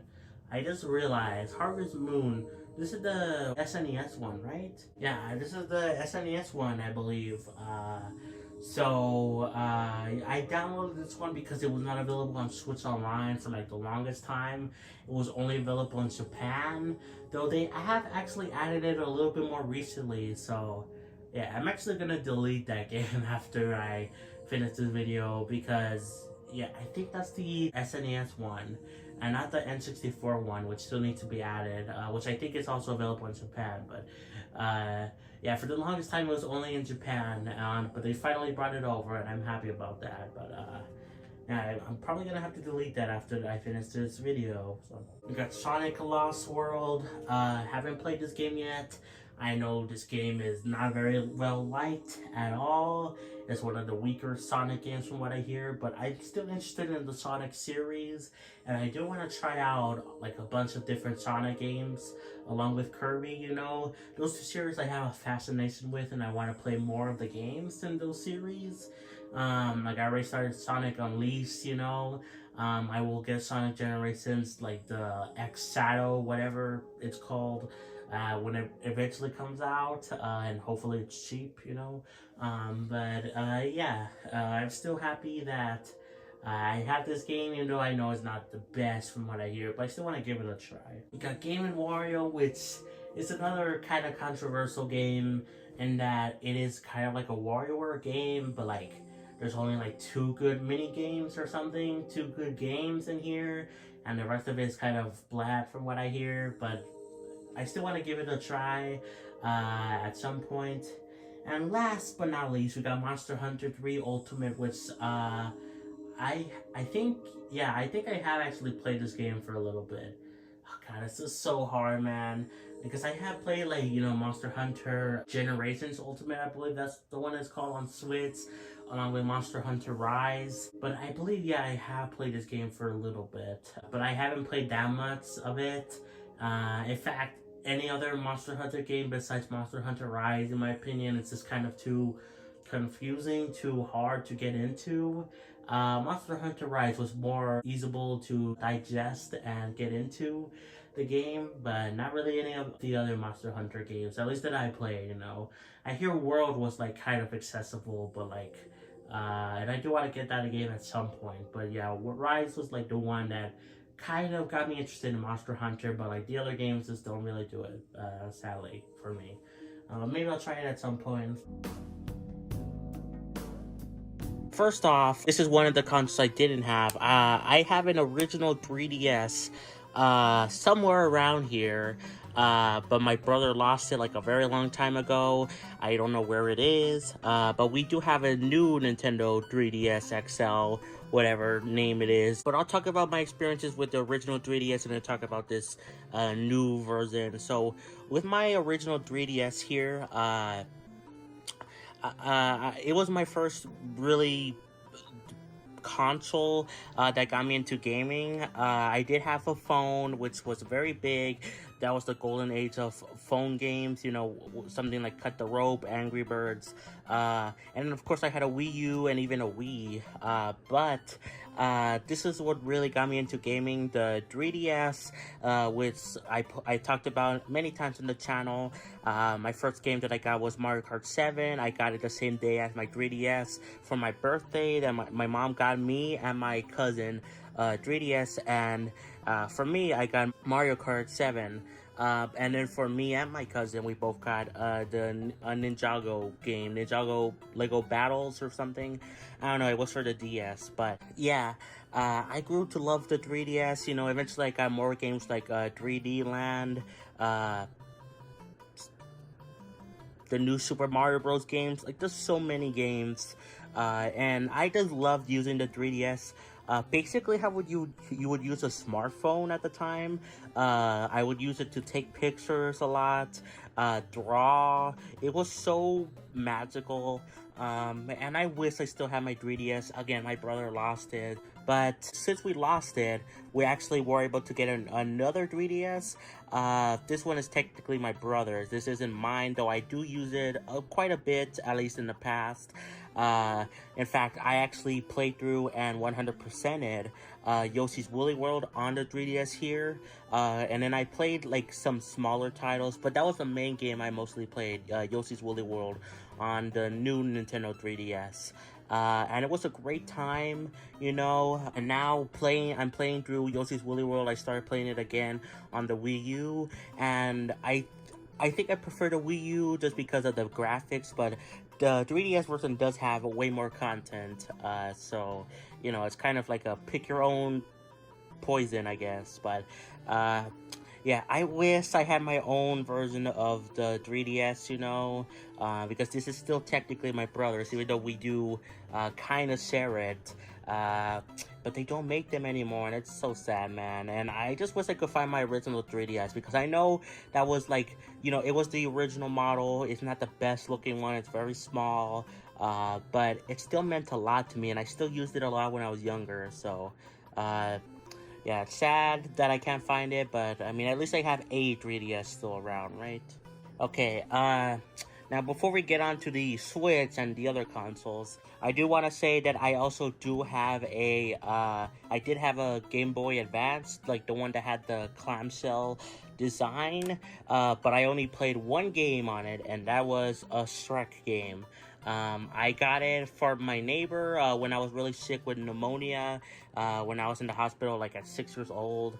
It was a whole thing, and my neighbor, I was basically kind of friends with their kids, so my neighbor, she got me the Game Boy Advance, basically stole it from her son or whatever, who was younger than me, but so yeah, but like she gave it to me, and yeah, that was the only game I ever played on it. I really liked my Game Boy Advance.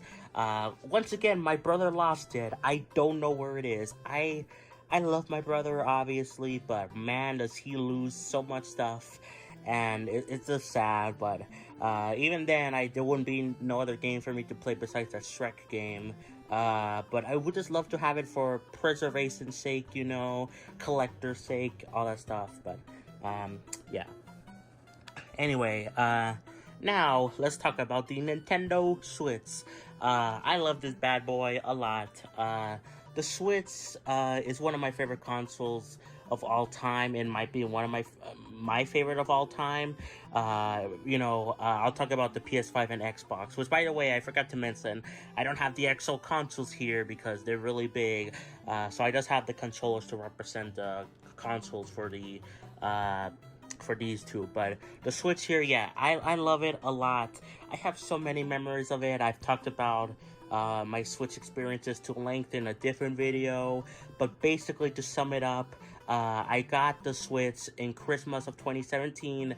I really wanted it throughout the rest of the year. I was like trying to do things like get giveaways, raise money to try to earn it myself, but I couldn't do it. So the best bet was just to wait for Christmas, and I actually did get it for Christmas, and it was the most magical time of the year. Probably one of the last magical times I had as like a kid, because it was just so crazy to play. The two games I got with it were Mario Odyssey and Mario Kart 8 Deluxe, and seeing those two games run on the Switch in handheld mode, because I could only play it in handheld mode for the first day I had it. I had to wait till the 26th, the day after Christmas, to way later on in the day, to actually hook up the Switch to the TV. But seeing it run on a handheld was like mind-blowing. And even seeing it on a TV was mind-blowing, because you could take it from handheld to the TV and vice versa. And it was just so crazy. I've had so many good experiences with the Switch. I still think it still feels pretty new to me. I did sadly have issues with different versions of the Switch. Like, this isn't my original launch version of the Switch. This is the version 2. I did have the version 1 Switch, but I kept getting Joy-Con drift many different times. And then I also had a few Switch Lites, and those had many issues with the Joy-Con drift as well. It was just a whole lot of stuff. Bad luck all around for me. And like in the version 2 Switch, it works pretty well, though. As you can see, maybe, there is a little dent there. And that's because I accidentally dropped it recently. I dropped it out of the dock. Luckily, I have a screen protector, and it's only a very tiny bit there damaged. But because of the damage, or of me dropping it, for some reason, only when I'm playing on TV mode, did the Switch had it like screen tearing, only on this console, not on the PS5 or Xbox. There was some sort of screen tearing, and again, it was only on TV mode. When I played this in handheld mode, it wouldn't do that. Though I think I actually did fix it now. I was messing around with some settings on the TV. I tried to fix it by like resetting the Switch and unplugging it and all that stuff. But it didn't work. But I think I might have fixed it again with changing the settings on the TV itself. I played it for 2 hours and I didn't notice any screen tearing, so it might be good, maybe. I'm not sure though. I'm hoping at least. But again, either way, it's not that big of a deal. It's a little bit annoying, but it's not the fault of the Switch. It's like just because I'm an idiot and like dropped it. But yeah. Even still, the Switch is so amazing. Recently, like over the past year, I started playing it in handheld mode again, because after the first year of playing it, of getting the Switch, I played it a lot in handheld mode. But after that, I didn't really play it that much in handheld mode. But I recently started to get back into it, and it's just still magical. In fact, in my humble opinion, I don't really think we need a Switch 2, like, at the moment. Like, I really do think we could wait till, like, 2027 till we get another Switch. I know lots of people disagree with me and all that stuff, but I really think Nintendo could do it. Will they do it? Probably not. We will probably see the Switch 2 come out in like 2025. There was like rumors that it would come out this year, though I kind of always suspected a early 2025 release date personally. But I think Nintendo, if they really wanted to, could wait till the 2027, full 10 years for the Switch, till they release the Switch 2. But that's just me. But overall, I still have lots of great experiences with the Switch. But I do gotta admit, it was kind of sad to just play only Switch, while these other consoles like the PS5 and Xbox were out. So that's why I decided to get rid of basically all my Switch games, trade them into GameStop so I could afford the PS5 and Xbox. And yeah. This is where we get to the PS5. This was the first console that I had that wasn't a Nintendo console. I did experience an Xbox 360 when I was really young with my cousin, but that was only for one Call of Duty game, and that was it. But this was the first console I've ever owned as a, that was not a Nintendo console, and it was so mind-blowing because the PS5 looked so futuristic. Also, I apologize, it's like raining right now. I don't know if you could hear that right now, but anyway, I'll try to ignore it. Hopefully you guys can too. But yeah, but like everything was so futuristic, and the thing I love most about the PS5 was the goddamn trophies. The trophies are mind-blowing. I love the trophies so much. I wish Nintendo had a trophy/achievement system, and I will talk about that with the Xbox soon. But yeah, I just love the trophies, man. And I know there's some people that hate on trophies because, they add extra content to the game, but like it's like really like most of the time it's like, do 1,000 super dashes, or I don't know, that's just an example. You just have to do basically a trivial amount of stuff to get a trophy. But here's the thing, guys, you don't need to do the trophies. One, you could just ignore them, or two, I believe with both of these consoles you could even turn off the notifications for trophies, so you can just pretend they don't exist. Having them on is just an option. So I don't know why I see some people saying, I'm glad the Switch doesn't have trophies, thank God. I'm like, you guys know that that's an optional thing, right? I really don't like it when Switch games, because you see there's like multi-plat releases that have trophies.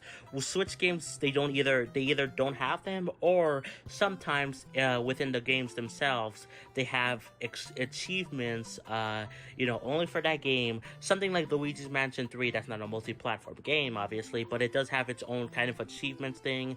The Mega Man games have like an achievement thing within the game itself for the Switch, but I don't really like that personally. It just, one, there's like no real reward for doing it, besides for doing it within the game, unlike with trophies or achievements where you get something out of it. With Microsoft, you get points to, you could eventually buy stuff. Same goes for the PlayStation, though on a lesser degree, I believe.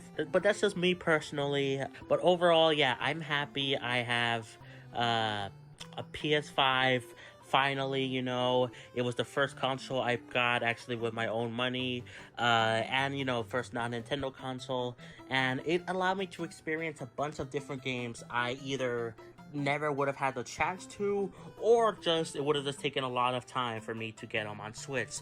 For example, I played through most of the Life is Strange games as of now. I still need to finish Life is Strange True Colors Wavelengths DLC, whatever, the bonus episode. But technically all the Life is Strange games are on Switch, though obviously the ports are not the best, but they're all available for PS Plus Premium, which I do have. I do have that subscription along with Game Pass, and these subscriptions are amazing. I still think I prefer PS Plus Premium personally, though I will talk about the Xbox Game Pass and how I've grown to really like it as well. But yeah, I'm happy with this console, and it allowed me to play games, Life is Strange, Spider-Man, I'm so happy about that. But yeah, Now, last but not least, except not really last, I'll mention another console that I have. But anyway, we'll talk about that later. But technically, really the last one that I have here in my hands is the Xbox Series S. That's the console I have. I do not have a Series X, and that's because I didn't really feel the need to, because all Microsoft first-party games that I cared about are on Game Pass, which I wouldn't buy it physically, and I do have a disc version of the PS5, so I'm all good there if I want to get something physically. But yeah, with the Xbox, I'm gonna be honest, when I did get it, we had to scrabble a lot to get the remaining $50 or $100. We still needed a little bit more money, even though I traded in basically all my Switch games. And we were so close to getting the Series S, but I just we were scrapped on cash. Luckily, we were able to find it just in time. But I'm gonna be honest, I started to feel like we kind of made a mistake getting this console. I like playing some of the games on here, especially stuff like Hi-Fi Rush. That was crazy, and that's one of the best Microsoft games that you can have. But most of the other Microsoft games, like Halo, like Starfield, I just honestly don't like them at all.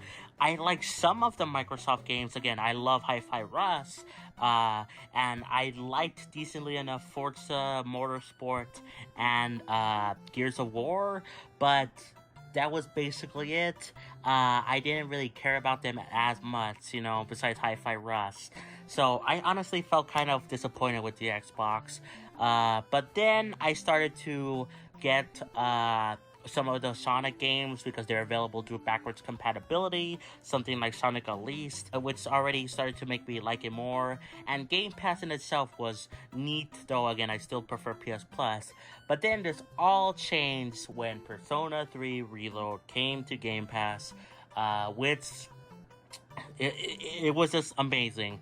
So now Xbox becoming my least played console probably became my most played console, at least for quite a bit. I haven't even finished Persona 3 Reload. I am almost done with it though, but I've been playing that game so much, and it's all thanks to Game Pass. I didn't have to buy it for $70, and it's crazy to me. And what's even crazier is just the fact that the expansion pass, the one that contains episode I guess or whatever that comes out in September, that's included for free for Game Pass. It's one of the perks available. So even if you don't have Game Pass anymore, you will keep that DLC forever. You'll lose the game eventually, probably when the year is up, that they probably sign a year to have it on Game Pass, but you'll keep the DLC, which is really cool, very nice, I'm just so happy that Sega and Microsoft seem to be working together, and I'm happy with the amount of Persona stuff on the Xbox. I wish they still kept Persona 5 Royal, Persona 4 Golden, because if they kept Persona 5 Royal especially, I wouldn't feel the need to have to pick it back up on the Switch. You see, what happened was that I did have Persona 5 Royal on the Switch physically. I sold it to even afford the Xbox because I knew it was available on Game Pass. I played it a bit on Game Pass, but then they removed it, and that was sad, so I had to buy Persona 5 Royal again on the Switch. It was like $30, but still. But I would have loved it to be on Game Pass still, but you know what? That's fine by me, at least it was cheap on the Switch, and overall, they did have it for a year, I was a little bit too late, so yeah, that's fine, but thanks to Persona 3 Reload, it made the Xbox, one of my favorite consoles, just because I like the Microsoft brand, just because of how their relationship is with Sega, Atlas, and doing all these things. I'm still surprised with not just Persona 3 Reload, which is a banger on Game Pass, and it's still so good to play it for free. I know for free, some people are like, oh, it's a subscription. It's basically free, no additional cost besides the Game Pass itself. You guys know what we mean, okay? We know it's not free, but come on. Anyway, but you can play it basically for free. But they also did that for the expansive pass, which is so great. You don't have to pay it for $100 on the PS5, for example, or it's probably gonna be the same price when it comes out to the Switch 2, because that's what rumors say, that Persona 3 Reload will come to Switch 2. Even though I do think Persona 3 Reload could run on the Switch pretty well. I don't know why some people are saying it wouldn't. I think it could. Maybe not super easily, but I think it very well could and run decently well. So I don't know, but people are weird. But yeah, that's almost it. Though there is one console I forgot to mention, and that being the SNES Classic Edition, where I don't have it here with me, and that's because I couldn't find it. I think it's in my garage somewhere. I was planning to sell it, but currently I still have it, and I didn't really use it that much personally. I played a little bit of A Link to the Past and Mega Man X on there, but besides those games, I didn't really care about the SNES Classic because all the SNES games were available on the Switch. It basically came out around the same time as when I got the SNES Classic. They were also available on the Wii U that I could buy individually, which, yeah, I'm cheap. You know, I'm a poor boy, but I could still have the option to get them there. So, yeah, I really saw no use for it that much. But my brother, he got more use out of it. He played it a decent bit more than me. And now we really don't, just because, you know, it's available on Switch. All the SNES games, basically, that were there. So, yeah. But yeah, guys, I think that's it for the video. I hope you enjoyed. Now, like I said, I did have to sell a lot of my physical Switch games, but I also sold some other stuff to even afford, like the PS5 and Xbox, for example. Like I had the Game & Watch systems, you know, the Mario and Zelda editions last year. I had to get rid of those, which I honestly was fine with, especially with the Mario one. The Zelda one was a little bit weird at first, but now that they have Game Boy games on the Switch Online service, I'm fine with it. But yeah, and then I also had a Wii. Oh my god, guys, I almost forgot the Wii U, which is kind of sad because I actually am a big fan of the Wii U. I just started mentioning the Wii, and then I just remembered, oh my god, I forgot the Wii U. So I forgot about to talk about this, but real quick about the Wii, I did have a Wii. Didn't play it that much besides with Mario Kart and New Super Mario Bros, but that was basically it. My brother eventually took over and he even modded it. So yeah, but then we decided to sell it to get some extra money to afford the PS5 and Xbox. But yeah, the Wii U, I forgot. I feel so bad.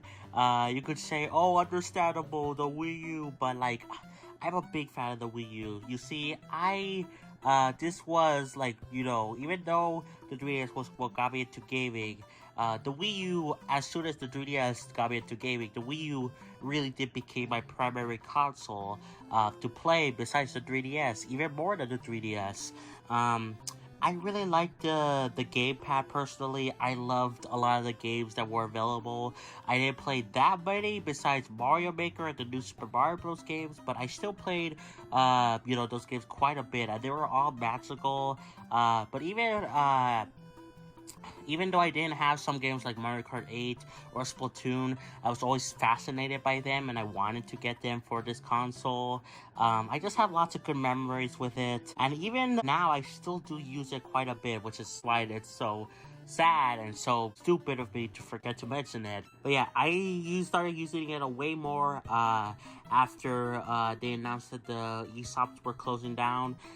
So I would buy virtual console games, you know, from the Wii, from the other systems, the DS, and it was so crazy to play these games for the first time on the Wii U. Like, you know, something like Mario Galaxy 2, which I never had. I had Mario Galaxy 1, but not 2, and it was just so nice to be able to play it on this console.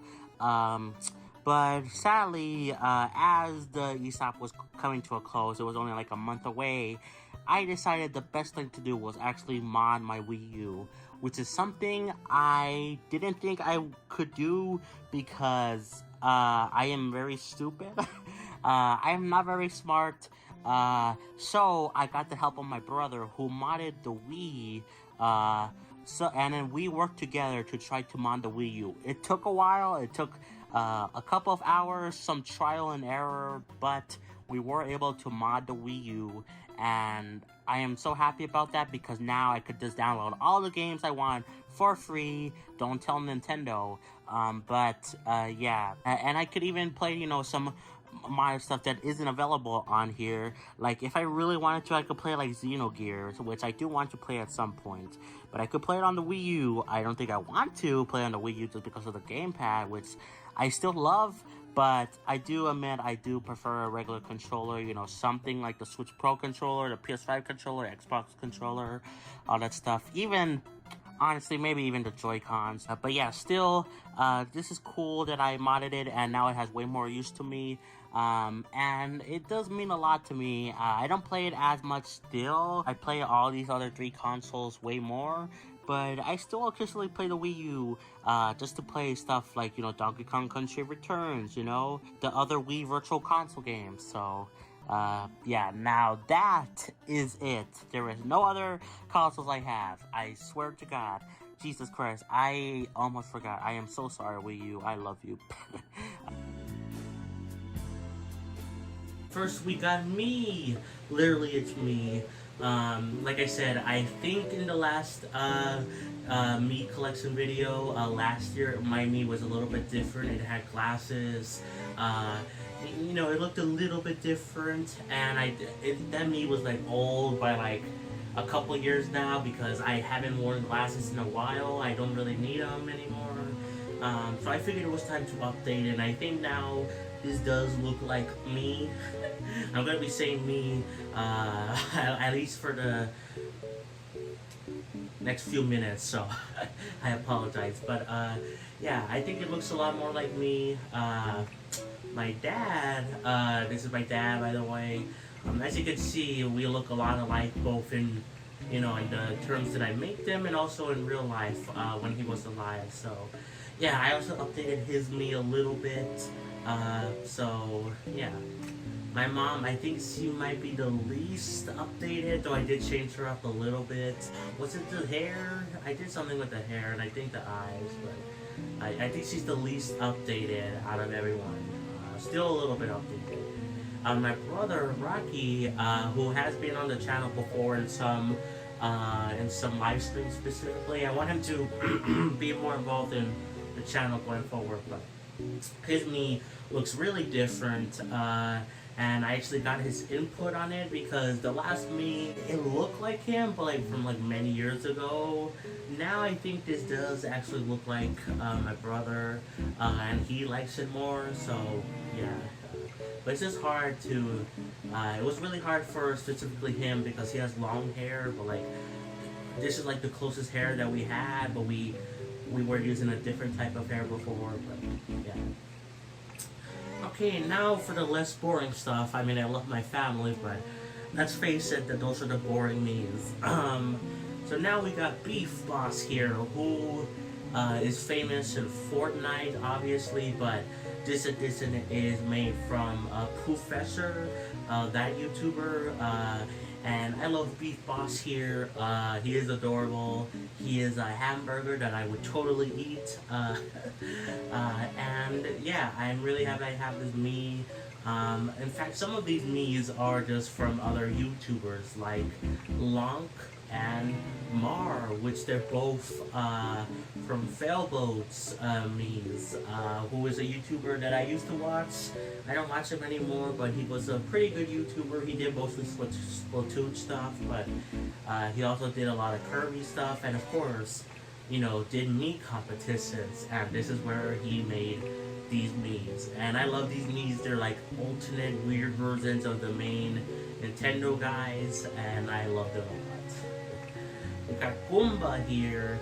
I really like this Goomba, how it turned out. It literally does look like a Goomba. Really no complaints. Some needs I like we'll get to later on. I'm like, oh, it could use a little bit of work, but I don't know what to do. But this me, I really love. It's like perfect in my humble opinion. We got Proto Man, which is the only Mega Man me we have. And I think it's because I had more Mega Man memes, but I deleted them because I needed more space, you know. And also, they do look like Mega Man, but they also don't. Like when you're not playing them in Smash Bros. I use those Mii's for Smash Bros. For the Mii costumes. At least with Proto Man here, you can kind of tell, I think, more clearly that it is supposed to be a Mega Man Mii. Outside of like Smash Bros, you know, like when you're playing in like Mario Kart with this Mii.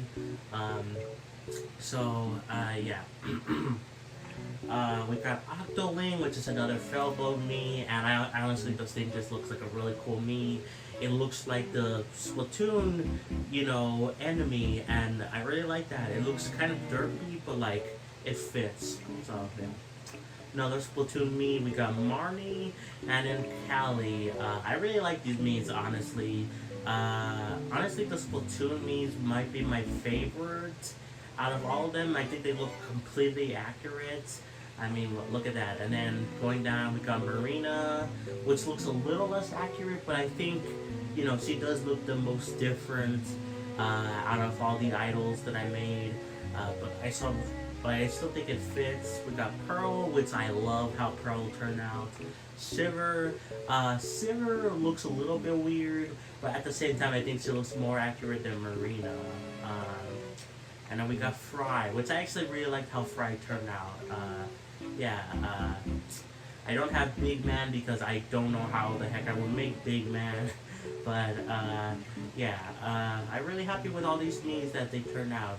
Probably the ones that I don't like the most are Silver and Marina, but even then I still do like them. I just think the other four are better. And then Silver I think is a little bit better than Marina, but you know. Next we got a long section of Xenoblade Miis, starting with Klaus. Who is the creator of the Xenoblade series, kind of, sort of, you know, he started the whole thing with the experiments, the whole story, spoiler thing. But I really liked how this Mii turned out. It looks so much like Klaus. We got Alvis, which, honestly, I'm not the biggest fan of, but it does look like him. There's like some Miis where, yes, they do look like the characters, but overall, I feel like there's something missing from them, and I don't know what it is. Soap here I actually really like. Fiora also I think looks good.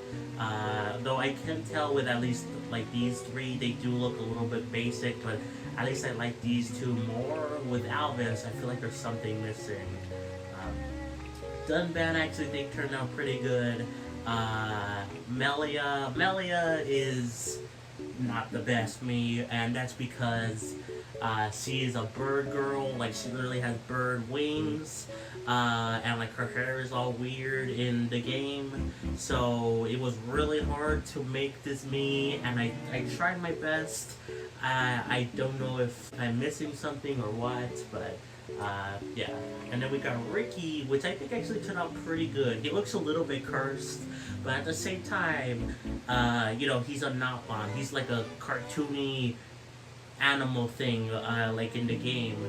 And to make him a little bit humanoid, I had to take some like creative liberties, and I think I did do that, and I think it turned out actually really well, in my opinion.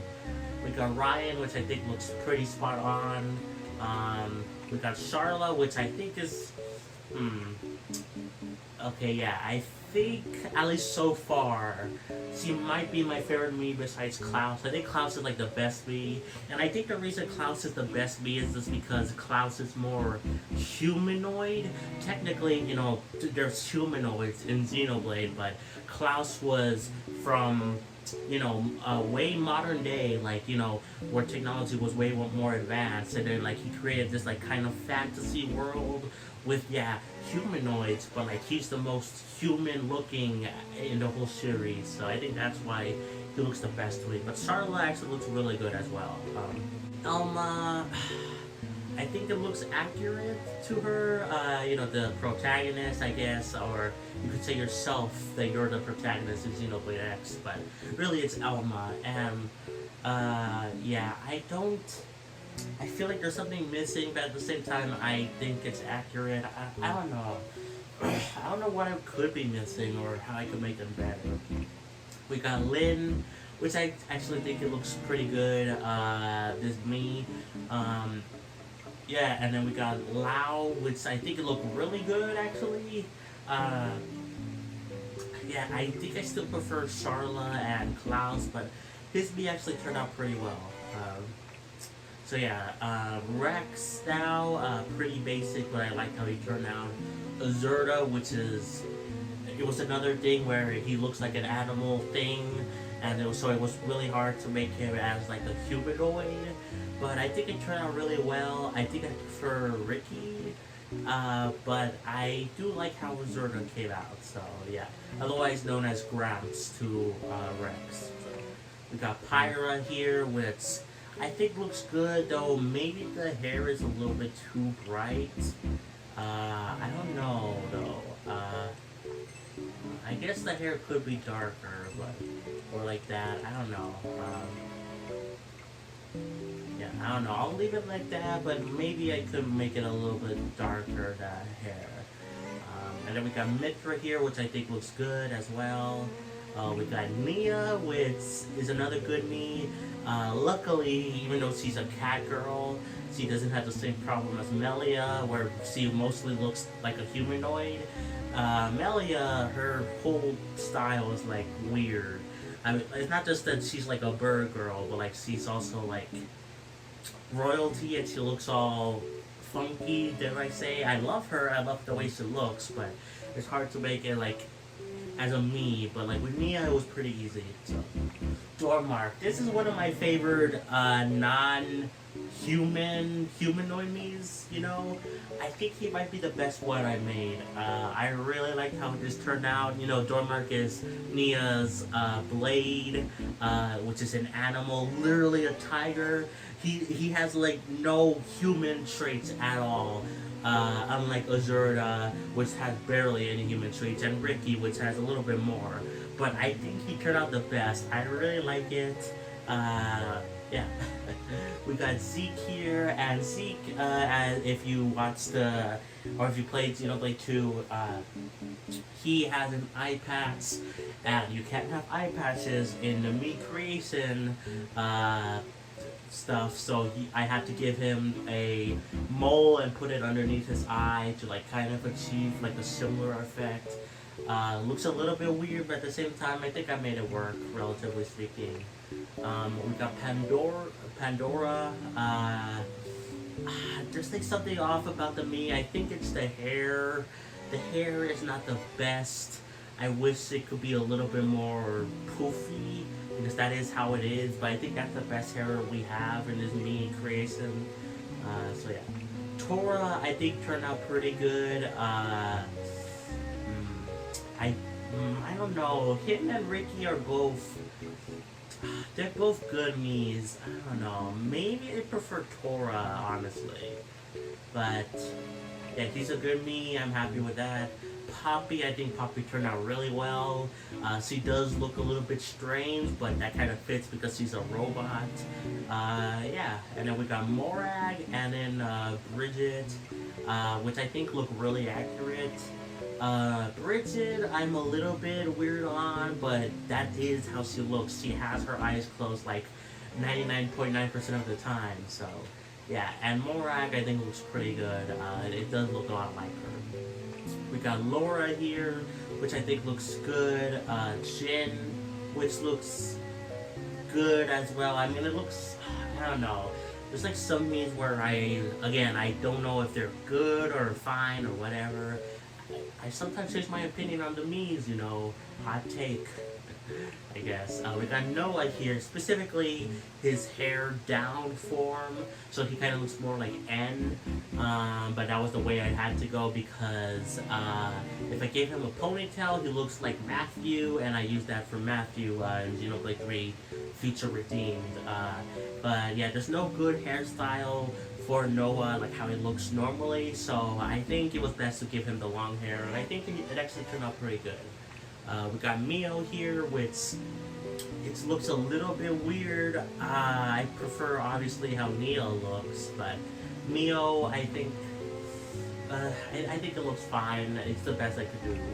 Lance, I think Lance turned out pretty decent. He has like the turn marker on his chin in Xenoblade 3, so I have to give him the mole again. But I think it turned out pretty decent. I don't like, like they don't look too similar, but like for some reason Zeke and Lance like look similar to me. I don't know why. Maybe it's because of the mole and the black clothes. I don't know. They don't look too similar, but yeah, I don't know what's wrong with me. We got Ty on here, which I don't know. I don't know if I like Ty on how he looks here. I think it's the hair. He has more like an afro thing going on in Xenoblade 3, but that's like the best hair we got. So yeah, Uni I think turned out amazing. She is another bird girl, or she has wings, but she looks more normal, you know, because she's not royalty. She doesn't have the weird funky hair that Melia has. So she actually turned out really well, and I'm really happy with how the Uni me turned out. Senna, I actually think this me turned out pretty good as well. It doesn't look completely accurate because the hairstyle and like she has like flaming hair, but I tried to do it the best I could with you know, this hair, which does look like fire in a way. So yeah. Riku, this is the me, even though I think Dormark is my favorite me that I made, that's like based on like a humanoid, a non-humanoid animal kind of thing. I think Riku might be my favorite one that looks exactly like the character. Like, I mean, this guy looks a lot. He basically is just a humanoid Riku, and he looks just like he does as a Nopon. Like, there's like no caveats. Tora, I could see a little bit different. And Ricky, they look a little bit like different compared to like how they, you know, in Nappa form look. But Riku looks just like how he does, but in humanoid form, and I really like that. Minata, on the other hand, I don't care about. I think it does look like her, but this one, yeah, it doesn't look the best. And it's weird to see how a me that looks exactly like the Napon and a me that doesn't. I mean, it does, but like, it doesn't look good translated to a human, if that makes sense. I don't know if I'm making a lot of sense. So I got Matthew here, and I gave Matthew the ponytail thing, which I thought Noah, that if I gave it to Noah, it would look basically like Matthew. So I'm like, you know what, I'll just give it to Matthew. And I think it fits. I actually really like this beat decently enough. It does look like Matthew, so yeah. And Niall, I think I love her a lot, both as a character and of course as a me. I prefer how she looks over Mio. Mia looks really good, but I think I still prefer Niall, both in terms of me, as a me, and as a character. I love Niall, even though obviously Mio and Mia are both good. I love their characters a lot, but I really like how that name turned out. So we're done with the Xenoblade Mii's, and also we're going by way faster than I thought. I spent way too long in my Mii collection video of 2023. I spent like an hour covering it. I think this is gonna be like half of how long that video was. Funny enough, I don't know why I took so long. Maybe it's because I was still new to the YouTube game. I don't know, but anyway. We got Ninjago Mii's now. Now, I do not watch Ninjago anymore, and that's for a few reasons. The main reason is just the fact that I just got tired of waiting. Like, they take like forever to put out a new season of Ninjago, and like I'm tired of waiting. Like, by the time like I don't know, it's like they put out like it's like one season is like 10 episodes or 20 episodes. I don't know, and then they do that in like one part of the early part of the year, then another part later on, and then we have to wait a full year for another season. I don't know, it's annoying, but either way, we got Master Wu here, which I think it looks pretty good. By the way, basically all these Ninjago Mii's, they're variations or they are exactly from the YouTuber Tanner Fishies, who is another YouTuber that I used to watch, though not anymore. So yeah, we got Garmadon, which I think I prefer over Master Woohoo. We got Fern, which is Garmadon's plant son. It's a whole thing in Ninjago, but I like how that turned out. We got Lloyd, which is I think he turned out pretty good. Again, some of these are variations of Tanner Fishy's memes. Like, some of them are exactly the same, but some of them are like a little bit different because I think they look, a little bit better than his memes. In some cases, like with Harumi, Tanner's me. This, I believe it had like the glasses like up for some reason, or was it down? Either way, I decided to put them as actual sunglasses because that's how she has like the mask thing on her eyes. So yeah, I really like how that meme turned out. Akita, which is like a fox class wolf girl. I forgot what she is exactly. She's like a humanoid animal that can turn into a full animal and stuff like that. And I think she turned out pretty good. We got Ray, and then we got Maya here, who are Kai's parents and Nia's parents. You know, these two are siblings, Kai and Nia. So yeah, I really like how these turned out. In fact, Ray kind of reminds me of my dad, funny enough. So yeah, Maya I think looks fine. I don't know. Kai I think looks pretty good. Skylar, which I actually really loved in Ninjago, and I think the meme turned out really well. One of my favorite characters in the show. Nia, she looks good except her lips. I feel like there's something off. Maybe I could give her like you know, like a red lipstick, but like she doesn't use lipstick really, so I don't know. We got Jay, which I think is a pretty good me. I believe I significantly changed it from how Tanner had his Jay me. We got Lily, which is Cole's mom, and I think both of these memes turned out pretty well. Yeah. We got Zane, which is probably my favorite character in Ninjago. He was like the first character probably ever, maybe, that I ever related to, like, because he is a lot, like he's basically autistic, but of course in the show he's a robot, so they justify it, but I saw a lot of myself in him. We got Pixel, which is his girlfriend, another robot, and I really like how this me turned out especially. She does look robotic. The only thing I'm not so sure about is, again, the lips. Maybe I should put them a little bit darker, but at the same time, I do like how that me turned out. So we got Aaron and we got Sora, which are the two new characters in the new series. That's like a continuation or whatever of the original Ninjago series, Dragons Rising. Aaron looks a little bit basic. Sora, I think, actually turned out pretty well. Though that is not exactly her hairstyle, but that's really the only option I had. Honestly, I might delete. I'm not going to delete all these memes, but I might delete some of these memes in the future to make room for extra memes. But yeah. We got Cyrus Borg, which is an inventor, scientist dude in the show, and I think he turned out pretty well.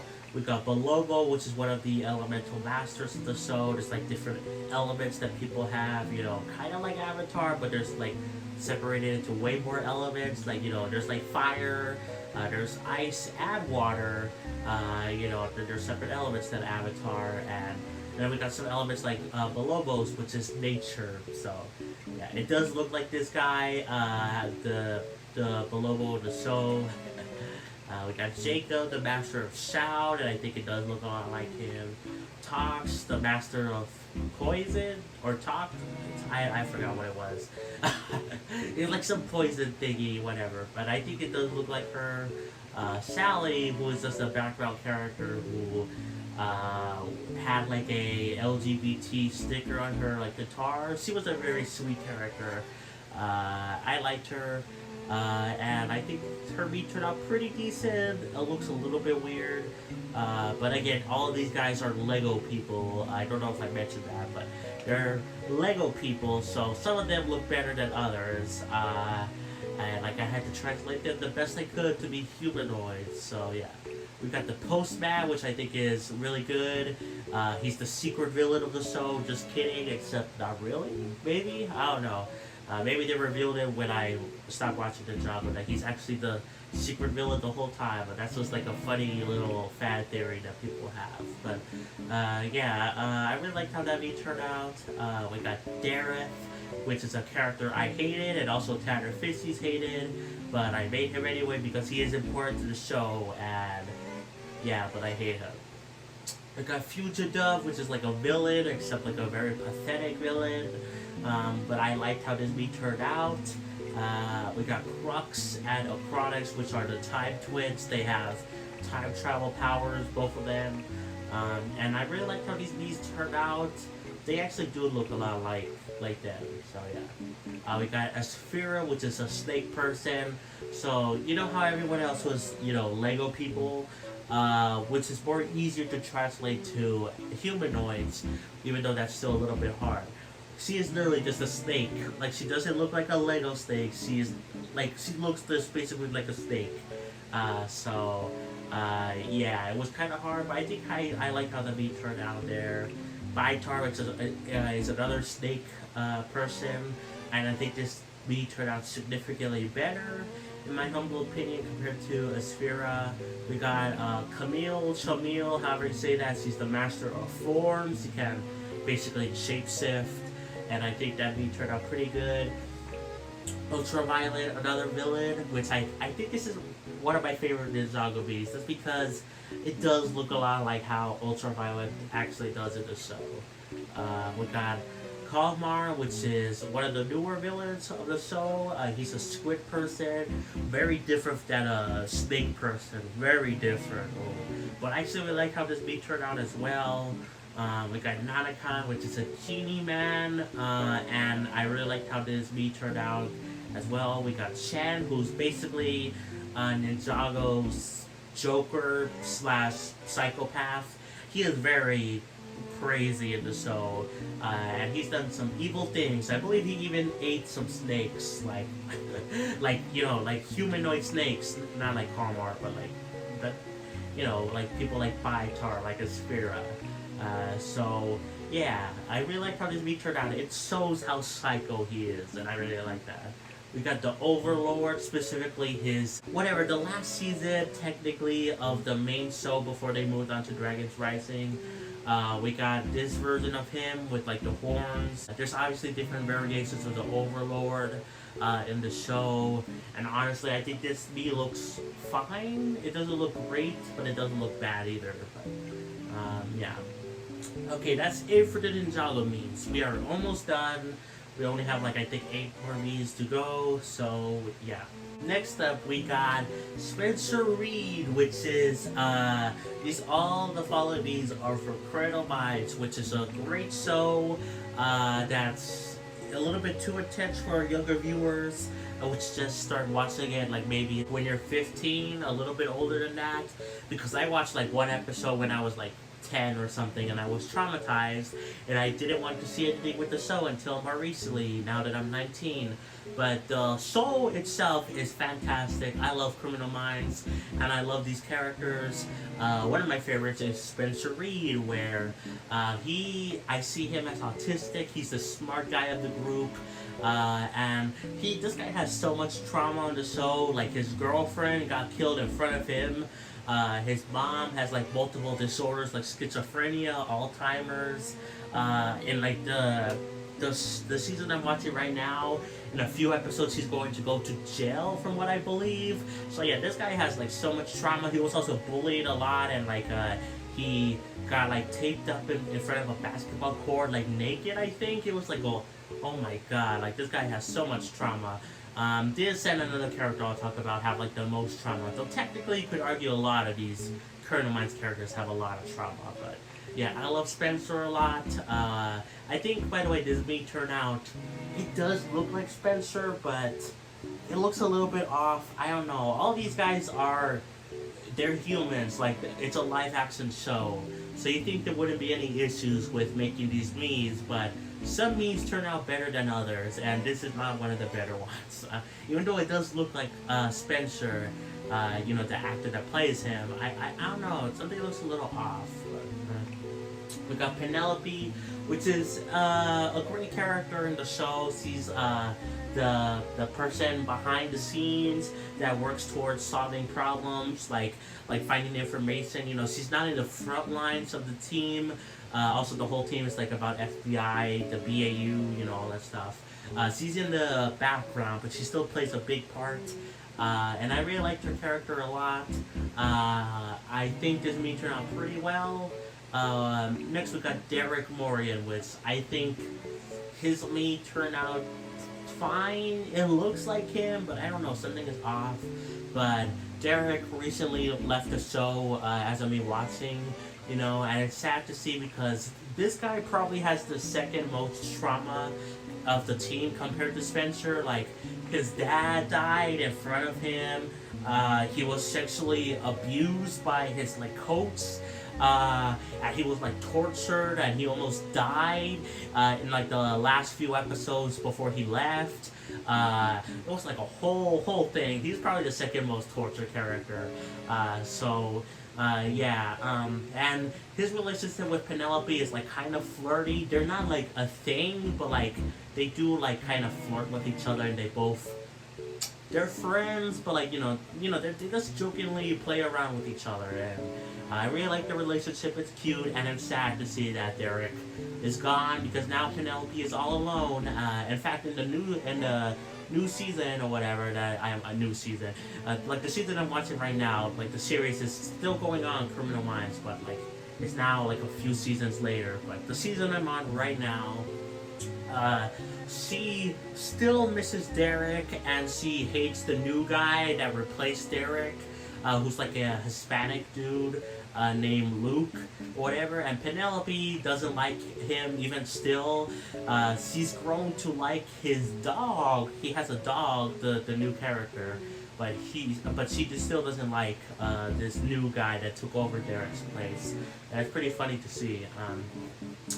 Next we got Aaron Hotchner, which is the team leader of the show for most of the series, though now I got to a point where he's not the team leader. He left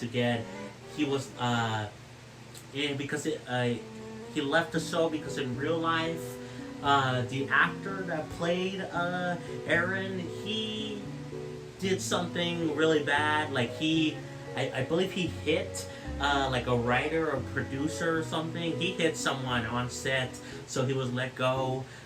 So they kind of had to rewrite some storylines, especially revolving around the serial killer that was after him. They had to rewrite some stuff to make the serial killer go after the whole team instead of just him.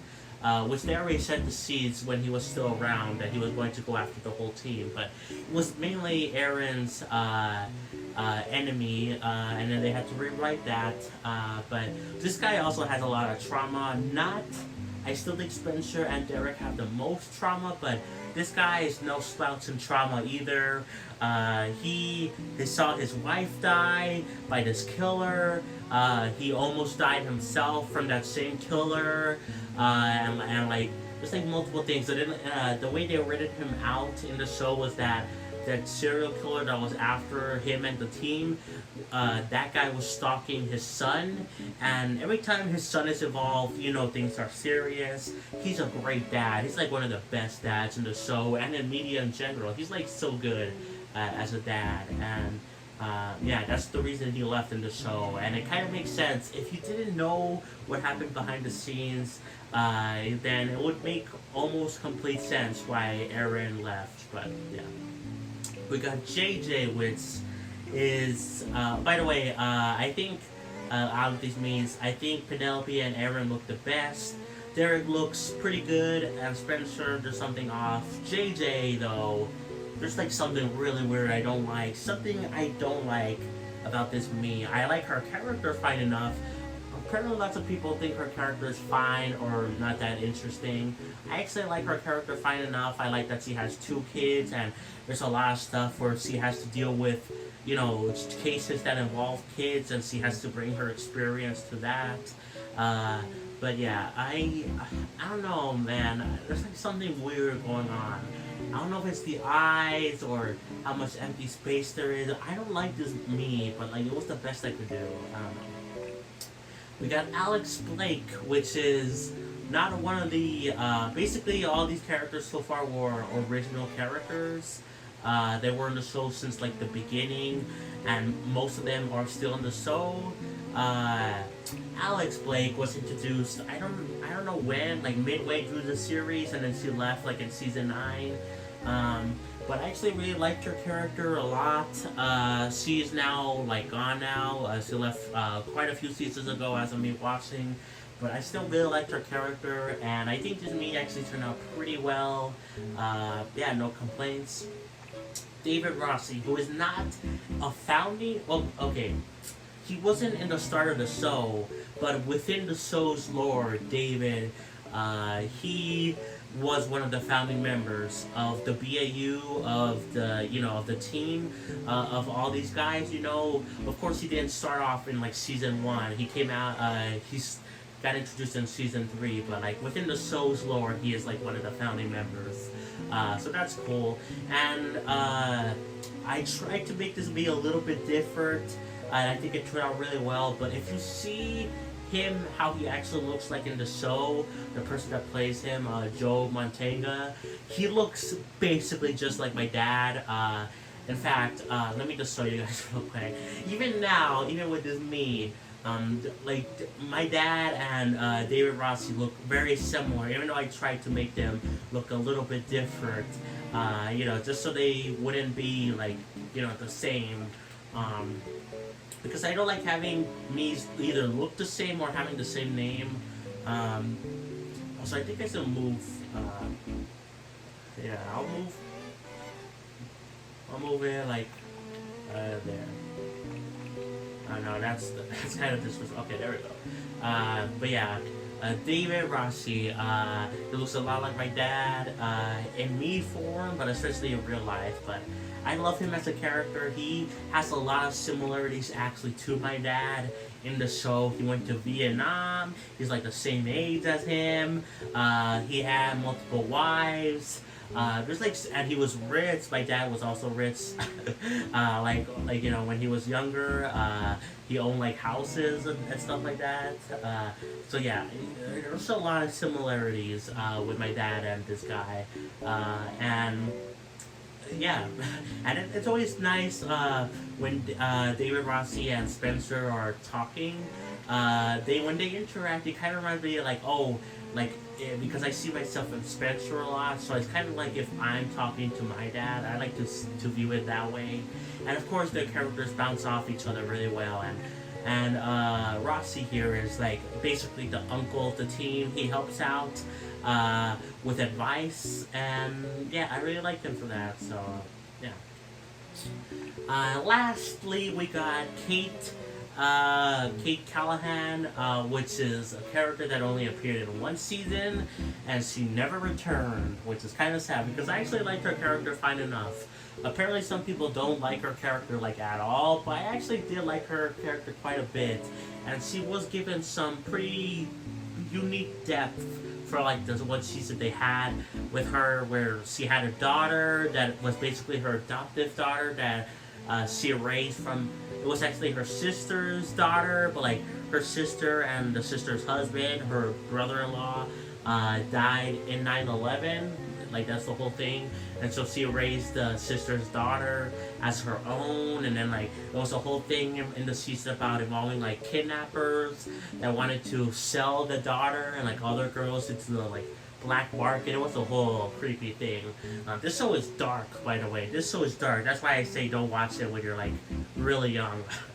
But yeah, I like Kate. I wish they would bring her back. I wish they would bring her back in the future. There's still time. They're still making the series. Technically, Criminal Minds ended, but then they brought it back with like a sequel series called Criminal Minds Evolution.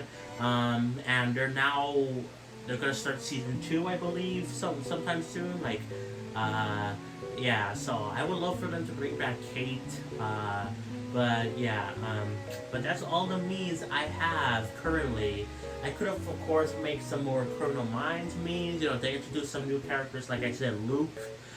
who took over Derek's place. There's also Tara or Tara, whatever, who's like a black girl, a black lady that they introduced in the show, which actually finally, she's already like 2 seasons like old, like she was introduced 2 seasons ago, but she's barely now finally starting to get development.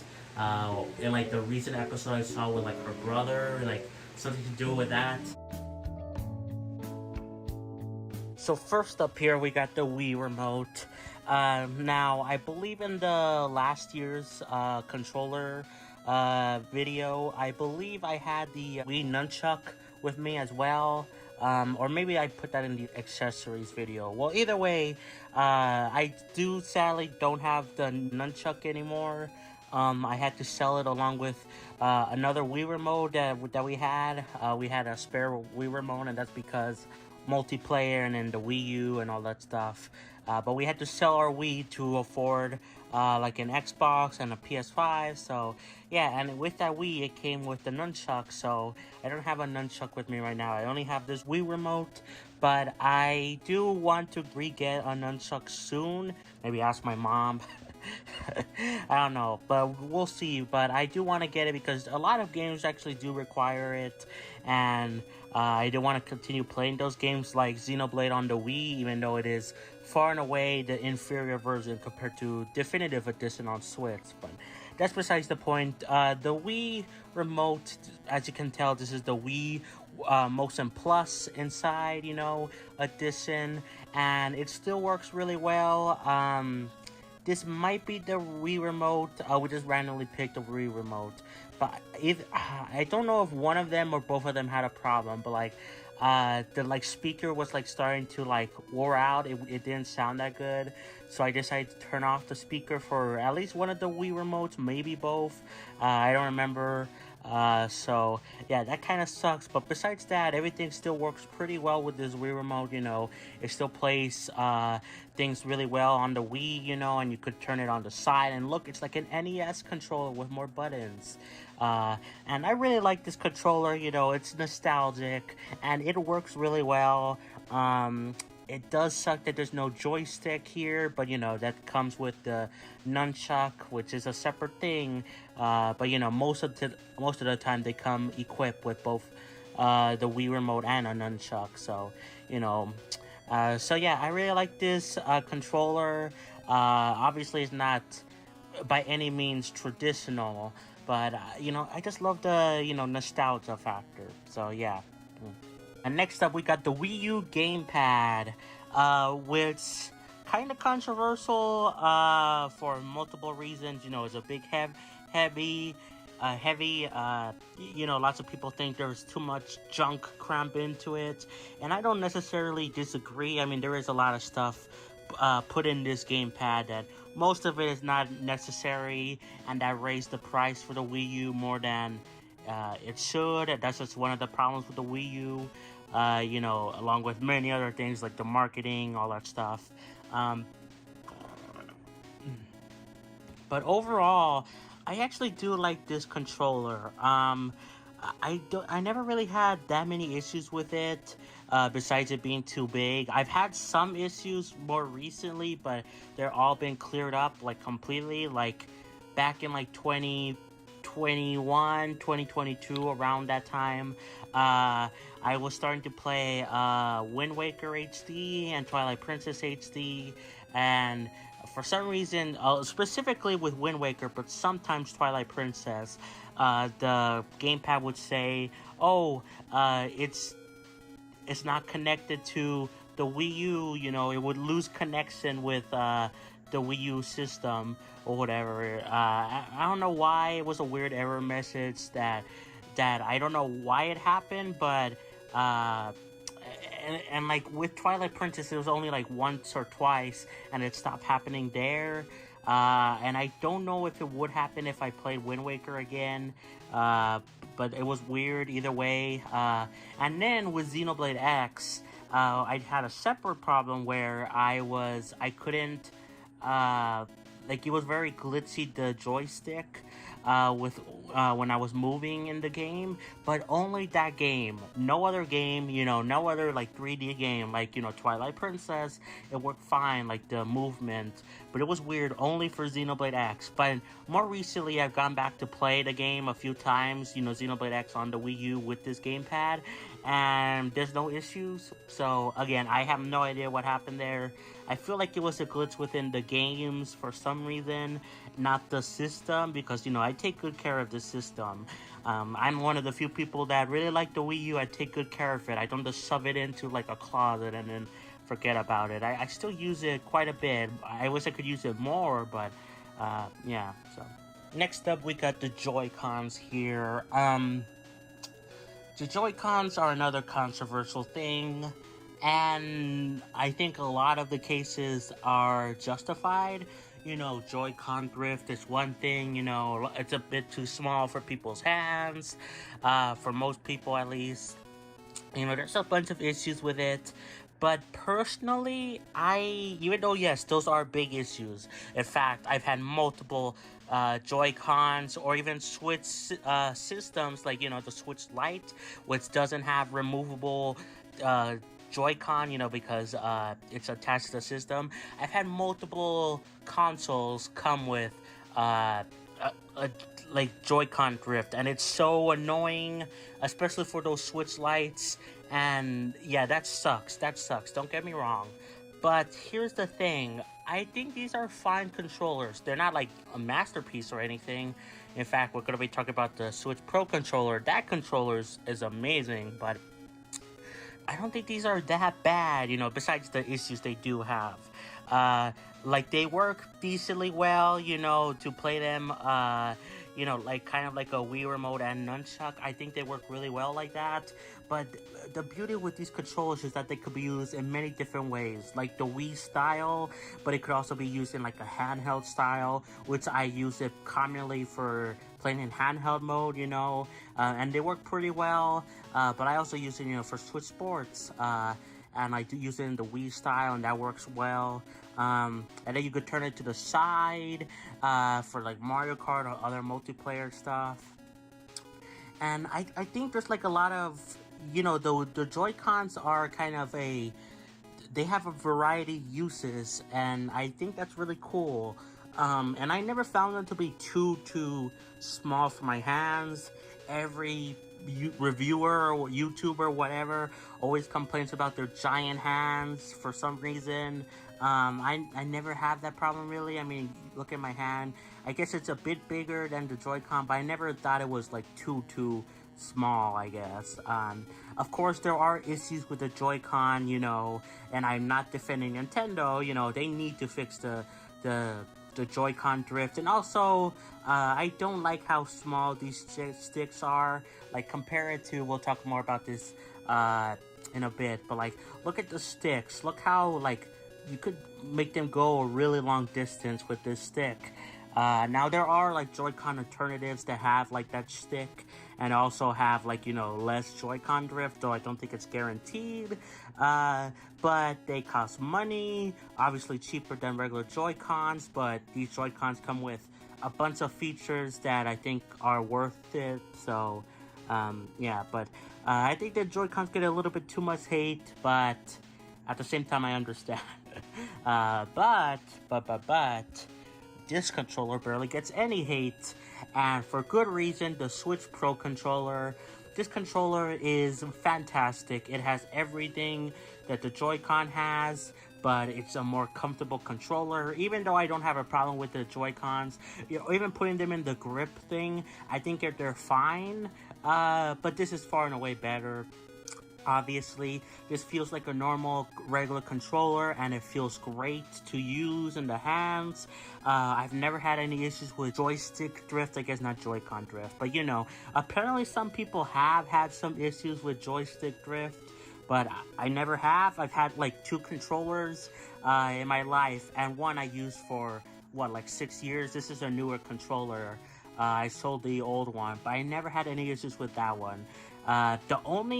This is like a minor thing, really, but the only quote-unquote issue I had with these with these Pro controllers was that they do get a bit dirty to my liking. They get dirty like on the sides, like they get like not crust. I don't know. It gets dirty and like I have to clean it, you know. Well, I don't have to clean it. There's really no issue with just leaving it there. Maybe it would get worse if I left it there, but I do clean it because of my like OCD, autism, all that stuff.